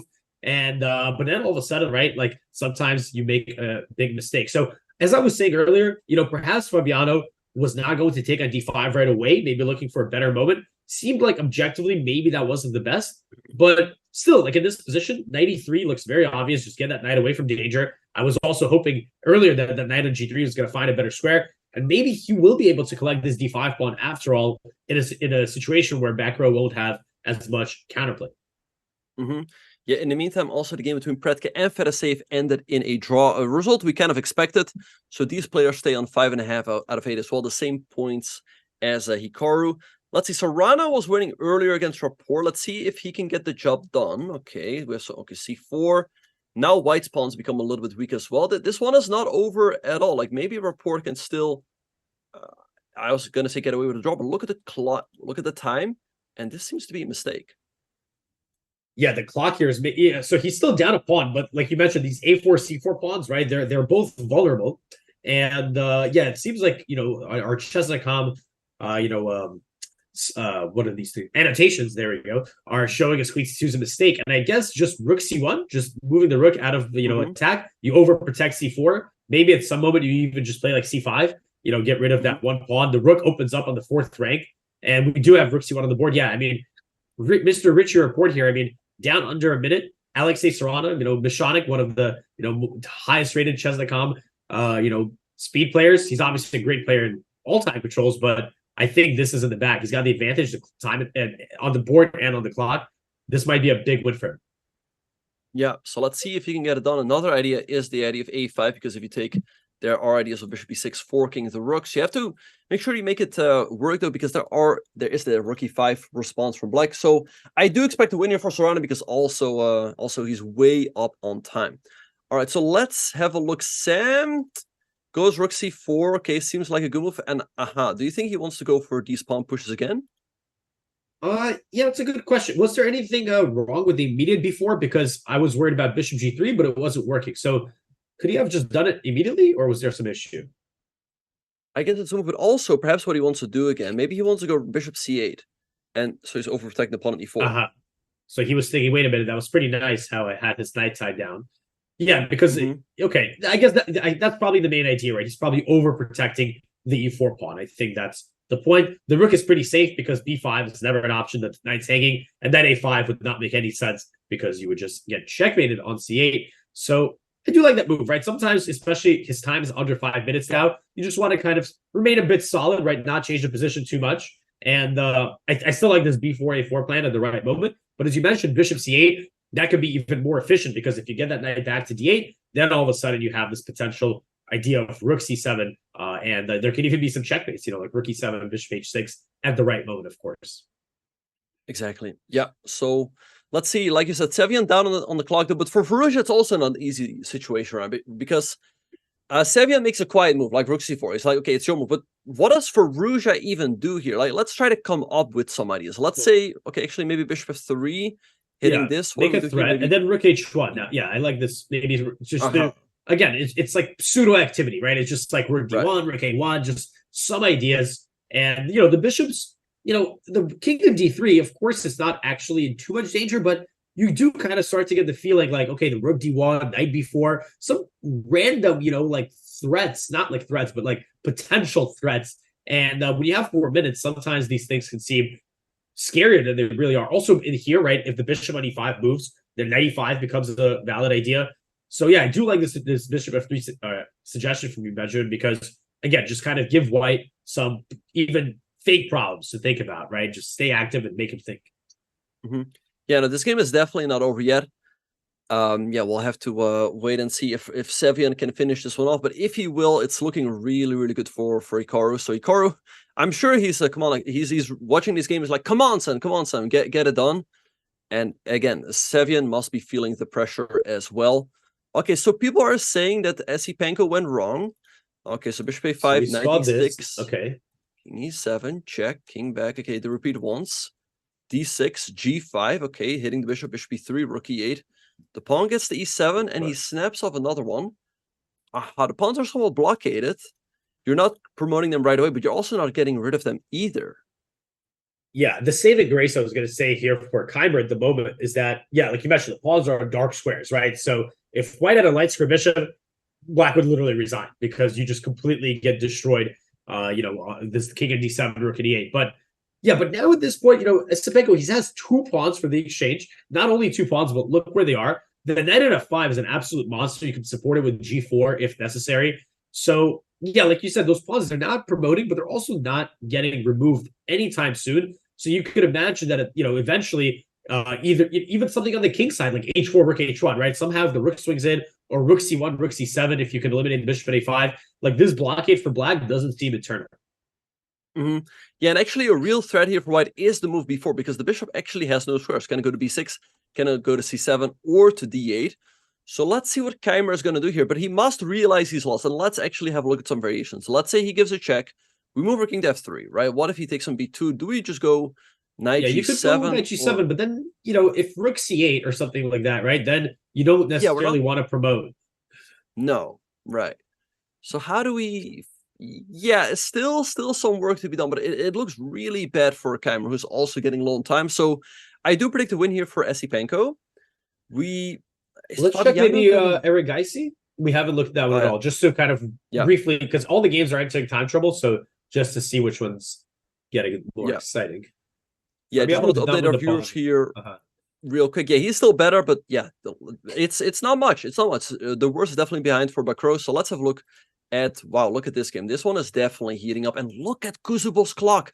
28 seconds. What is going on here? Yeah, let's catch up because pieces are going to start flying. And it looks like, wow, so it looks like the game's pretty back and forth, but you got to think 14 seconds in this sharp position. I mean, obviously, if Kuzubov can get like b5, b4, c3, or whatever it may be on the queen side, this is going to get very sharp. But I'm looking at Erigaisi's center. I'm looking at some potential sacrifices on f6 if black is somehow, not moving. For example, the side on I guess the knight h7 won't be moving, but you could imagine if it did, there would be some lethal sacrifice. And also simply e5 or d5 rolling down the board. This is very sharp, and having 44 seconds here is probably not helping Kuzubov. No, not at all. e5, a nice move by Arjun, breaking open the position. Not easy to deal with for Kuzubov at all. And his king is definitely going to feel the heat. Rook e3 might not have been the best move, but it stops c3. I predict a win here for Arjun. So, let's recap some actions. Vidit, Hikaru is a draw. Fabiano Bacrot right now, I'm going to say a draw. I predict a win for Esipenko. I predict a win here for Arjun. But yeah, 20 by the way, seconds. That game is also the chasing packet. We haven't really checked it. Deac against Wojtaszek. If one of them wins, they will catch Vidit. For sure. Yeah, let's first wait for Kuzubov to Sure. make a move. He's down. It's 7 seconds. What do you do here? Maybe knight g5 or okay, takes an e5. Okay, I assume you take with the knight. It's then queen Knight f7. takes queen f7 ideas. Yeah, we made in 2. So but maybe take it now knight g5, and it's not too bad. Yeah, again, I think with black again the c3, right? White's got to be a bit careful too, because if you just play, I don't know, queen f5 or something like that, maybe there's already some kind of c3 move. So you do have to keep an eye on that. All right, we'll see what is going to happen. Yeah, politics. Okay, so let's have a look. So let's look at Deach's game. Okay, we have a lot of developments here. Bishop e6, f4, gaining some Deach space has on the 32 seconds, by the way. Oh, yeah. But I like what he's doing. And actually, he made the time. Oh, he's past high control. Okay, yeah. Oh, but bishop f2. What is that? Trying to yeah, well, black would be super happy if white goes h5 because you lose out on the g5 pawn rig. Oh, and wait, what? Apparently his 41st move is a mistake. And I wonder why exactly is this move bad? Apparently you should have gone here. Takes.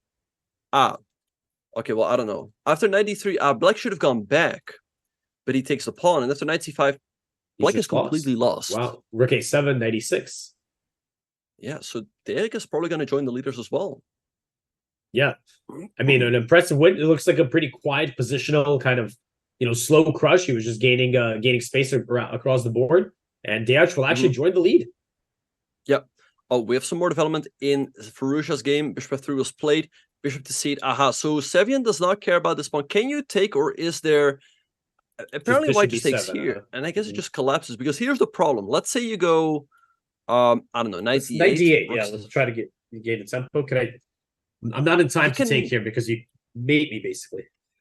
Yeah, that as well. Bishop but I just wanted to point also, out right? Yeah, bishop c6. Yeah, and you lose the knight. But I guess bishop takes g3 is somewhat of a threat. Bishop takes f2 never is because it takes in king e3. But let's see what Firouzja is going to do now. I assume he's going to jump back with the knight again, right? Yeah. And by the way, I was going to say and Firouzja is now lower on the clock than Sevian, who we were seeing. It was the opposite just a moment ago. But I was going to really like this bishop c8 idea. This is what I've seen very strong players understand, and this is how their technique, I think, is so good technique looks like. We were looking, maybe bishop f3, king d3, but Sevian, he sees, wait, bishop g3, it's not actually a serious threat, right? He's not fearing this move, and he actually just proceeds to try to go with his own plan and convert the advantage. So yeah, Firouzja's thinking here, but if you drop the b7 pawn, then the whole queen side's collapsing, the rook's invading. So I would imagine he will go bishop to, knight to d8 here. Yeah, 90 seconds for Firouzja has got to go here. So yeah, 98 is a move. Another move he has is b5, takes and bishop takes c4, hitting the knight and the rook as well. But at the very least, you can always take here and go up a pawn. So I do predict 98. Just going passive, protecting the pawn. That's what he did earlier. And how exactly do we break through here is the big question. Right. Yeah, rook c7, there's bishop takes e4. Don't want to do that. No. Okay, people are saying Caruana had a brilliant win. Okay, maybe we can show real quick how he finished things off. Sure, do we want to get back? Oh, he won official win. Okay. Yeah. Wow. Okay, so let's see. We left off right over here. Rook c1, rook b7, boom, and bishop h6. And yeah, nice win by Caruana, who actually ended up winning on time, but Rapport was completely lost anyway. All right, so let's go back to Firouzja's game, as this one is heating up in time pressure. Knight d8 played. Yes, let's check it out. We do have knight d8. Firouzja is down to his last minute. The players still have 5 moves to reach time control, so adventures could certainly happen. And I'm just checking real quick. So Alexei Caruana, with his victory, he's on 5.5. So he matches Hikaru's score. So he's not one of the leaders, but in the chasing packet, he has already played Hikaru. So that's not a pairing that we'll see. But yeah, he has recovered from that loss, and he's right back up there with the top dogs. In the meantime, yeah, what do you think here, Benjamin? Are we going to see like king d3 just to avoid bishop g3, or Sam has something else in mind? What he could also go for, this is an interesting move, bishop to b6, because with bishop b6, we threaten to take the knight. Let's make some moves. Let's say you go, I don't know, rook h1. We can take, followed by bishop f5, and now you simply get checkmated. So what black can do after bishop b6 is bishop takes g3, but now we have king e3, attacking the bishop on f3, and on g3. And look at this. If you take, we take on the bishop, and the bishop is actually protected. So white would go up a piece here. And I wouldn't be surprised at all if Sam is calculating that. Yeah, I mean, he's got the 2 minutes, so I would be a little surprised if he goes for that, just because, I don't know, I guess it's just me. It's kind of hard to bring yourself to go for these, lines where if you got a couple of minutes, if you miscalculated just one detail, you don't want it to be backfiring. So it feels like king d3 is like a very, very safe option. Just don't have to worry about any of these checks. Now that knight is on d8, you have to worry even less about any potential counterplay. But Sam has already ignored this bishop g3 idea once, and he might just be going for maybe he'll do it again. Yeah, let's see. I mean, king e3 also makes sense, protecting the pawn. All right, so yeah, we do expect a win here for Sam. It's definitely a nervy situation. Sam down to 2 minutes, Alireza down to 1. Sam must feel that he's very close to a win here, so he must be feeling the pressure. So let's see if he can keep it together. People said that Arjun now is losing.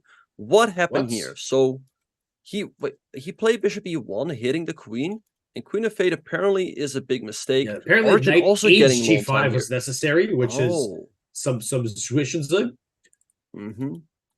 Yeah. Okay, but look at Arjun's clock. He's now down to 2 minutes. Yeah, and Yuri has, he's been living off the increment.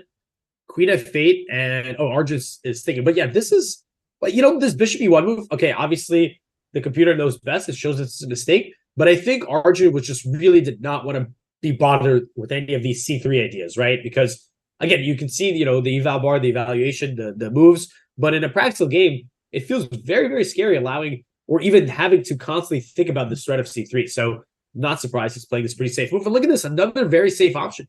He trades the queens off the board. So we were thinking it's going to be an double-edged attacking position, but he's playing more for maybe just an endgame advantage. Oh. Yeah, and look at this. Sevian has played bishop to b6 and knight e6 instantly by Firouzja. Okay, what happens if you just take on b7 here? There must be, is there a mate in case black takes here? I can't see it right away, though, but it feels like there's got to be something. Yeah, but king e3 played. Okay. Oh, but this looks crushing. You attack the bishop has to move, and what if we just take now? You're up 2 pawns and an attack. Mm-hmm. Yeah, very, very strong by Sevian. By the way, just giving you and our audience an update, look, Esipenko is now, he was down in the exchange for most of the game due to this preparation. Now he's just up a pawn, a passed pawn on e7. So it looks like he's just totally winning. And Vincent Keymer is down to 30 seconds. They're almost at time control, but this just looks like an easy win. The pawn is just going to paralyze black's pieces. You put the rook at e1. You can bring the white king up the board. You can push the queenside pawns as well. This looks like an easy technical win once they reach time control. Yeah, no, this one looks to be gone for Keymer. Esipenko probably going to win, and he will probably join the leaders with 6 out of 8. So very nice win by him. Some nice preparation, and he converted it into a full point. Okay, so let's it's heating up. Okay, so Fabiano's game is kind of boring. He's better. Is he going to win or not? Yeah, I don't know. Let's stick with Firouzja. Yeah, I was going to say, because they are almost to time control, and it might just be like they reach time control and black resigns or something like that, right? Yeah. What if you just snap here? What if you just snap on b7, grab a second pawn, threaten rook c8? Black really hasn't managed to get anything going yet. And there you go. No, that's exactly what he does. Just grabs the pawn. Okay, I guess king of fate, hide the king. And, there's still a lot of pieces on the board. And Firouzja, he's always capable of cooking up some tricks. But is he going to do it here? 27 seconds also. Yeah, I mean, the only intrigue I think here is if Sam makes it, and I think he certainly will, just make his time control. Firouzja, I think, as tricky as he is, it's 3 extra pawns, and there's only so many tricks. So yeah, he plays rook h1. Okay, just trying to set up maybe rook e1, right, something like that. Rook e1, rook d1, going for some at least semblance of counterplay. Yeah, so let's see what Sevian is going to do. He just needs to hold his nerves together, and then he should win this game. But that's always easier said than done when you have 2 minutes on your clock. And your opponent is creating these semi-threats. He's not even creating a real threat, but you might easily get confused. Okay, this move is winning. This move is winning. Which move do I actually go for? So let's see what he's going to do. But he must realize that this one... Okay, he goes f4. Looks good. Looks real nice. And yeah, rook e1, it's just a check. or you can't, I don't think the king has a bad square. Maybe just king of 2, rook e2, king of 1 or something. But yeah, I mean, Fallujah, yeah, I like it 4 because now that bishop on e5, it's running some short and some squares. You might even have some f5, f6 ideas later on. So yeah, just one easy move here for Sam. Anywhere with the king seems completely fine. And yeah, this is going to be a big win for the ramifications, not just the tournament, but as we mentioned, the candidate spots. This could, this could be a huge blow to Alireza for his standings and the ratings. So yeah, if Sam gets it done, one American looking out for the other. Yeah, exactly. Yeah, I would go king d2 here, and then rook e2, king d2. But he goes the other direction. Also looks very good. Rook e2, king of 1, as you mentioned. And I think black is just lost. Like, what do you... Rook e2, by the way, the only move, as your rook is hanging your... Yeah, it's on the board. Bishop as well. It's on the board. And I assume king of 1 is now... I mean, he'll probably take a bit of a breather. He gets an additional... Oh, no. He's like, no, I don't care. Just plays king of 1 he's feeling quickly. the adrenaline, he's... And to be honest, after king g1, it's probably rook e1, so you might as well go to f1 anyway. Right. And yeah, I mean, the king, well, obviously, in addition to being up billions of pawns, the king on f1 is also keeping an eye on this rook on e2. So if I'm able to just hit that bishop on h5, all of a sudden everything's collapsing. So yeah, I do expect the resignation to be, once you pass the time control, you collect your nerves, you look at the position, you have a little bit of moment of despair, and then he resigned. I've been there. Yeah. So that's kind of what I predict. And that's exactly what happens. Yep. Yep. So big win for Sam, who moves to 5.5 out of 8. And also, again, I'm sure Hikaru is happy to see this victory, as right now he is getting a 12, 13-point lead over Fallujah on the rating list. Yep. So big win for Sam Sevian. And he actually joins Hikaru in the 5.5-point score group. He had that really difficult loss to Sindarov a couple of days ago. Remember this dragon? It was the King's Indian that looked like a dragon, and Sindarov won brilliantly with the black pieces. But Sam rebounds 2 wins in a row, including against Alireza Fallujah, and now he's going to be at worst, in the chasing pack for first place. And yeah, maybe he'll even be playing Hikaru because they are the same score group. The colors match. I'm sure they're going to be in 2 different halves. So maybe this is Hikaru's next opponent.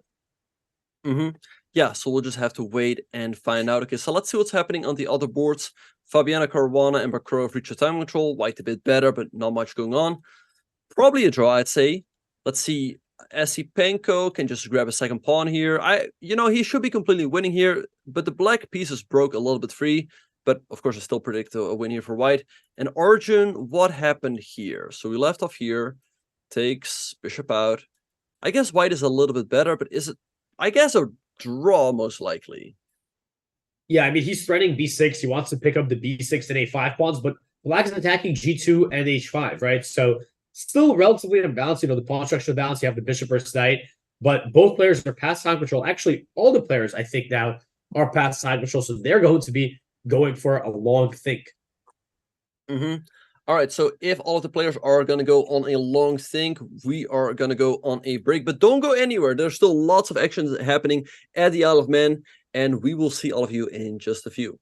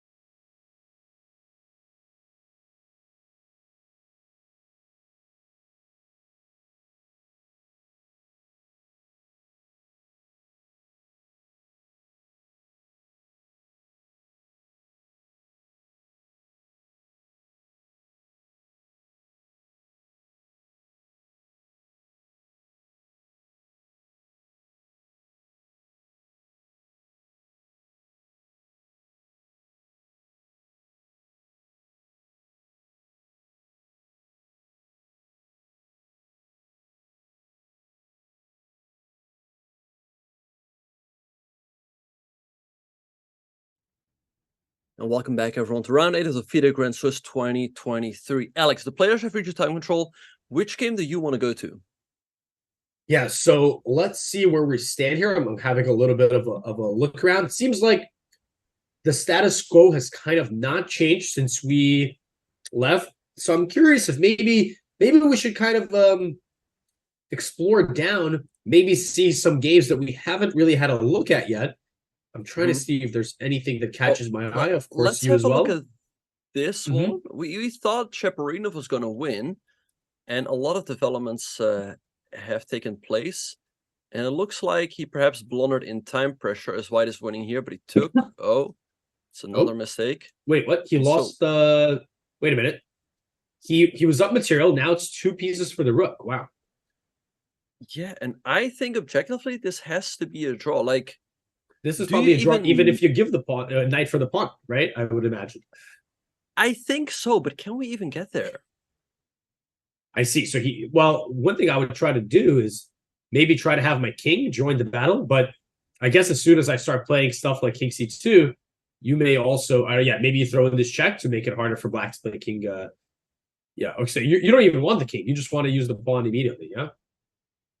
Yeah, what about... Is this a draw if I give the knight up? That's actually an interesting question, because if that's a draw, then there's absolutely no issues here. Now, it seems like this would be for sure a draw if White only had 1 pawn.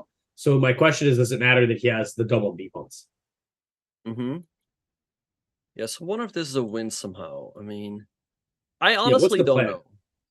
Yeah. Well, I would love to get my king to c4, but already that is not that easy to... Well, you can put your rook on, like, e2, yeah?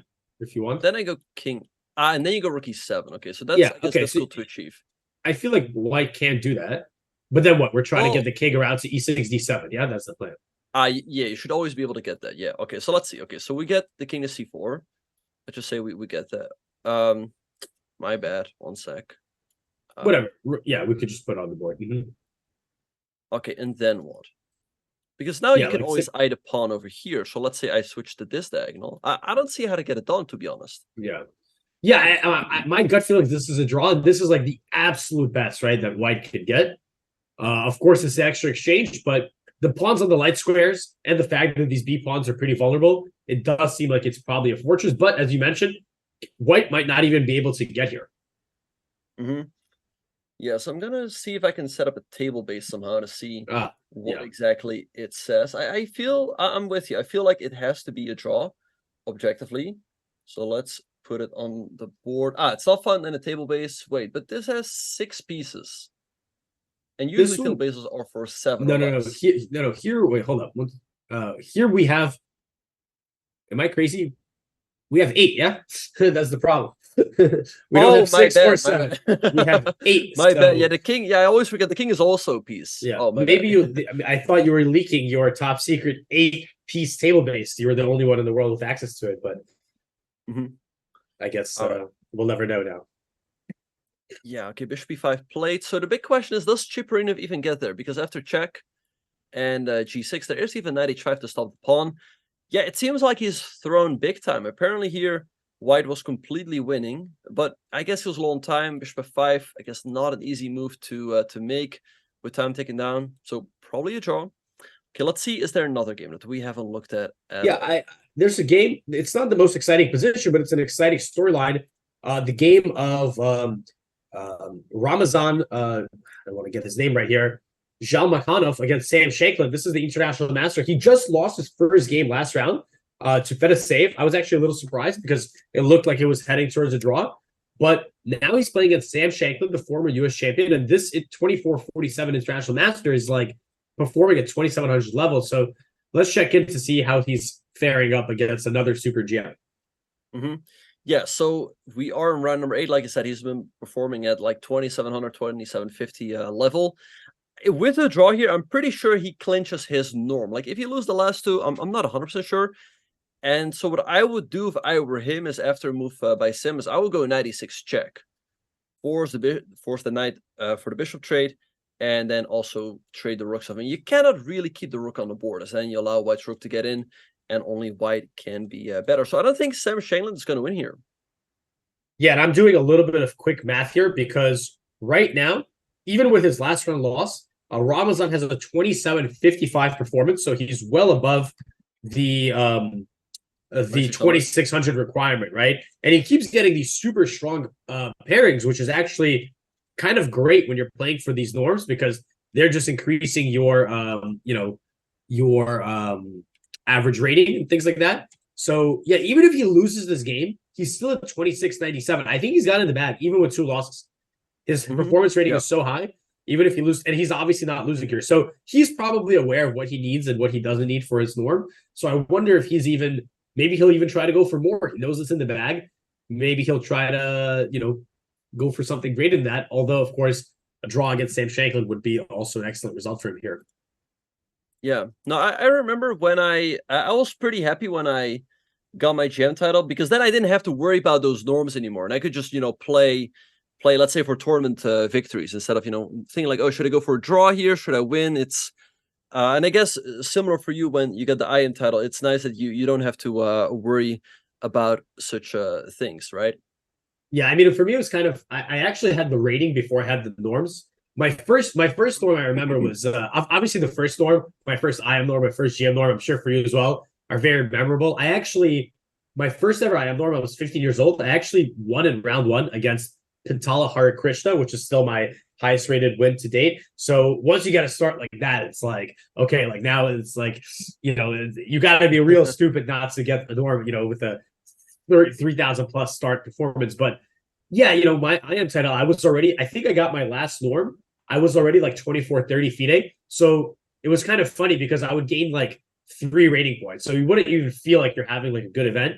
It was kind of different. I wasn't worried about it at all because it just felt like, okay, I'm already so high rated. But hopefully for the GM ones, I will have one, and the rest I'll also be, maybe a similar feeling like, oh, another norm, whatever, like cool. And you move on with life. Exactly. Yeah. All right. So let's see what is going on. Okay, we had this end game here between Yakuboyev and Prag. I'd say probably a draw, but Prag certainly pushing for the win here with the extra pawn. We have MVL against Pichot. I'd say white a little bit better because black has these double pawns, but is it gonna be enough to win? I don't know. We saw this structure earlier in the tournament, at least with the double D pawns, right? We saw that Vidit with the white pieces was able to defeat Hans Demon. So perhaps MVL is inspired by that game, and he's going to be able to squeeze this out to a win as well. We have another interesting game here between Nihal and Hushenbeith. I think Hushenbeith is better because even though you're pinned on the background, you can take advantage of it. Yeah, because if you go bishop b7, black takes here. And even though you get the opposite color bishop, if this king was on g2, it would be a draw, but black takes here, gets 3 connected passers, and that's obviously completely over. And if you take on g7 first, then black takes to the king, and the bishop is no longer pinned. So Hushenbeith, he's known to be Hikaru's second or former second. Let's see if he can get another win here. He's been having a pretty good event. Yeah, he's having an impressive run. He's played every single opponent has been higher rated than him, and he's a strong player, 2600. But he's on +1, and of course, if he can take down Nihal here, he's going to be on +2. Not quite in the running for those very top spots, but 5 out of 8 would be a fantastic score. And yeah, I mean, we discussed. You mentioned that you got your invite to the tournament a little late. You already had your plans, so it wasn't really a serious consideration. But have you ever played in a tournament of this caliber? And if you haven't, how would you, look at this type of, how would you approach this type of event? Let's say as a player, obviously you're 26 plus, you're a very strong player, but here there's so many of these top guys. Anything you can give us insights about that? Yeah, it's a good question. I never played in the Grand Swiss. In the Grand Swiss, I guess you can't really compare to any other event. I mean, maybe the only event I can somewhat compare to is the European Individual Championship, but that one has a completely different dynamic because in that event, the goal for a lot of players is to qualify for the World Cup, and you need to finish on like 7.5 out of 11. And then, you get into the situation where a lot of players make draws towards the end, right? Here's a completely different animal. There's only 2 players qualified to the next stage, so to speak. And so we will see a lot of players taking risks towards the end. But yeah, good question. How would I approach an event like this? I guess it's somewhat comparable to a World Cup. And for World Cup, I would just do a lot of preparation for 1 or 2 months on end. So yeah, that's what I would do. The World Cup also, again, is a completely different animal as you're only preparing for one opponent. And actually, I wanted to show you this game real quick between Sargsyan and Max Warmerdam, as we have a pretty interesting pawn endgame. What is going on over here? So black is the outside passer, but is this actually winning? Yeah, I mean, conventional wisdom says you got that outside passer, use it as a distraction, run your king up the board. So let's calculate. You know, we have like king b4, king e7. Is white just going to, if you run after that pawn, I assume you lose, but maybe not. King d5. Is the king coming back in time? Going after this one, so king f4. Yeah, king f4. But you're getting, and then f6, and you're getting a lot of counterplay here. Look at this. Oh, this is a zugzwang with g4. Wow. Oh, but it's still, look at this. It still continues, yeah? Wow. This king h7. This is insane. And at the end of it, it ends in a draw. So Max voluntarily traded down a c3. He had to. If you don't do that, then white's actually doing very well with the knight coming to d5, maybe to f6 with some checkmating threats. Do you think he calculated this all? I mean, it looks pretty forced, right? So let's look again. So king here, king here. Black has to give up the pawn. And again, you go here, king c6. Black has to go here, only move. King d6 takes, f6 the only move for white not to lose. King e5 also, by the way, fine, but you have to go to g6. And after g4, h5 is the only. Wow, this is... And you have to go to h7, because otherwise you get queen h8 and the queen g8, which is a very, very nifty little detail here. You don't take the pawn. Yeah, you promote at the same time, but you lose the queen here. So very cool detail. And to answer your question, I do think he's calculated this out, because you do not enter an endgame like this. First of all, it was on move for like 43 or 44. So he had the extra time after passing the time control. And in general, you do not enter a pawn endgame like this without calculating all this stuff out, because you make a mistake, you have to know the evaluation. You can't just go in and be like, well, I'm a little worse in this endgame. It's only you're winning, you're losing, or you're drawing. So I'm sure he has something like this worked out. And, you know, it's all pretty forced, actually, right? Like once you kind of start thinking about, okay, the white king goes for the pawn, the black king goes for the pawns, and then you got to check the trace out. So I'm sure he's got this worked out. Exactly, yeah. And for those of you wondering, Hikaru has already finished his game. The game ended in a draw, and he has joined us for an interview before. So, yeah, right now he's just relaxing, probably going to do a recap real soon, and he will get ready for tomorrow's game. Alex, I'm sure Esipenko is winning here, but he hasn't finished off the job just yet. And the rook, let's actually see how this happened. So after king c6, rook c1 was played, king d5. Okay, not sure about this move, as the rook does break loose. That means that you do pick up some pawns, 1 and 2. I mean, this should be a win for Esipenko, right? But it's all about the nerves right now. I mean, he must think to himself, like, hey, if I win this game, I'll move to 6 out of 8. I'll be joining the leaders at the Isle of Man. This is my once-in-a-lifetime opportunity to qualify for the candidates. Absolutely. And, you know, I think this is, of course, he's up 2 pawns. He's got to be winning. You know, Keymer, he's hoping for some rook f2, king f3, just throw some pieces, you know, some kind of counterplay, right? Of course, king f3 there is not good, but just kind of ideal like that. But saying that, you know, this doesn't strike me as a game where it's like, obviously nerves are, you know, always something to consider. But I feel like this is one of those things where you're winning, you know you're winning, your opponent knows you're winning, but it's not quite a position where they're going to resign. And it's just one of these things where it's like, it's going to take forever, but you're going to get the win in the end. Have you ever felt that way? Like you have this game, you could be on either side, and you know this game is going to go for like another 2 hours, but the result is like not in doubt. But you have to either play it out, or obviously you have to, you know, get the job done and convert it. Yeah, but sometimes, you know, you find a way to throw anyway. That's pretty frustrating. Well, I had that against Nishnik in the Summer Classic, where I was winning. You know, he couldn't do anything. Then it's like, yeah, well, how do I finish it off? It's not easy. And at the end, the conversion I went for did not win, and it ended up being a draw, which was quite frustrating. But yeah, I do expect Esipenko to win here, but it's still going to require some more work. Let's check this game between Deak and Wojtasek. So the knight move up to c5, bishop f2 check. So how exactly does white go about converting this one right here? If you take, you hang this. What about a check? Knight d7 is not possible, because now you take, there's no longer a hang bishop on d2. Oh, and rook d7, you just trade, and wait, but is this must be winning, right? No way. I mean, the pawns are in the dark square, so I should, at the very worst, I'd bring my king up. Yeah. But also, like, I have c4, right? I see what you're getting at, right? It's some kind of miracle, ridiculous fortress, but at the very least, right, he can just sacrifice on h6 at the right moment. So yeah. I'm curious, if the pawn magically was on h5, could this be a draw? So black puts the no, I don't think so, because you're going to be able to. Well, actually, let's think about it. Yeah, I'm thinking I bring my king to a5 or whatever, but then you also let's keep say your king b7, a7. There's no way. Like I should be able to play c4. Then I put like the bishop on b6, and then I zigzag you, right?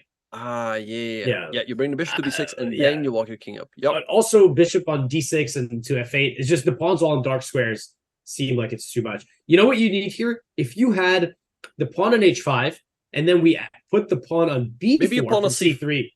No, the pawn. If you put the pawn there, then that's probably a draw. Okay. Wait. So maybe even something like. So you're thinking of way to get it. Yeah. Okay. This doesn't make a lot of sense, but let's say we get something like this. You know, we're having too much fun. Here. I don't know. Okay, you take. We take. This goes here. This might. Yeah, I feel like this is a draw.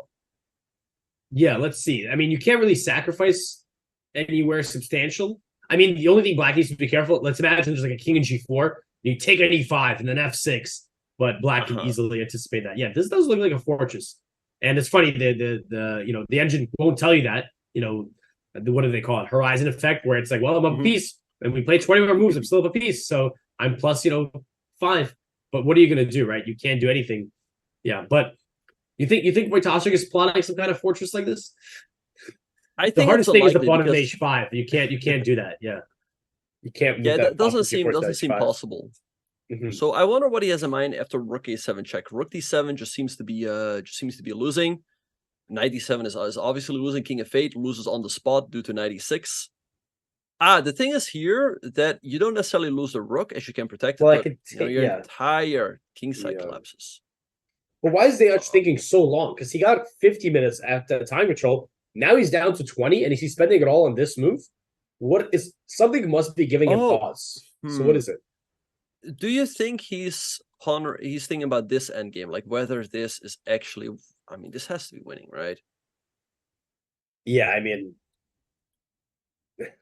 I doubt he's thinking for 30 minutes, but okay, let's think. I mean 96, 96. What's going on? I guess then there's like some G5 move or something. If 96 right away. Yeah. Or 96.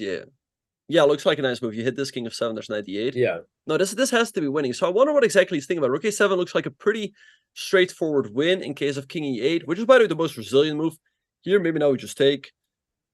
We go here, hit pick the up rook. this G7 pawn. And yeah, at the very least you can take here, and everything should just collapse for black. No, I'm surprised that he's still thinking here. Do you think he's in the bathroom?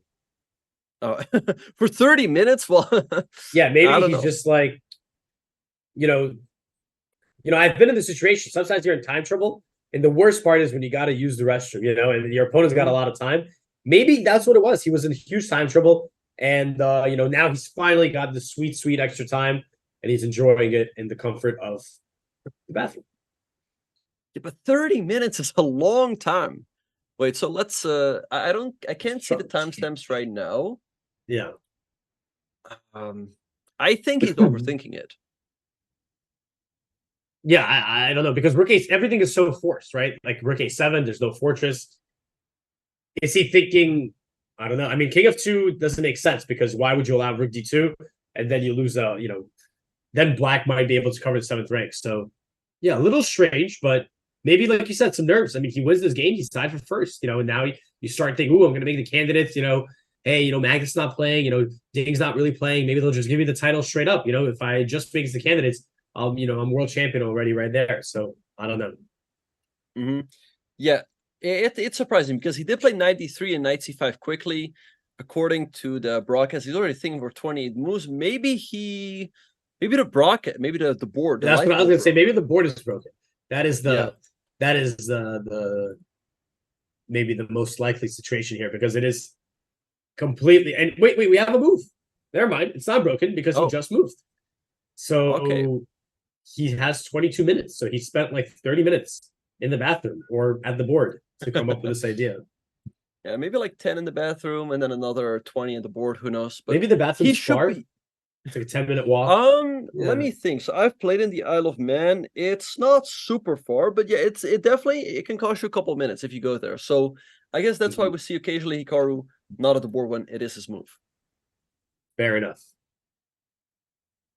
But he does play the move, and it is winning. And by the way, I have a little update for you. Remember how we were like, hey, is this endgame Chaparitov? If he wins this night, is he going to win the game? Well, we're going to find out, because that's exactly what's on the board.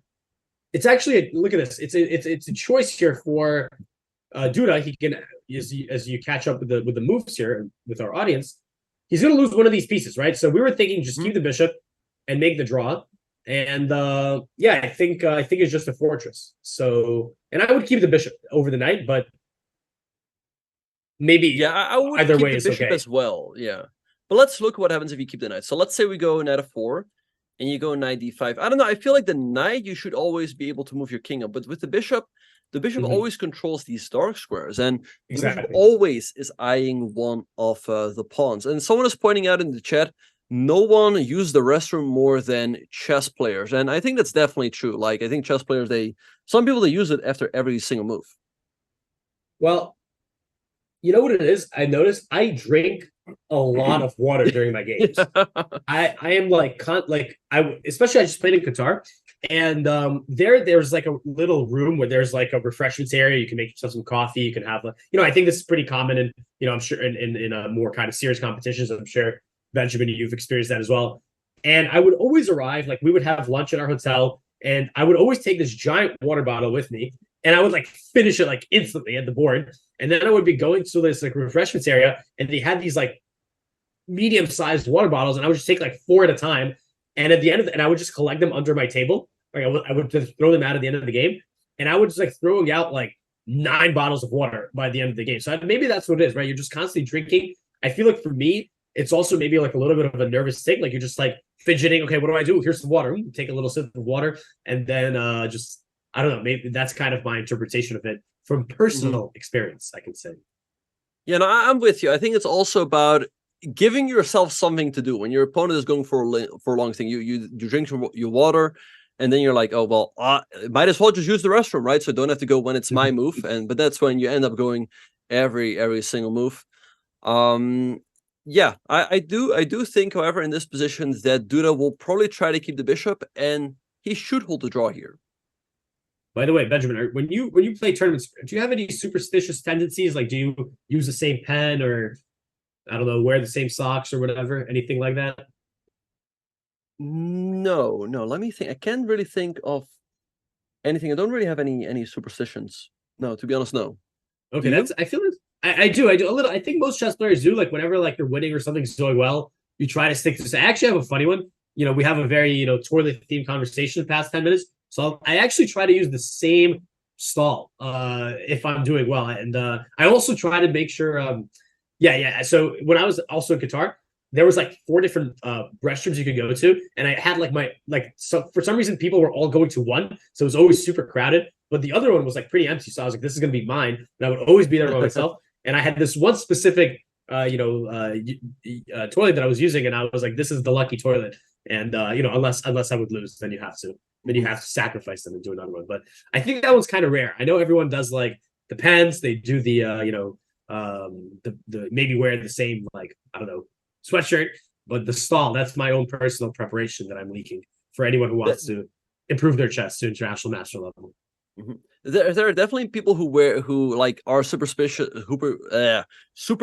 about wearing the same sweater, and then like a couple runs into the tournaments, people are like, hey dude, it's time to wear something else. That's generally not me. I feel like though you want to wear something that makes you feel comfortable, right? You don't want to feel uncomfortable for 4 or 5 hours straight, so you definitely want to wear something that feels good. And hey, maybe then it can become your lucky sweater. But hey, after like a couple, at some point you have to switch it up. Yeah, that's for sure. And I'm just going through our games, by the way, seeing if we're missing this Eric Geisy game. We left it a little while ago. It looks like it was super exciting in the run up to the time control, but it's petering out. We're just in like a rook end game, and we were talking Arjun. He was kind of he was pushing all the chips on the table, all into win. seemed like he had an excellent chance. He was attacking. Yuri Kuzubov was down to his last 30 seconds, but somehow all the pieces got vacuumed off the board, and now we've even traded the knight for the bishop, and this just looks like it's on the way to a draw. Yeah, he definitely missed his opportunity right around here after queen b4. Apparently here e5 is even better, but it's understandable that he didn't want to allow c3 from black with massive complications. Rook e3 was still good, and now e5, but I'm somewhat confused that he did not just recapture, right? I mean, you do threat to mate e2, which of course black sees, but bishop e1 looks kind of strange, and he kind of lost his advantage from there, and now we seem to be headed for a draw. So definitely a big miss for Arjun, because with a win, he would have joined the leaders, and we have more moves in the game between Deac and Wojtaszek. King e8 was played, takes, king e3, knight e6, rook d7. Oh, look at this. You can go here and keep defending the knight, but your rook is completely trapped, and now rook a7, and white will collect every single pawn. The rook is trapped and the knight is trapped. It's so visible, right? And he just resigned. So interesting, yeah. So Deac, of course, is winning. He gets the job done. He joins the leaders, the first official, I think, win that we have in these very top boards. I guess he was just really, he did win this in a very surgical and precise manner. I guess he was just really, really going over everything. And once he kind of started making the moves, the game, he won. So congrats to him. And yeah, again, this tournament, I feel like there's so many strong players, and it's somehow I couldn't even tell you if this guy was in the tournament a couple of rounds ago, because there's so many of these guys, and then he's won his last 3 games, and that just catapulted him into the tie for first. So very impressive. And interestingly enough, he's actually played every single game down. Now he's obviously very high rated at 2701, but he hasn't played a single player. Wojtaszek, this was his highest rated opponent, 2668. So maybe a little, luck with the pairings that not getting, the Hikarus and Fabianos, but next round there's no escaping, right? He is going to have a very serious test with the black pieces. For sure, yeah, and it's really for these 2700s a big opportunity in the year, right, to make it into the candidates. Usually they don't have they don't make it by rating. There's also the World Cup where they can have an amazing run, but this event, you just need to have one good event, and then all of a sudden you could be in. And I was, by the way, looking a little bit at the results. It seems like Fabiano's game is probably going to end in a draw. So Fabiano and Bacrot will probably move to 5.5 out of 8. Esipenko, he will probably win. So he will join the leaders on 6 out of 8, which will mean that we will have 3 leaders. We will have Vidit, we will have Deac, and we will have Esipenko. And I think because of that, Hikaru will probably play Deac with white, because he's played Vidit, he's played Esipenko. So it would make a lot of sense for Hikaru to get the white piece against Deac tomorrow. Yeah, that makes sense. I don't know if you know about these rules. I don't. They're kind of confusing, but there's also these upfloat, downfloat rules. And what I mean by upfloat, downfloat is that, as you mentioned, Deac could be 6 points, Hikaru could be 5.5. And I don't know exactly what it is, but I know there's apparently you can't get uploaded too many times or something like that. And I don't not 2 games in a row, yeah.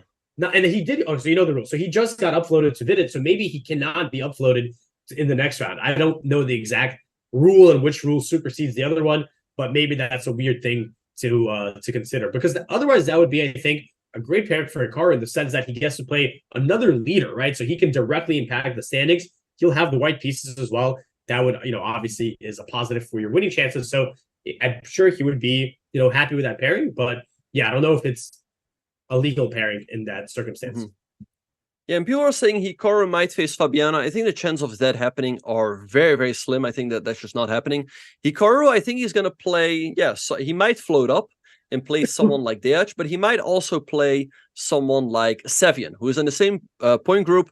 Sevian a little bit low rated, and Sevian had white, but playing Fabiano, I think the chance of that are close to 0. But we'll just have to wait and see. Like you said, I think there is that one rule that mentions that you cannot float up 2 games in a row. Yeah, so we'll see. But in general, yeah, it's not common that players so close to not just rating, but ranking. Obviously, Hikaru is the 2nd seed. Fabiano's the 1st seed. So you usually don't have those matchups unless they're either the only ones obviously in the same score group, or you get to really late rounds where, somehow everyone's already played each other. So that is just generally speaking not a likely pairing in the tournament at all. but of course it could happen. And by the way, is there any, let's, now we have a lot of games finishing.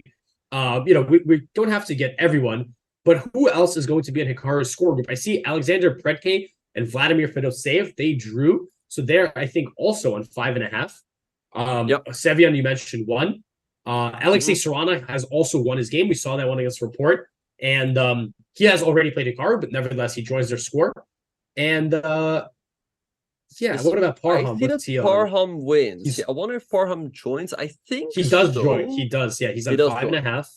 Yeah, that's the only player, right? Because then already we move into the 4-point score group. Okay, wait, we have more. So we actually do a little math here, yeah. Oh, wait. What did I do? Wait, look at this. Look at this. Wait. He blundered. Wait, he made a big mistake. Look at this.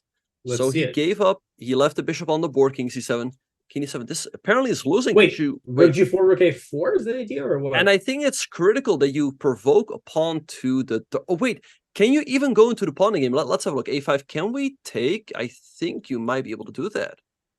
But that'd be shocking if he gives away a fortress. Wow. Yeah, but why on earth is he moving his king to d7? It seems like you keep it on b6. You know what it is? He was probably very concerned about white running that king, right? To e6, d7. So he's thinking, hey, let me meet you halfway. Let me try to box you out. Because it seems like, first of all, even this bishop b4 move, can we go back for a moment? Because it looked like, when did he play bishop before? Already this move to me is very odd. Why not? Yeah, why not put pressure on the, exactly. And then rook g6, and then just king b6, right? And just keep the king on b6, holding both of the pawns. Yeah, I mean, again, we don't have the eight piece table base, but yeah, how would white win this? So he plays king d7. Let's get back to the game. Let's figure out why this is so lost all of a sudden. Because, so a5, no good. You just sacrifice. So the two doubled pawns will win against the c pawn. I guess the winning strategy is you could just even trade the front b pawn, and then the remaining b2 pawn is going to promote. But what if I play bishop rook a4? You just lose the a pawn. Wow. And that's a completely different story. Yeah. So that'd be shocking. So in that case, Cheparinov would join on 5.5 out of 8 as well. Maybe Hikaru would play him. I mean, who knows? So really, anything that can happen. And I'm not a mathematician. Yeah. And by the way, I think this endgame would be a draw if you eliminate the a pawn for one of white's b pawns, right? Again, I feel like you can just maintain the king on b6, and the lights for a pawn and darks for a bishop. It feels like it should be a draw. But this, of course, is no shot if Duda loses the a6 pawn, because Cheparino is just going to trade the b for c pawn, and then he'll have an extra one to boot, and that should just be a relatively easy win. So, wow, we thought it was a fortress. We were even saying, this is the very best white can get, and it's not enough. But a very shocking blunder from Jan Krzysztof Duda here. Yeah, so I think we're going to wrap up pretty soon, but let's recap some of the action. So on board one, this game between Vidit and Hikaru ends in a draw. So Vidit stays in the lead with 6 out of 8. However, some people are joining him. Deac has won his game. He moves to 6 out of 8 as well. Fabiano and Bacrot are probably going to draw. Although, you cannot... Nah, I mean, I think it's just going to be a draw. Maybe Fabiano can squeeze out a win. I think Esipenko is going to win this one, up 2 pawns. And Arjun against Kuzubov will probably be a draw as well. And then there will probably be a bunch of players on 5.5 out of 8.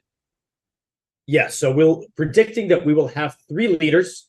And in this score group, I mean, it's not going to be like an infinite number of players, but it's also, and chess results is actually down. I was trying to look a little bit at the standings. So, yeah, that's not easy. Okay, but I can look on, this way. So, yep, go ahead.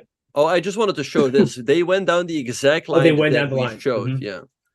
And it's got so impressive calculation by Mox. And so King H7, the only move you take, and they will queen at the same time. So this one is going to be a draw. So a nice save here by my good friend Mox Warmerdam. Yeah, very impressive calculation. But like I said, I think he had to have foreseen that, because otherwise he didn't go into that. But Benjamin, one last thing. I'm looking at the standings here. I finally got them up. So currently, we expect 3 leaders. And then on 5.5, we have Predke, Nakamura, Sarana, Sevian, Maksudlu, Fedoseev. That's already 6. Then we expect, if Fabiano and Bacrot join, that's 7 more players. And then on top of that, we still have the potential victory of Cheparinov. So we might have 8 players. And I think that, without doing too much calculation, I think someone like Sevian or Cheparinov sounds like a likely pairing for Hikaru because they're going to be in the top and bottom half. And more importantly, they match by colors. So perhaps Hikaru will get, around like a 2650, 2700 pairing with white tomorrow. And we're in the final stretch. So everyone's got to start making their moves if they want one of those top 2 candidate spots. Exactly. So I think it's way too early for Hikaru to do any specific preparation. Still, any pairing can all of a sudden appear on chess results. But he might already do some general preparation. Try to find an idea against, let's say, the Berlin, because that's what everybody does these days. Try to have some sort of idea what he's going to do with white. Is he going to play e4? Is he going to play d4? Maybe in English, maybe a ready opening. I guess that's what he's trying to decide on right now. I don't think so, actually. I think right now he's looking at the games and thinking which one of these is going in my recap. Yeah, I think that's what he's doing right now. Yeah. Mm-hmm. All right. Okay, so let's see. I think with all of that being said and done, I think we're just going to wrap up for today. Still some exciting games going on, but there's lots of action coming up in the final 3 rounds. Hikaru made a draw today. It's a fine result with black against Vidit, a very strong player, but he will need at least another win in the last 3 rounds, maybe 2 more wins. Right, but don't forget, one of his direct competitors, Alireza Firouzja, suffered a loss today to Sam Sevian, and that, now we don't have to do any guesstimation because it's all updated. Alireza Firouzja down to 2768.3, and Hikaru's 2780.8. So that's a slightly over 12-point lead, which is, quite significant. So yes, Hikaru himself mentioned that's going to be another consideration potentially on his mind because there's also the rating spot. So another intriguing aspect to the race to qualify to the candidates tournament. Yeah, so overall, I think, if you told him today, like, hey, you'll make a draw today with Vidit and Alireza will lose, he would happily sign for that. So it's been a pretty good day for him at the office. We're going to sign off. Alex, it's been a lot of fun covering all of the action with you here today. Really enjoyed it. And I will leave the final words up to you. Thank you very much, Benjamin. Always a pleasure to be with you and to be with our lovely chat. This is, my final coverage. I know you're probably still on the hot seat for a couple more rounds, so I will be looking forward to looking at your analysis of the games. And as always, thank you to you, Benjamin. Thank you to all our wonderful moderators, producers, everyone in the chat for supporting us, supporting Hikaru. And I'll see you guys sometime soon. We'll all be waiting for Hikaru's recap. Oh, and one quick note, by the way, I wanted to make. Yep. Is that tomorrow the round might be 3 hours earlier. So be on the lookout for that. I guess Hikaru will tweet about it or something. So please be on the lookout for that. I was going to say, same time, same place, all that jazz. But yeah, tomorrow's round might be a little bit earlier. We don't know. Yeah. Won't know until until the night. So there you go. Yeah, it'll be a little bit more intrigue. Yeah, but see you tomorrow. Take care. When I see some of these moves that computer suggests after a game that I play and I just go, wow, that is the beauty for me, because these are not moves that I would ever consider. And when I then see the move and then I might make a couple of moves to try and understand why, that is the beauty to me.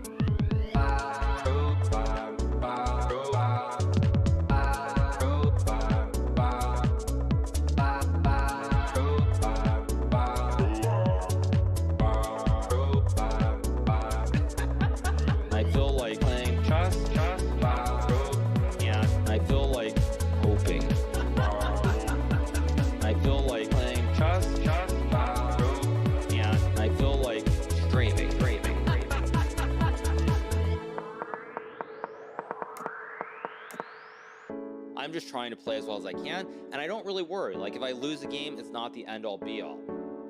I'm not naturally talented, but if I don't get something, I try to figure out, why don't I get it? What am I doing wrong? Over and over and over again.